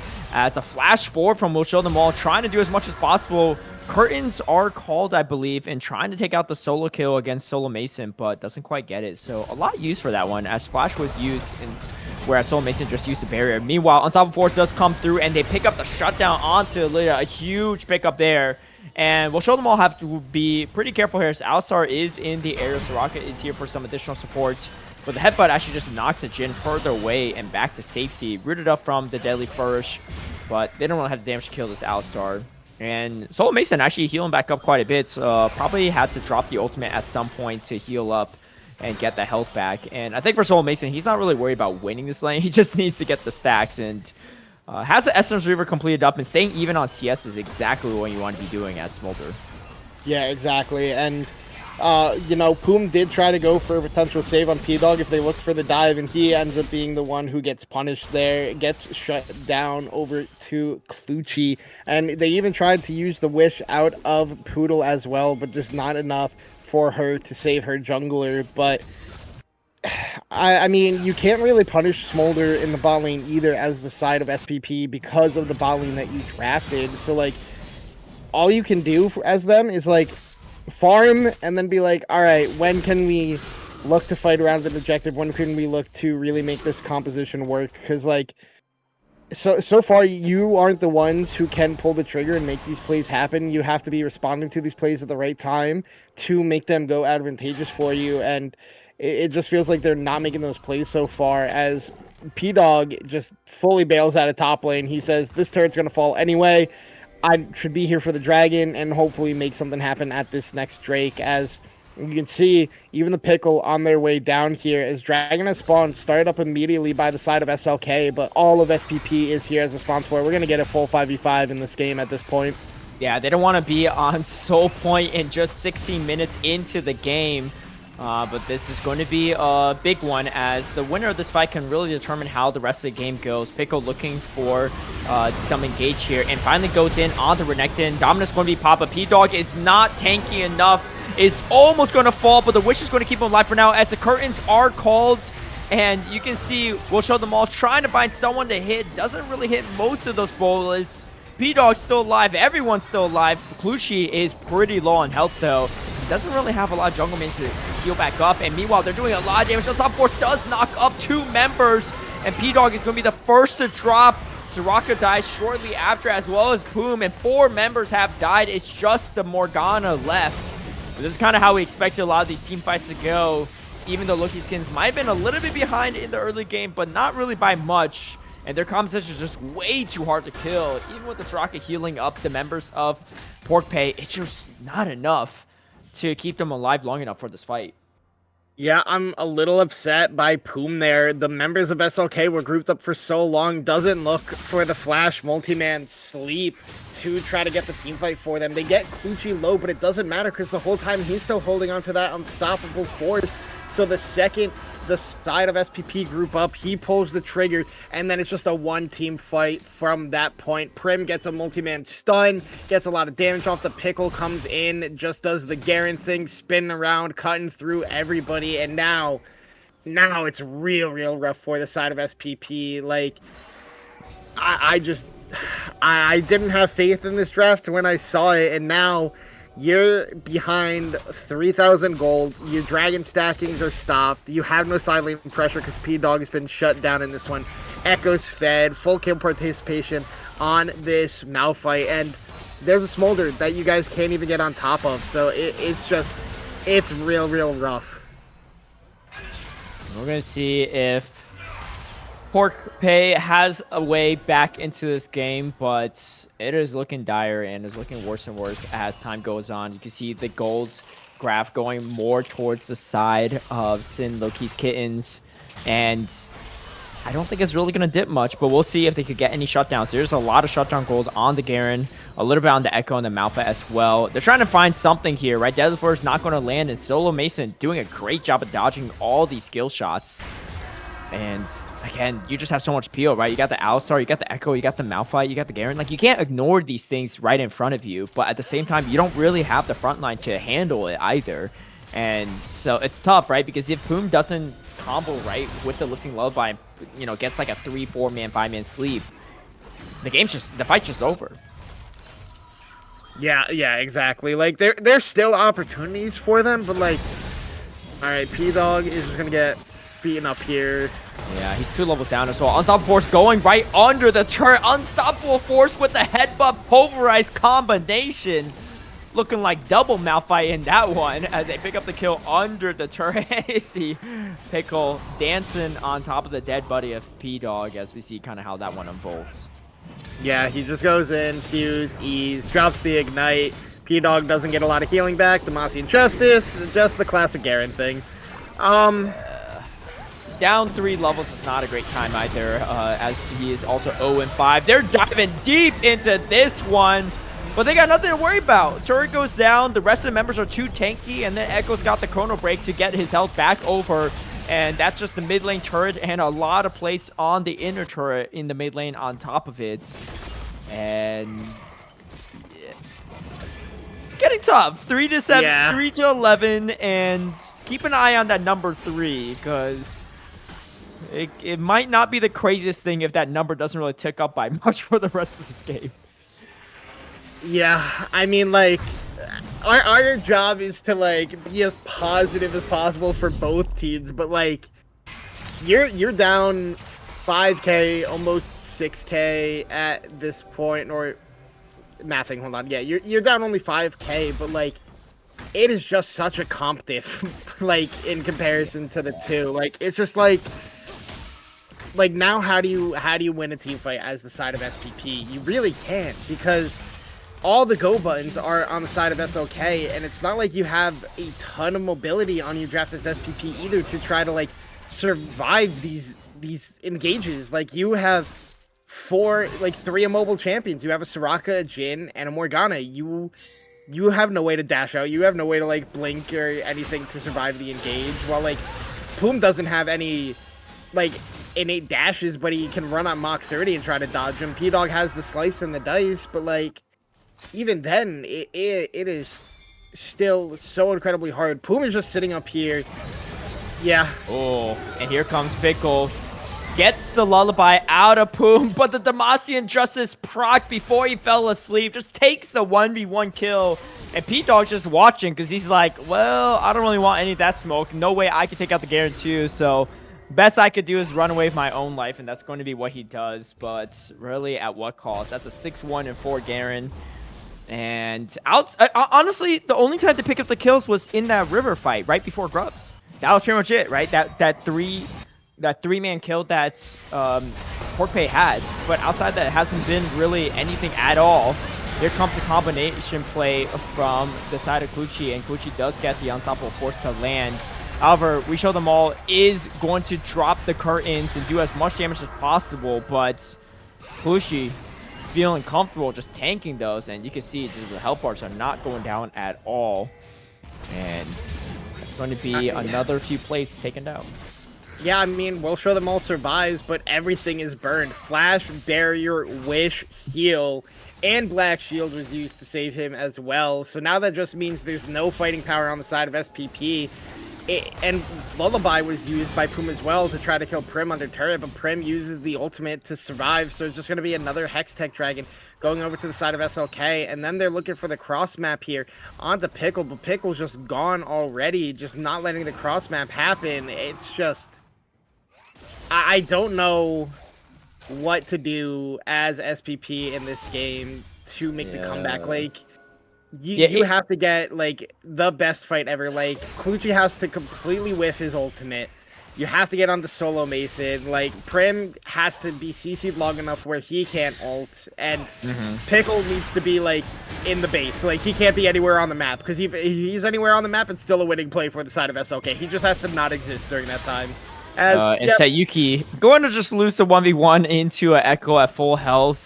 Looking at the stacks from Soul Mason as well, too, he's pretty much at it now. I think he's at 220 after the Raptor camps, and just a few more minions should put him at that 225 in just 23 minutes. Fairly solid pacing there, but it kind of helps when you're 1-0 and 4 and your whole team's winning, as the Lifting Lullaby is going to be used onto Prim. But outside of that, what can you do? You're in the bounce house. The unstoppable force in the headbutt pulverize going to take Poom off the map. 14-3.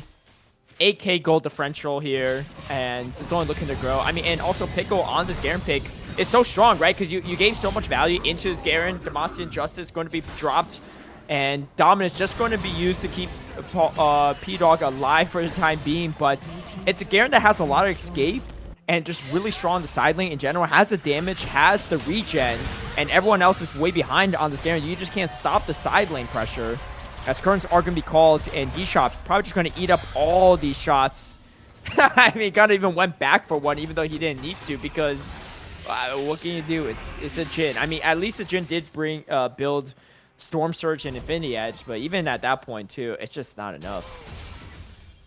Yeah, I mean, everything used just to keep P-Dog alive is not a good sign, and Solo Mason, who's been unpunished this entire game on Smolder, is at stacks at 24 minutes. It's just, they're playing in your jungle, and there's really nothing you can do about it at the side of SPP. Is now P-Dog's just going to be caught again.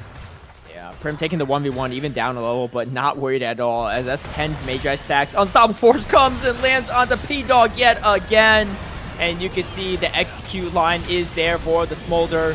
And they do have a Blast Cone, but they died before the Blast Cone even drops their bodies onto a safer terrain. Deadly Flourish is going to root up Prim, but Prim has the Chrono Break to get back to safety, almost back to full health. Now Pickle and Prim caught in a slightly tough position, as the Lifting Lullaby going to be used to put the D-Shot to sleep for a second. But the rest of the team is here for the reinforcements, as Deadly Flourish is going to land onto D-Shot, but D-Shot still okay for now. Prim getting a little too comfortable there. Doesn't have the Chrono Break off cooldown, so loses some Magi stacks and does give a shutdown over to Sayuki, which not the worst member to give it to, but they're going to need a lot more of those to get back into this game. Yeah, I mean, they're going to need big missteps like that out of the side of SOK to make that comeback. They're able to get a big shutdown onto Prim, but I mean, even then, it's just like SOK kind of playing with their food, just seeing how far they can press the envelope before it really ends up costing them, because they still have so much pressure that can come out from Pickle, and then Clutchy just with that ultimate at all times. Picks up a Canic Rookern as well. I think that's an intelligent purchase. I mean, if you really wanted to have that ultimate available 24/7, you just build a Malignance. Like, you have Zeeks and Malignance that give you ultimate haste, and then you just are constantly pressing that R button, where it doesn't matter if somebody flashes out of it, because you're going to have it again in 40 seconds, and they won't have flash for 5 minutes, so it just becomes a well worth it play. But now, if I'm the side of SOK, I just pressure Baron 24/7 and just make this game easy for you to close out.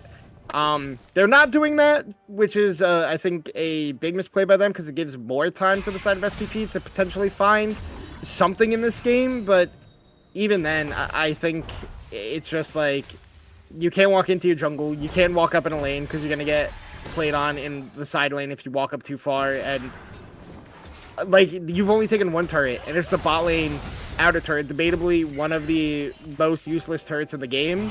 It's either that one or it's top outer, but like, it's just so hard to even get vision in this game for the side of SPP. That's right.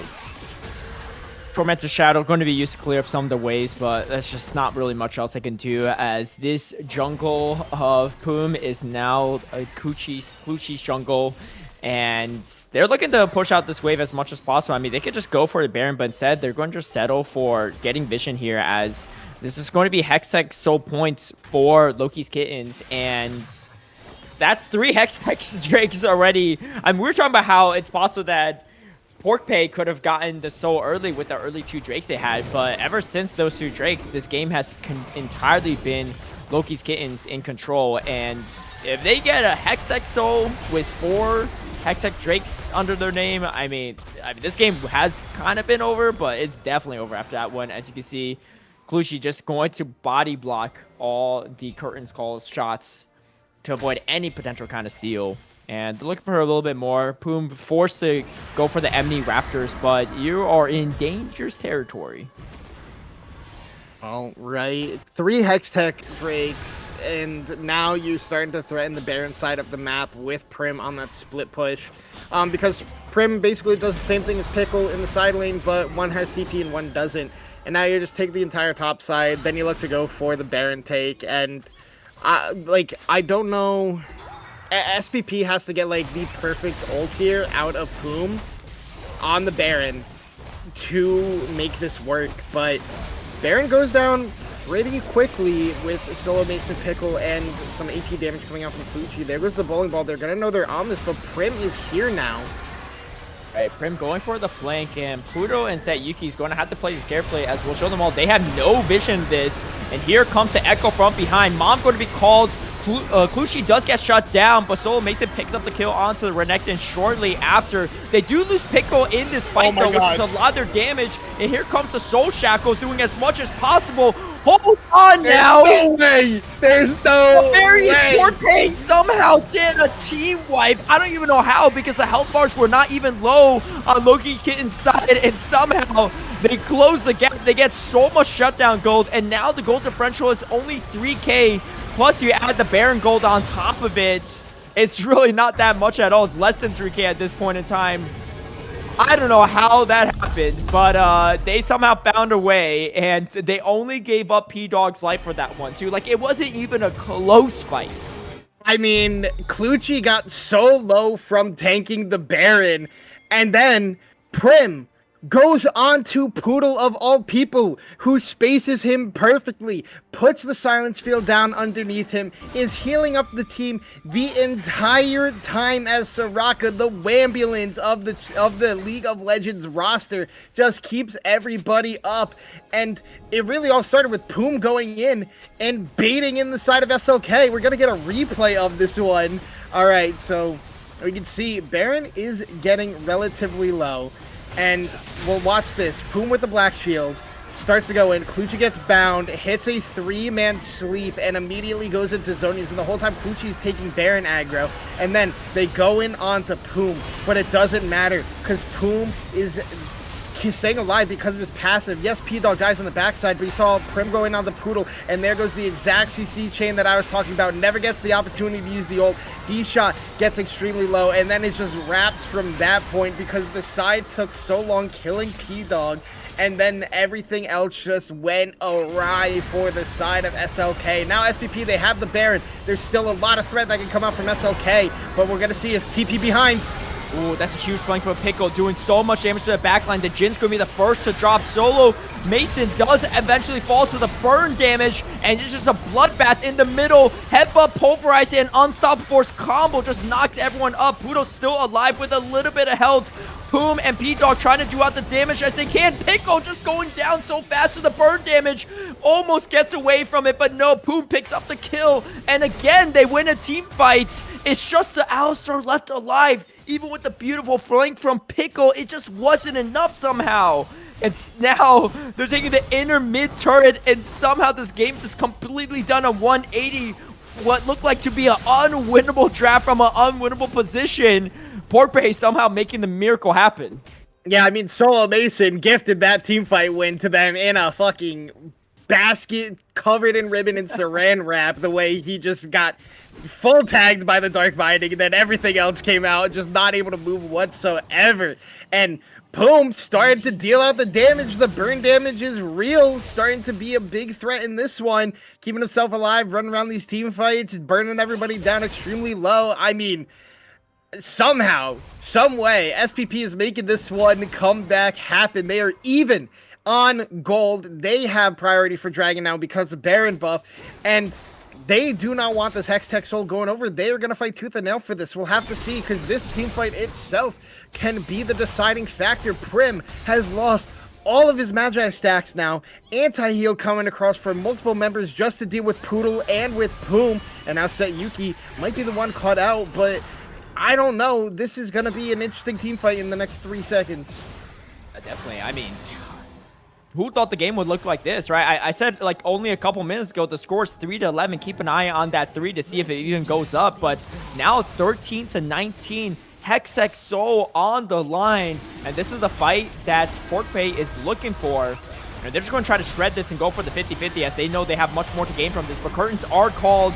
However, you don't really want to target too much of the Malphite, and Hextech Soul does go over to them. Lifting Lullaby is going to be used, but Poom is going to be the one to drop. And you can see the damage from the Jin is still pretty real as they do take out the Echo, but that might just be it as Set Yuki is going to be casting an ultimate to do some additional stun damage. And the Tormented Shadow going to be doing a lot of damage to the Malphite. It's going to be the Jin that actually picks up that kill, and it's just the Garen and the Alistar left alive. They did get the Hextech gold though, but this gold is actually in favor of Portbay now, which is insane. Not by much, but still pretty wild that they're coming back into this game. I'm gonna say this. If SPP wins this game, regardless of every other game, Poodle is the MVP of this series because she is putting in the Lord's work to keep everybody on her team alive in these fights. We're going to get a replay of this. So Dragon is the focus now, and then we know Prim is on a flank here. The second that Will Show Them All opens up, Prim is going to go right in onto him, and Poodle is in such a good spot to help multiple people at the same time. The Wish comes out to keep everybody alive. Barrier used by Will Show Them All to keep himself up, while Poom is trying to do so much on the backside. Prim is just losing the fight to Will Show Them All, while Poodle is keeping him constantly topped up. And then Set Yuki is in such a good spot here, unbeknownst to the side of Syndicate's Loki's Kittens. And then Will Show Them All, who's back up to full health because of Poodle, just comes back in and starts cleaning up these low health members with Set Yuki, who doesn't fall down because Pickle is like, I can't come back into this one because then I'm gonna die. And now we're gonna get a pause here in an intense game, like in what I didn't expect. That like I fully thought SLK was just gonna win this one and it was gonna be the perfect season, but SPP making them work for it. Yeah, definitely. I mean, with a composition that looks unplayable, as we're going to take a quick pause there. I think Prim did DC from that one, so we will get back in game as soon as we can. But like, if you take a look at that screenshot right on the current scoreboard, that game looks like the result, like the current score line looks like Loki's Kittens were behind all game and just somehow got back into it. But instead, it's the complete other way around, which just makes it's just baffling. It's absolutely baffling. I mean, that Baron fight absolutely with the shutdown goal, the catch up XP and everything, like it helped them a ton. But like they were losing a early game and mid game to a late game composition and with a front line that looked unkillable for their ADC. But double Leandries, double Zanyas as well to buy some so much time, the Soraka as well. And I mean, I think if I was a betting man and I looked at this matchup, I'd still put my money on Loki's Kittens, but Pork Bay is showing that they have ways around this lineup, and they're making it look pretty viable. All right, we're going to take a quick break here as we get the disconnect sorted out, but we'll be right back for the conclusion of this 5th and final game, and hey, turns out we got a banger on our hands.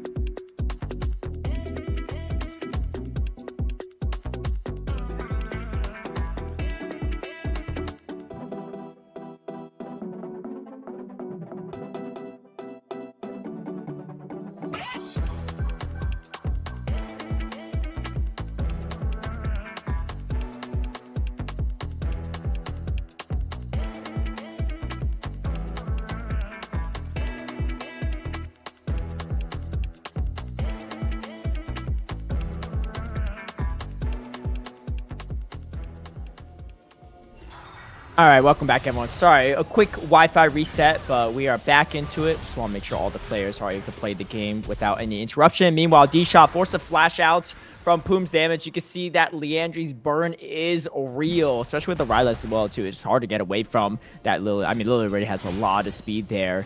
And all of a sudden, Loki's Kittens are on the back foot, which is probably one of the most surprising turn events that I've seen all split long. Yeah, I mean, it's crazy, like, to be here. 4 items now for both AD carries. This Hex Optics was picked up there, but I will show them all. Another Baron on the Rift. And if I'm SPP, you should never start this unless you kill, like, every member on the side of SLK. But they're getting some good poke damage here on to Clutchy, but still does have that shield from his passive and from the Mechanic, so not gonna drop below that just quite yet at this point. P-Dog trying to take a reset. P-Dog might just get caught. Oh my goodness. Oh, Unstoppable Force though, it does not land, and that's pretty massive. A huge cooldown is going to be wasted, and that does set up for a potential Baron fight, as now they're going to take the re-engage, and the Current's Call not going to get much value there, but they are going to put Clutchy to sleep. And this Malphite without his ultimate is just kind of a tank machine, but not much else to it. Mom going to be called overall. Redemption going to be used to keep the health bars topped off, as Soul Mason is going to be the first to be picked up in this fight, which is huge. The AD carry gone. Clutchy running back, licking his wounds. This means that this is going to be likely a Drake for Portpay, and they have the damage for it, as look at how fast this Baron's going down. With Elder coming up in 2.5 minutes, they can really push out these waves and get some lane dominance before this Elder. Oh my god, it is happening. They are starting to make the comeback on the side of SPP. Another Baron in their hand after picking up Solo Mason once again. And now, Poom looking to just beat down on Prim. Just gets us so much damage out, so much healing. The slows are massive. I mean, also P-Dog, the perfect bait. The second they try to go in, he just slices away, dodges the Unstoppable Force, and is perfectly fine. And then when D-Shot tries to re-engage on him, he still had Flash. He flashes out of it, and the play turns so well for the side of SPP. I mean, it feels like SLK is just straight up crumbling at what SPP is doing to them right now at this point in the game. And I mean, I'm going to say, I don't know who said it in Twitch chat, but whoever said SLK outscales SPP is crazy. Just because you have a Smolder doesn't mean you outscale everybody. Lilia, Jhin, and Soraka scale so extremely well. Soraka is one of the best scaling supports in all of League of Legends, besides, like, Taric and Yumi. And even then, she still might be better than both of them. I mean, this is just insane at SPP, picking up another turret for themselves. Now, even on turrets, even on gold, yet again, the only difference is they don't have the Hex Tech Soul, but even then, they have Baron for that pressure for the Elder Dragon that spawns in a minute. Yeah, definitely. I mean, and again, like, as a person that plays a lot of Smolder too, Smolder's not a win con just because you have the 225 if you get picked off, and Smolder doesn't have a ton of self-heal outside of the flat, but flat doesn't take you that far in these circumstances, which is why you can see the Soul Mason actually pick up the QSS as well, just to keep himself alive, because once you pick off the Smolder, a lot of your damage is just out of the kits. You see Prim even sold the Magi, finding very little to no value at this point in time with just no stacks on it. Picked up an Arm Guard instead for some survivability, but this is less than 30 seconds before a huge fight for Elder, and this could determine the game here and now as we approach 40 minutes in what came to be one of the most unexpected bangers of a 5th game series we've seen. All right, Elder is going to be on this Rift in 1 minute's time. Prim is in the jungle looking for somebody to pick off, but the side of SPP playing the smart, using that Baron buff for the mid lane. They don't really have anybody who can face check, so they're going to have to use a blue trinket to get vision in this brush that all of SLK is working. Redemption works as well. They're going on to Sayuki, but a nice black shield. The Unstoppable Force is going to slow things off, goes into stasis, even drops the Soul Shackles here to start parts as Mom is going to be called in. D-Shot going to try to make as much value as possible. P-Dog's in the thick of it, going to be the first to drop, but the rest of the members are very healthy. Poom trying to do everything they can to burn this down. Now the curtains are called. Yes, they might be tanking, but their tanks are dead. And Soul Mason, Pickles, and it's going to be Prim that runs back towards their base. Boom is still alive. It is a 2-for-2 trade, but they lost their jungler. Prim now going for the assassinate onto Sayuki, but gets binded up. And will show them all is on a killing spree, takes the kill. And it's just going to be a full health Smolder, but Pickles is not healthy enough to contest this. And this should just be Elder Dragon for them, unless Solo Mason and Pickles can do anything about it. Pickles does have the TP, though. They see this coming. They have vision on it, and I don't know if they're willing to take this as the TP comes out from Sayuki as well. And they have about 15 seconds to try to make something happen here. There is a controller going to spot this out. And SLK, they're going to have to play this very carefully, because if they lose their 2 carries here, this could be game over as well. But they're looking for it as Mom going to be called over. Not going to hit anyone, but going to scare them off. The damage is going down pretty fast onto his Elder. They're closing in on execution range. Oh, left that 1 HP, but Boom is going to be picking that up. And now they have Elder. They are facing Hexx Soul and a stacked Smolder, but they've been coming out on top in these fights, and it doesn't look like it's slowing down anytime soon, especially with Elder on their side. Solo Mason doesn't have Flash and does not have QSS available right now.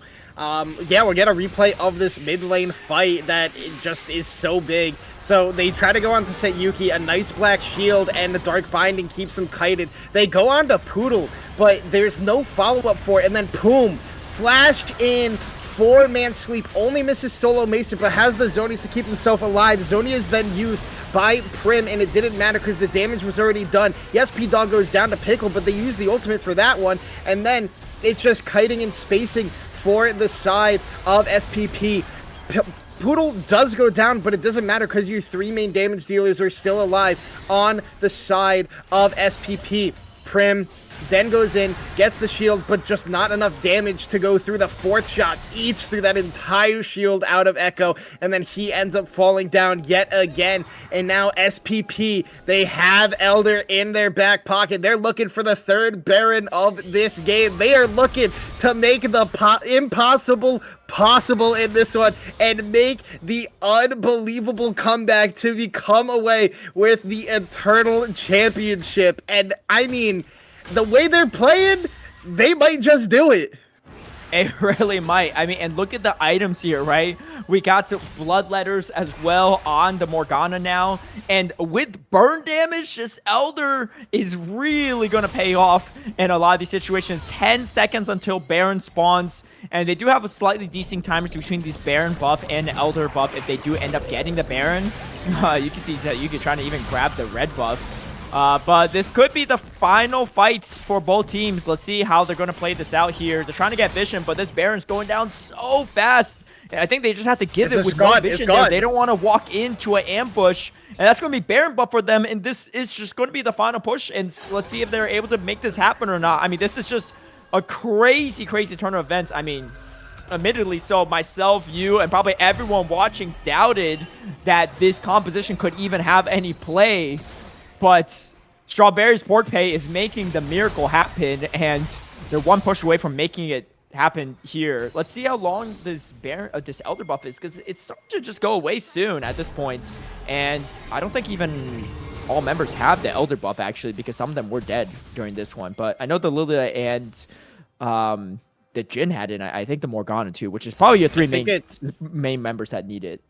I think it's off now because it's not on Jhin or Morgana anymore, so it has fallen off, but they did choose to use it to make sure they got the Baron once again.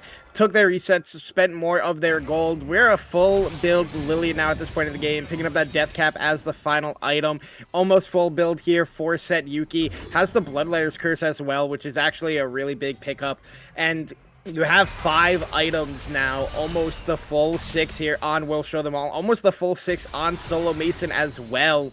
But, I mean, this is crazy. I mean, luckily for the side of SLK, even though Baron is in hand for the side of SPP, the waves really aren't in a good spot for them right now, so they really aren't getting that much value off of it. You see P-Dog up here in the top lane right now trying to get this one. Poom sprinting down to the bot side with all that movement speed to potentially clear that one away and get that pushing for them, which he's doing right now as P-Dog walks back in because they have a large enough wave in the top side to get that pushing in their favor.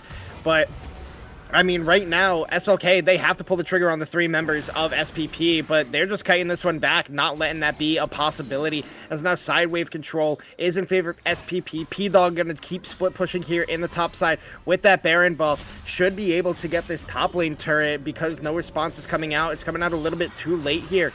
For the side of SPP, they could just look to make a play on him. We see the Pickle looking for the pincer and Clutchy coming in from base. They're gonna go for the pick onto P-Dog, but once again, Ensemble Force going to be flashed away, and P-Dog, he was weak early, but he's not as weak now. He is level 20, only on 5 items, but still pretty good, almost full build himself. As the Lullaby is going to sleep the Garen and the Malphite Mom going to be called over the top, but not going to do enough damage for any executes. And now Pickle going to have to run back to heal back up, but that's their jungler gone, and a lot of engage out of the way. D-Shot is pretty tanky himself, but with full builds on the side of Portpay, it might not be the easiest to take out, as these empowered siege minions are putting in work into this inhibitor, and inhibitor turret in the mid lane is gone as well. So they're just continuing this macro play, and P-Dog coming alive in the final minutes. I mean, he's been crucial in these fights, right? He had a struggling early game, constantly ganked, down 0-5, 0-6 maybe, no contributions, but playing the role he needs to, splitting, being for that front line, and now catching up. He's working on that Guardian Angel, and he's starting to become a force. I mean, at this point too, Pickle could only be so many more levels ahead of them. They're both level 20 now, and Pickle's already fully capped out at this point, but P-Dog still has an item to go. Yeah, but SPP are the ones with the gold lead now. They are in control. Yeah. They're making all the plays in this game. Another Elder spawning in 10 seconds time. But once again, we saw how this goes in the late game for the side of SLK. This does not go in their favor. They have the river control again, but it doesn't matter because the side of SPP, they're like, cool, try to force the fight mid lane again. You saw how they went last time, guys. Yep, definitely. And you can see Poom trying to just poke away with some of this burn damage, and Prim has to be careful here as they could really burst them down as fast as possible. And Asrilsi going to land just on the Smolder for now. Elder is available. Let's see how SLK is going to respond. They're just going to clear the way for now, but they don't really want to walk into this bush despite the fact that they have the massive front line for this composition, but there's just so much burn damage. There's so many stalling techniques, right? With the double Zanyas available, that it just makes it a little bit harder to do this. And the Soraka heal. Let's go, though. This could be the final fight between these two titans of a matchup in the 5th and final game of the Eternal Finals. How's it going to play out?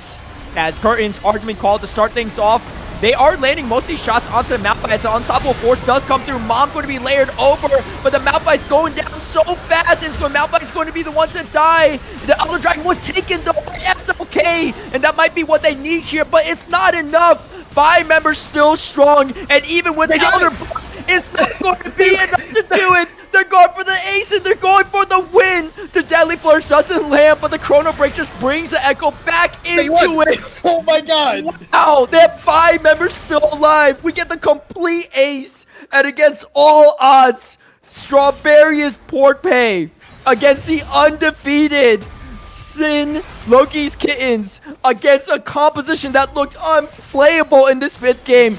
Down 3-11, somehow comes back with the victory, 26-3, gold lead in hand.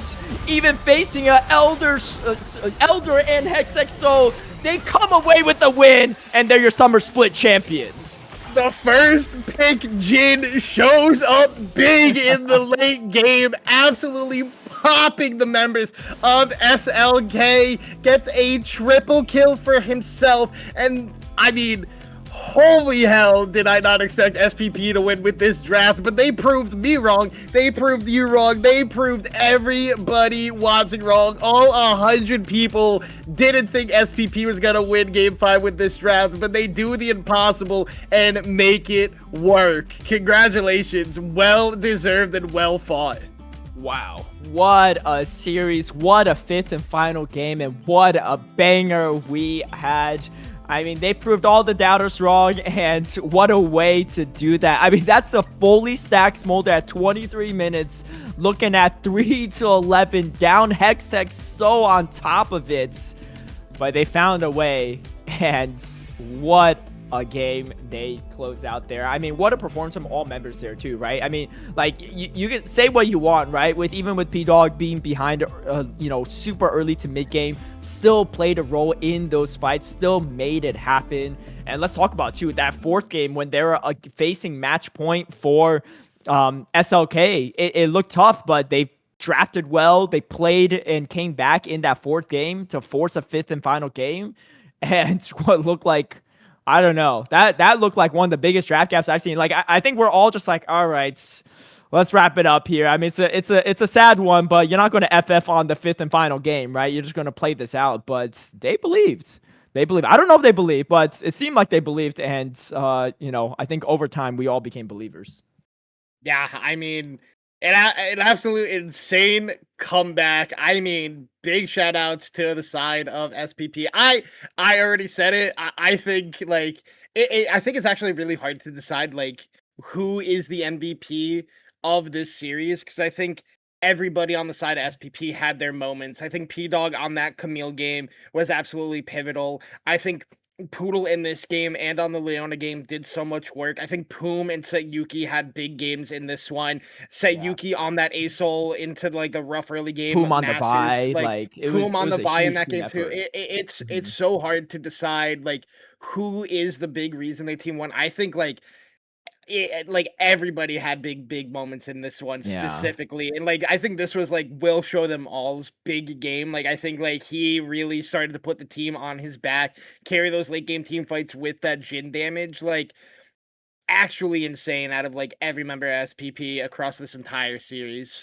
Yeah, I wonder if we could see a gold graph of like the progression between the two teams to see how much is swung, because a lot of that was going to be swung on to after that Baron fight.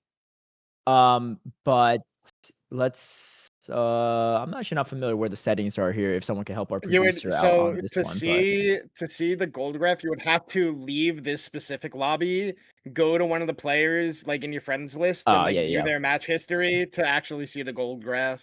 okay, we'll see if we can get that up for you all as we're trying to get the players in for interview too.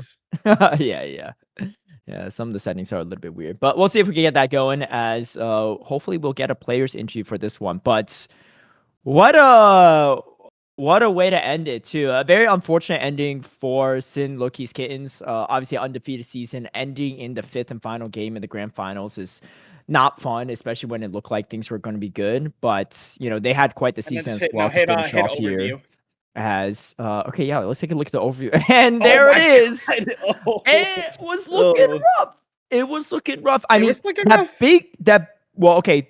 a kind of a dip here too, right? Let's not forget Prim did get a little bit called out inside the base right before that Baron fight, so that was a lot of shutdown code going over to Sayuki, which definitely played a role, I'm sure. And then the Baron fight, of course, just swung it towards that 2K gold differential right there, and then it was just all SPP after that one. Wow. What a banger series we had here. And, hopefully we get a chance to talk to the players and see how they're feeling. Because I'm curious. I'm genuinely curious if they thought that it was so... Because, even in like 5 stacks with friends and stuff, or his team even playing all split, like, you could definitely lean into the doer mindset. Be like, guys, we've been outdrafted. We're losing. Let's just try to make a show of it and not go down swinging. And they got a little bit more than just that.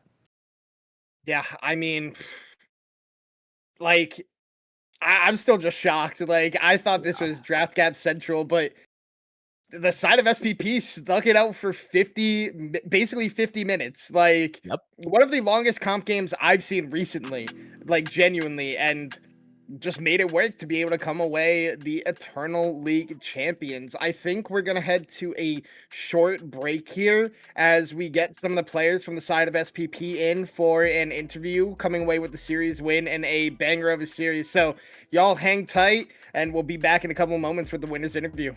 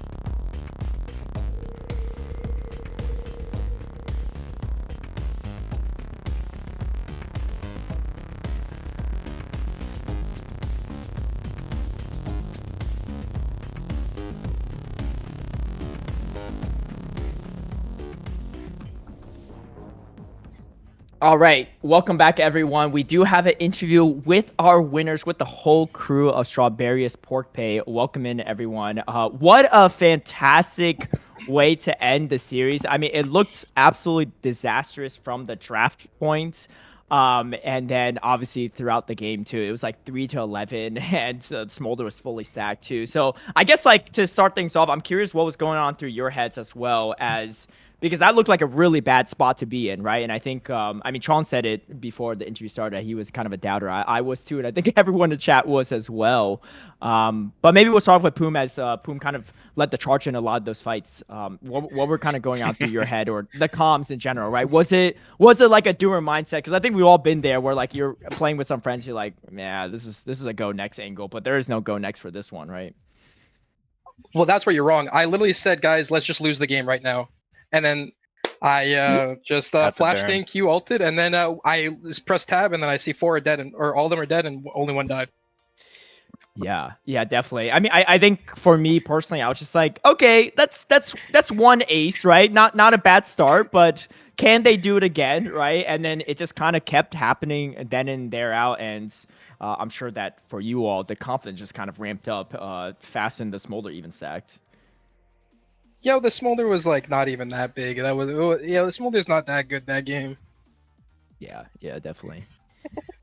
Jake is different. This guy's the GOAT. Jake, you're the best, bro. This guy is trash at ADC, but he played out of his mind that last game. What a GOAT. Yeah. That Jin was doing some damage, and I think maybe some of the members of Loki's Kittens might have regretted some of their builds, right? Dustin Dong on the Malphite could be good in some ways, but just neglected to build armor, and even Jin was putting a hurt in that one. But yeah, Chom, what do you have to say about that one? I mean, I'm gonna be honest. I saw the Jin B1. I didn't have a lot of faith in this. I've seen players of higher elos, not make it work, but you guys are all able to make it work. I'm more curious to hone in on the game 2 draft. Now, I'm not sure whose idea it was to put Mordekaiser bot. I think that might have been a Jake idea, but Jake, were you the one saying no? Okay. So this is how this works. When you want to lock in something off meta bot lane, I go, they lock MF Rel. Pretty easy for me to ult either one of them. Your teammates start to want to have fun as well. So as soon as I lock in Mordekaiser, my jungler goes, yo, what is this? Okay, I guess we're having fun this game. I haven't played Hecarim in 7 months, but I'm going to lock it in right here because you locked Mordekaiser, Jake. And then he comes, ganks us, and then we just get 3-0 squad wiped and the game's over. Yeah. So that was pretty awesome. Quit the flame, dude. I'm just saying. It was a melee heavy comp, but I think they took a page out of your books for that 4th game, and I think the Aurelion Soul pickup was really brilliant in that one too. They just couldn't really get to you all, and even AP Nasus kind of fell off pretty quickly there. Yeah, I don't know what that was. The AP Nasus. I mean, Loki Prim was having fun in this series. You saw the last game? Yeah, that's true. All right. Yeah. P-Dog, how are you feeling after that one too? I know that last game was kind of a really rough start, right? They just kept diving you, and as the primary front line for that team, being that far behind just made it a little bit more frail. But even you were coming back into that game, and they tried to pick you on the sidelines, and they couldn't even do that. I mean, I just tried to play my role in that game. Like, they just kept sending people top. I was getting 3-man dove on repeat. I knew it was going to be torture for the rest of the game. So I just tried to mark priority targets and try to not get too down because it was a rough one. But I think we played well as a team and executed our fights, and we all did our job. So that's all that matters. Definitely. Having a strong mental there was definitely key for the victory. Fun fact, he role swapped to mid lane too. He doesn't even play top anymore. Oh god. So Loki's the GOAT. Yeah. All right. Yeah, he probably regrets switching back to top lane after getting dove like 4 times in this game. It's probably like, yeah, this is why I don't play this role anymore. This is just not a fun experience. But I kind of jokingly said it in that 5th game, but I gotta ask. I kind of jokingly said, like, oh, no matter, like, if SPP wins this game, just for this game alone, Poodle is the MVP, because she was just keeping all 4 of you alive throughout, like, half these team fights in the late game. So, like, I mean, Poodle, you're playing the Wambulins of League of Legends by picking that Soraka. How often were these guys crying for you to heal them in the team fight so you guys could win? Or like, is like Soraka a champion you're used to, or is that kind of just like, all right, let's just pick it because it kind of works with the Jhin in the lane, or was like your team pushing for that one? Yeah, I don't play the shit outside of ARAM. This was just straight out of pocket. But no, I love these boys so much. They don't cry. I just find them and heal them, and they kill everyone for me so that I don't die myself. So it's all just a big team effort. I love playing with these guys so much. Had a great season. But yeah, no, I don't play this shit. This was awesome. Nice. We haven't really heard from Yuki as much, but those back-to-back games were definitely strong carry performances, especially on the Aurelion Sol and the Morgana. How are you feeling after this final series in the split too? I mean, you all just overcame the undefeated Loki's Kittens in the 5th and final game. I mean, it doesn't get more cinematic than that one. I play a lot of niche champions, and I'm just thankful that they let me play the things that I want to play. Nice. I only played 3 series with the team, so I'm just kind of along for the ride. Well, you're definitely along the ride for one of the most important parts. So awesome to have you part of it. What's the plan for the team next split? Are you all thinking about sticking together, or going some separate ways and stuff? Guys. This is it. Yeah, I mean, I'm kind of focused on playing higher up. Phil's swapping to mid lane. I think Jake is a jungler now, so I don't know. Jake plays like 6 different roles. Like... I haven't played any AD carry outside of these games in about 8 months. Yeah, so this team was kind of just. You didn't play a lot of AD carries in this series either, to be fair. So. Yeah, I think it was for the better, to be honest. I'm a free agent. Pick me up. Someone grab me, please. Shout out. Right. Well, after that performance, I'm sure a lot of people are eyeing on that. Any final words and shout outs you all like to give as we close out this broadcast and close out the splits? I'll go first. I would like to first and foremost shout out to my best friends, Jacob and Conrad. Those are my goats. They're like the people that I've been playing with for like the past 2 years, and have always like pushed me to like always improve and get better. I love playing with them so much. Same with Jake and Phil. I've been playing with them for like 2 years now. Not like a year and a half. My goats. Poodle and Yuki, I just played with this split, but Loki, also the goats. Yuki plays like Zyra mid and somehow makes it work, and it just makes you fall in love with him. It's kind of the goat. And yeah. I want to shout out Maj and Matt. They've been like my biggest supporters this split, and they also helped me figure out what the fuck to play with Mordekaiser APC. So thank you guys, appreciate it. I will give a shout out to my usual group. Oh, wait. My usual group: Maddie, Gaxi, Leventine, otherwise known as Maddie's handbag. And shout out to all the teammates who just let me play the champions that I want to play. I only play comp to kind of have fun and just kind of push people to play things that they enjoy rather than just copy pasting meta all the time. I'll go next. Shout out my friends that believed I would win finally. KTL, Kaiser, Tom, Beanie, and Sims, idiot. I got words for you in the morning. Thank you. I want to shout out Prophet of Tears. He got kicked from our team like week 3, but he still shows up every week to cheer me on. So that guy's the GOAT for that. Stayed up to watch game 5. He was rooting us on awesome. when we were down 1-2, even though he got kicked for non-performance reasons. Thank you, Prophet. That guy's the goat. Nice. That's going to wrap it up for my questions. Any final questions, Sean? Nah, I mean, just like big congratulations to you guys. Just, kind of just. Oh, wait, I do actually have one final question. And it's about the team you just played. You guys played them all the way back in week 3 and lost like in 2-0 to them. And you make the comeback here in the series, are able to beat them. Did you guys learn a lot in that series when you played against them? Or did you guys feel like you just gelled better as a team the more the season went on and felt like confident throughout the entire season after that loss? I basically learned that I don't want to play like facilitating junglers anymore after that series. I was like, yeah, I'm never going to play that again. Like, I'm just going to play stuff that could just make my own plays and carry my own or just do wacky shit like Lilia or Vi or Volley. Hecarim, to an extent, Loki, I was just having fun. But that's what I learned. Oh, so I was on 400 ping that series, so that's one thing missing. That's a little tough. That's a little tough to play on. Awesome. Well, we're going to wrap it up here. Congratulations to you all again for the incredible series, the incredible upset, and the incredible comeback in that 5th and final game. One for many to remember for that one. And we wish you all the best of luck in any future splits, regardless of if you all stay on the same team or play in a different league and division. But that's going to do it for us on Titan Esports. Shout out to you all for a fantastic show, as well as my colleague Chong on the mic and Shavam on Observer and broadcast duties. And of course, everyone who tuned in for this 5-hour and 20-minute broadcast. We'll catch you all later at a future broadcast. There's finals all week at Titan Esports. And of course, we'll see you all next split. Until then, have a great one, y'all. And until next time, peace.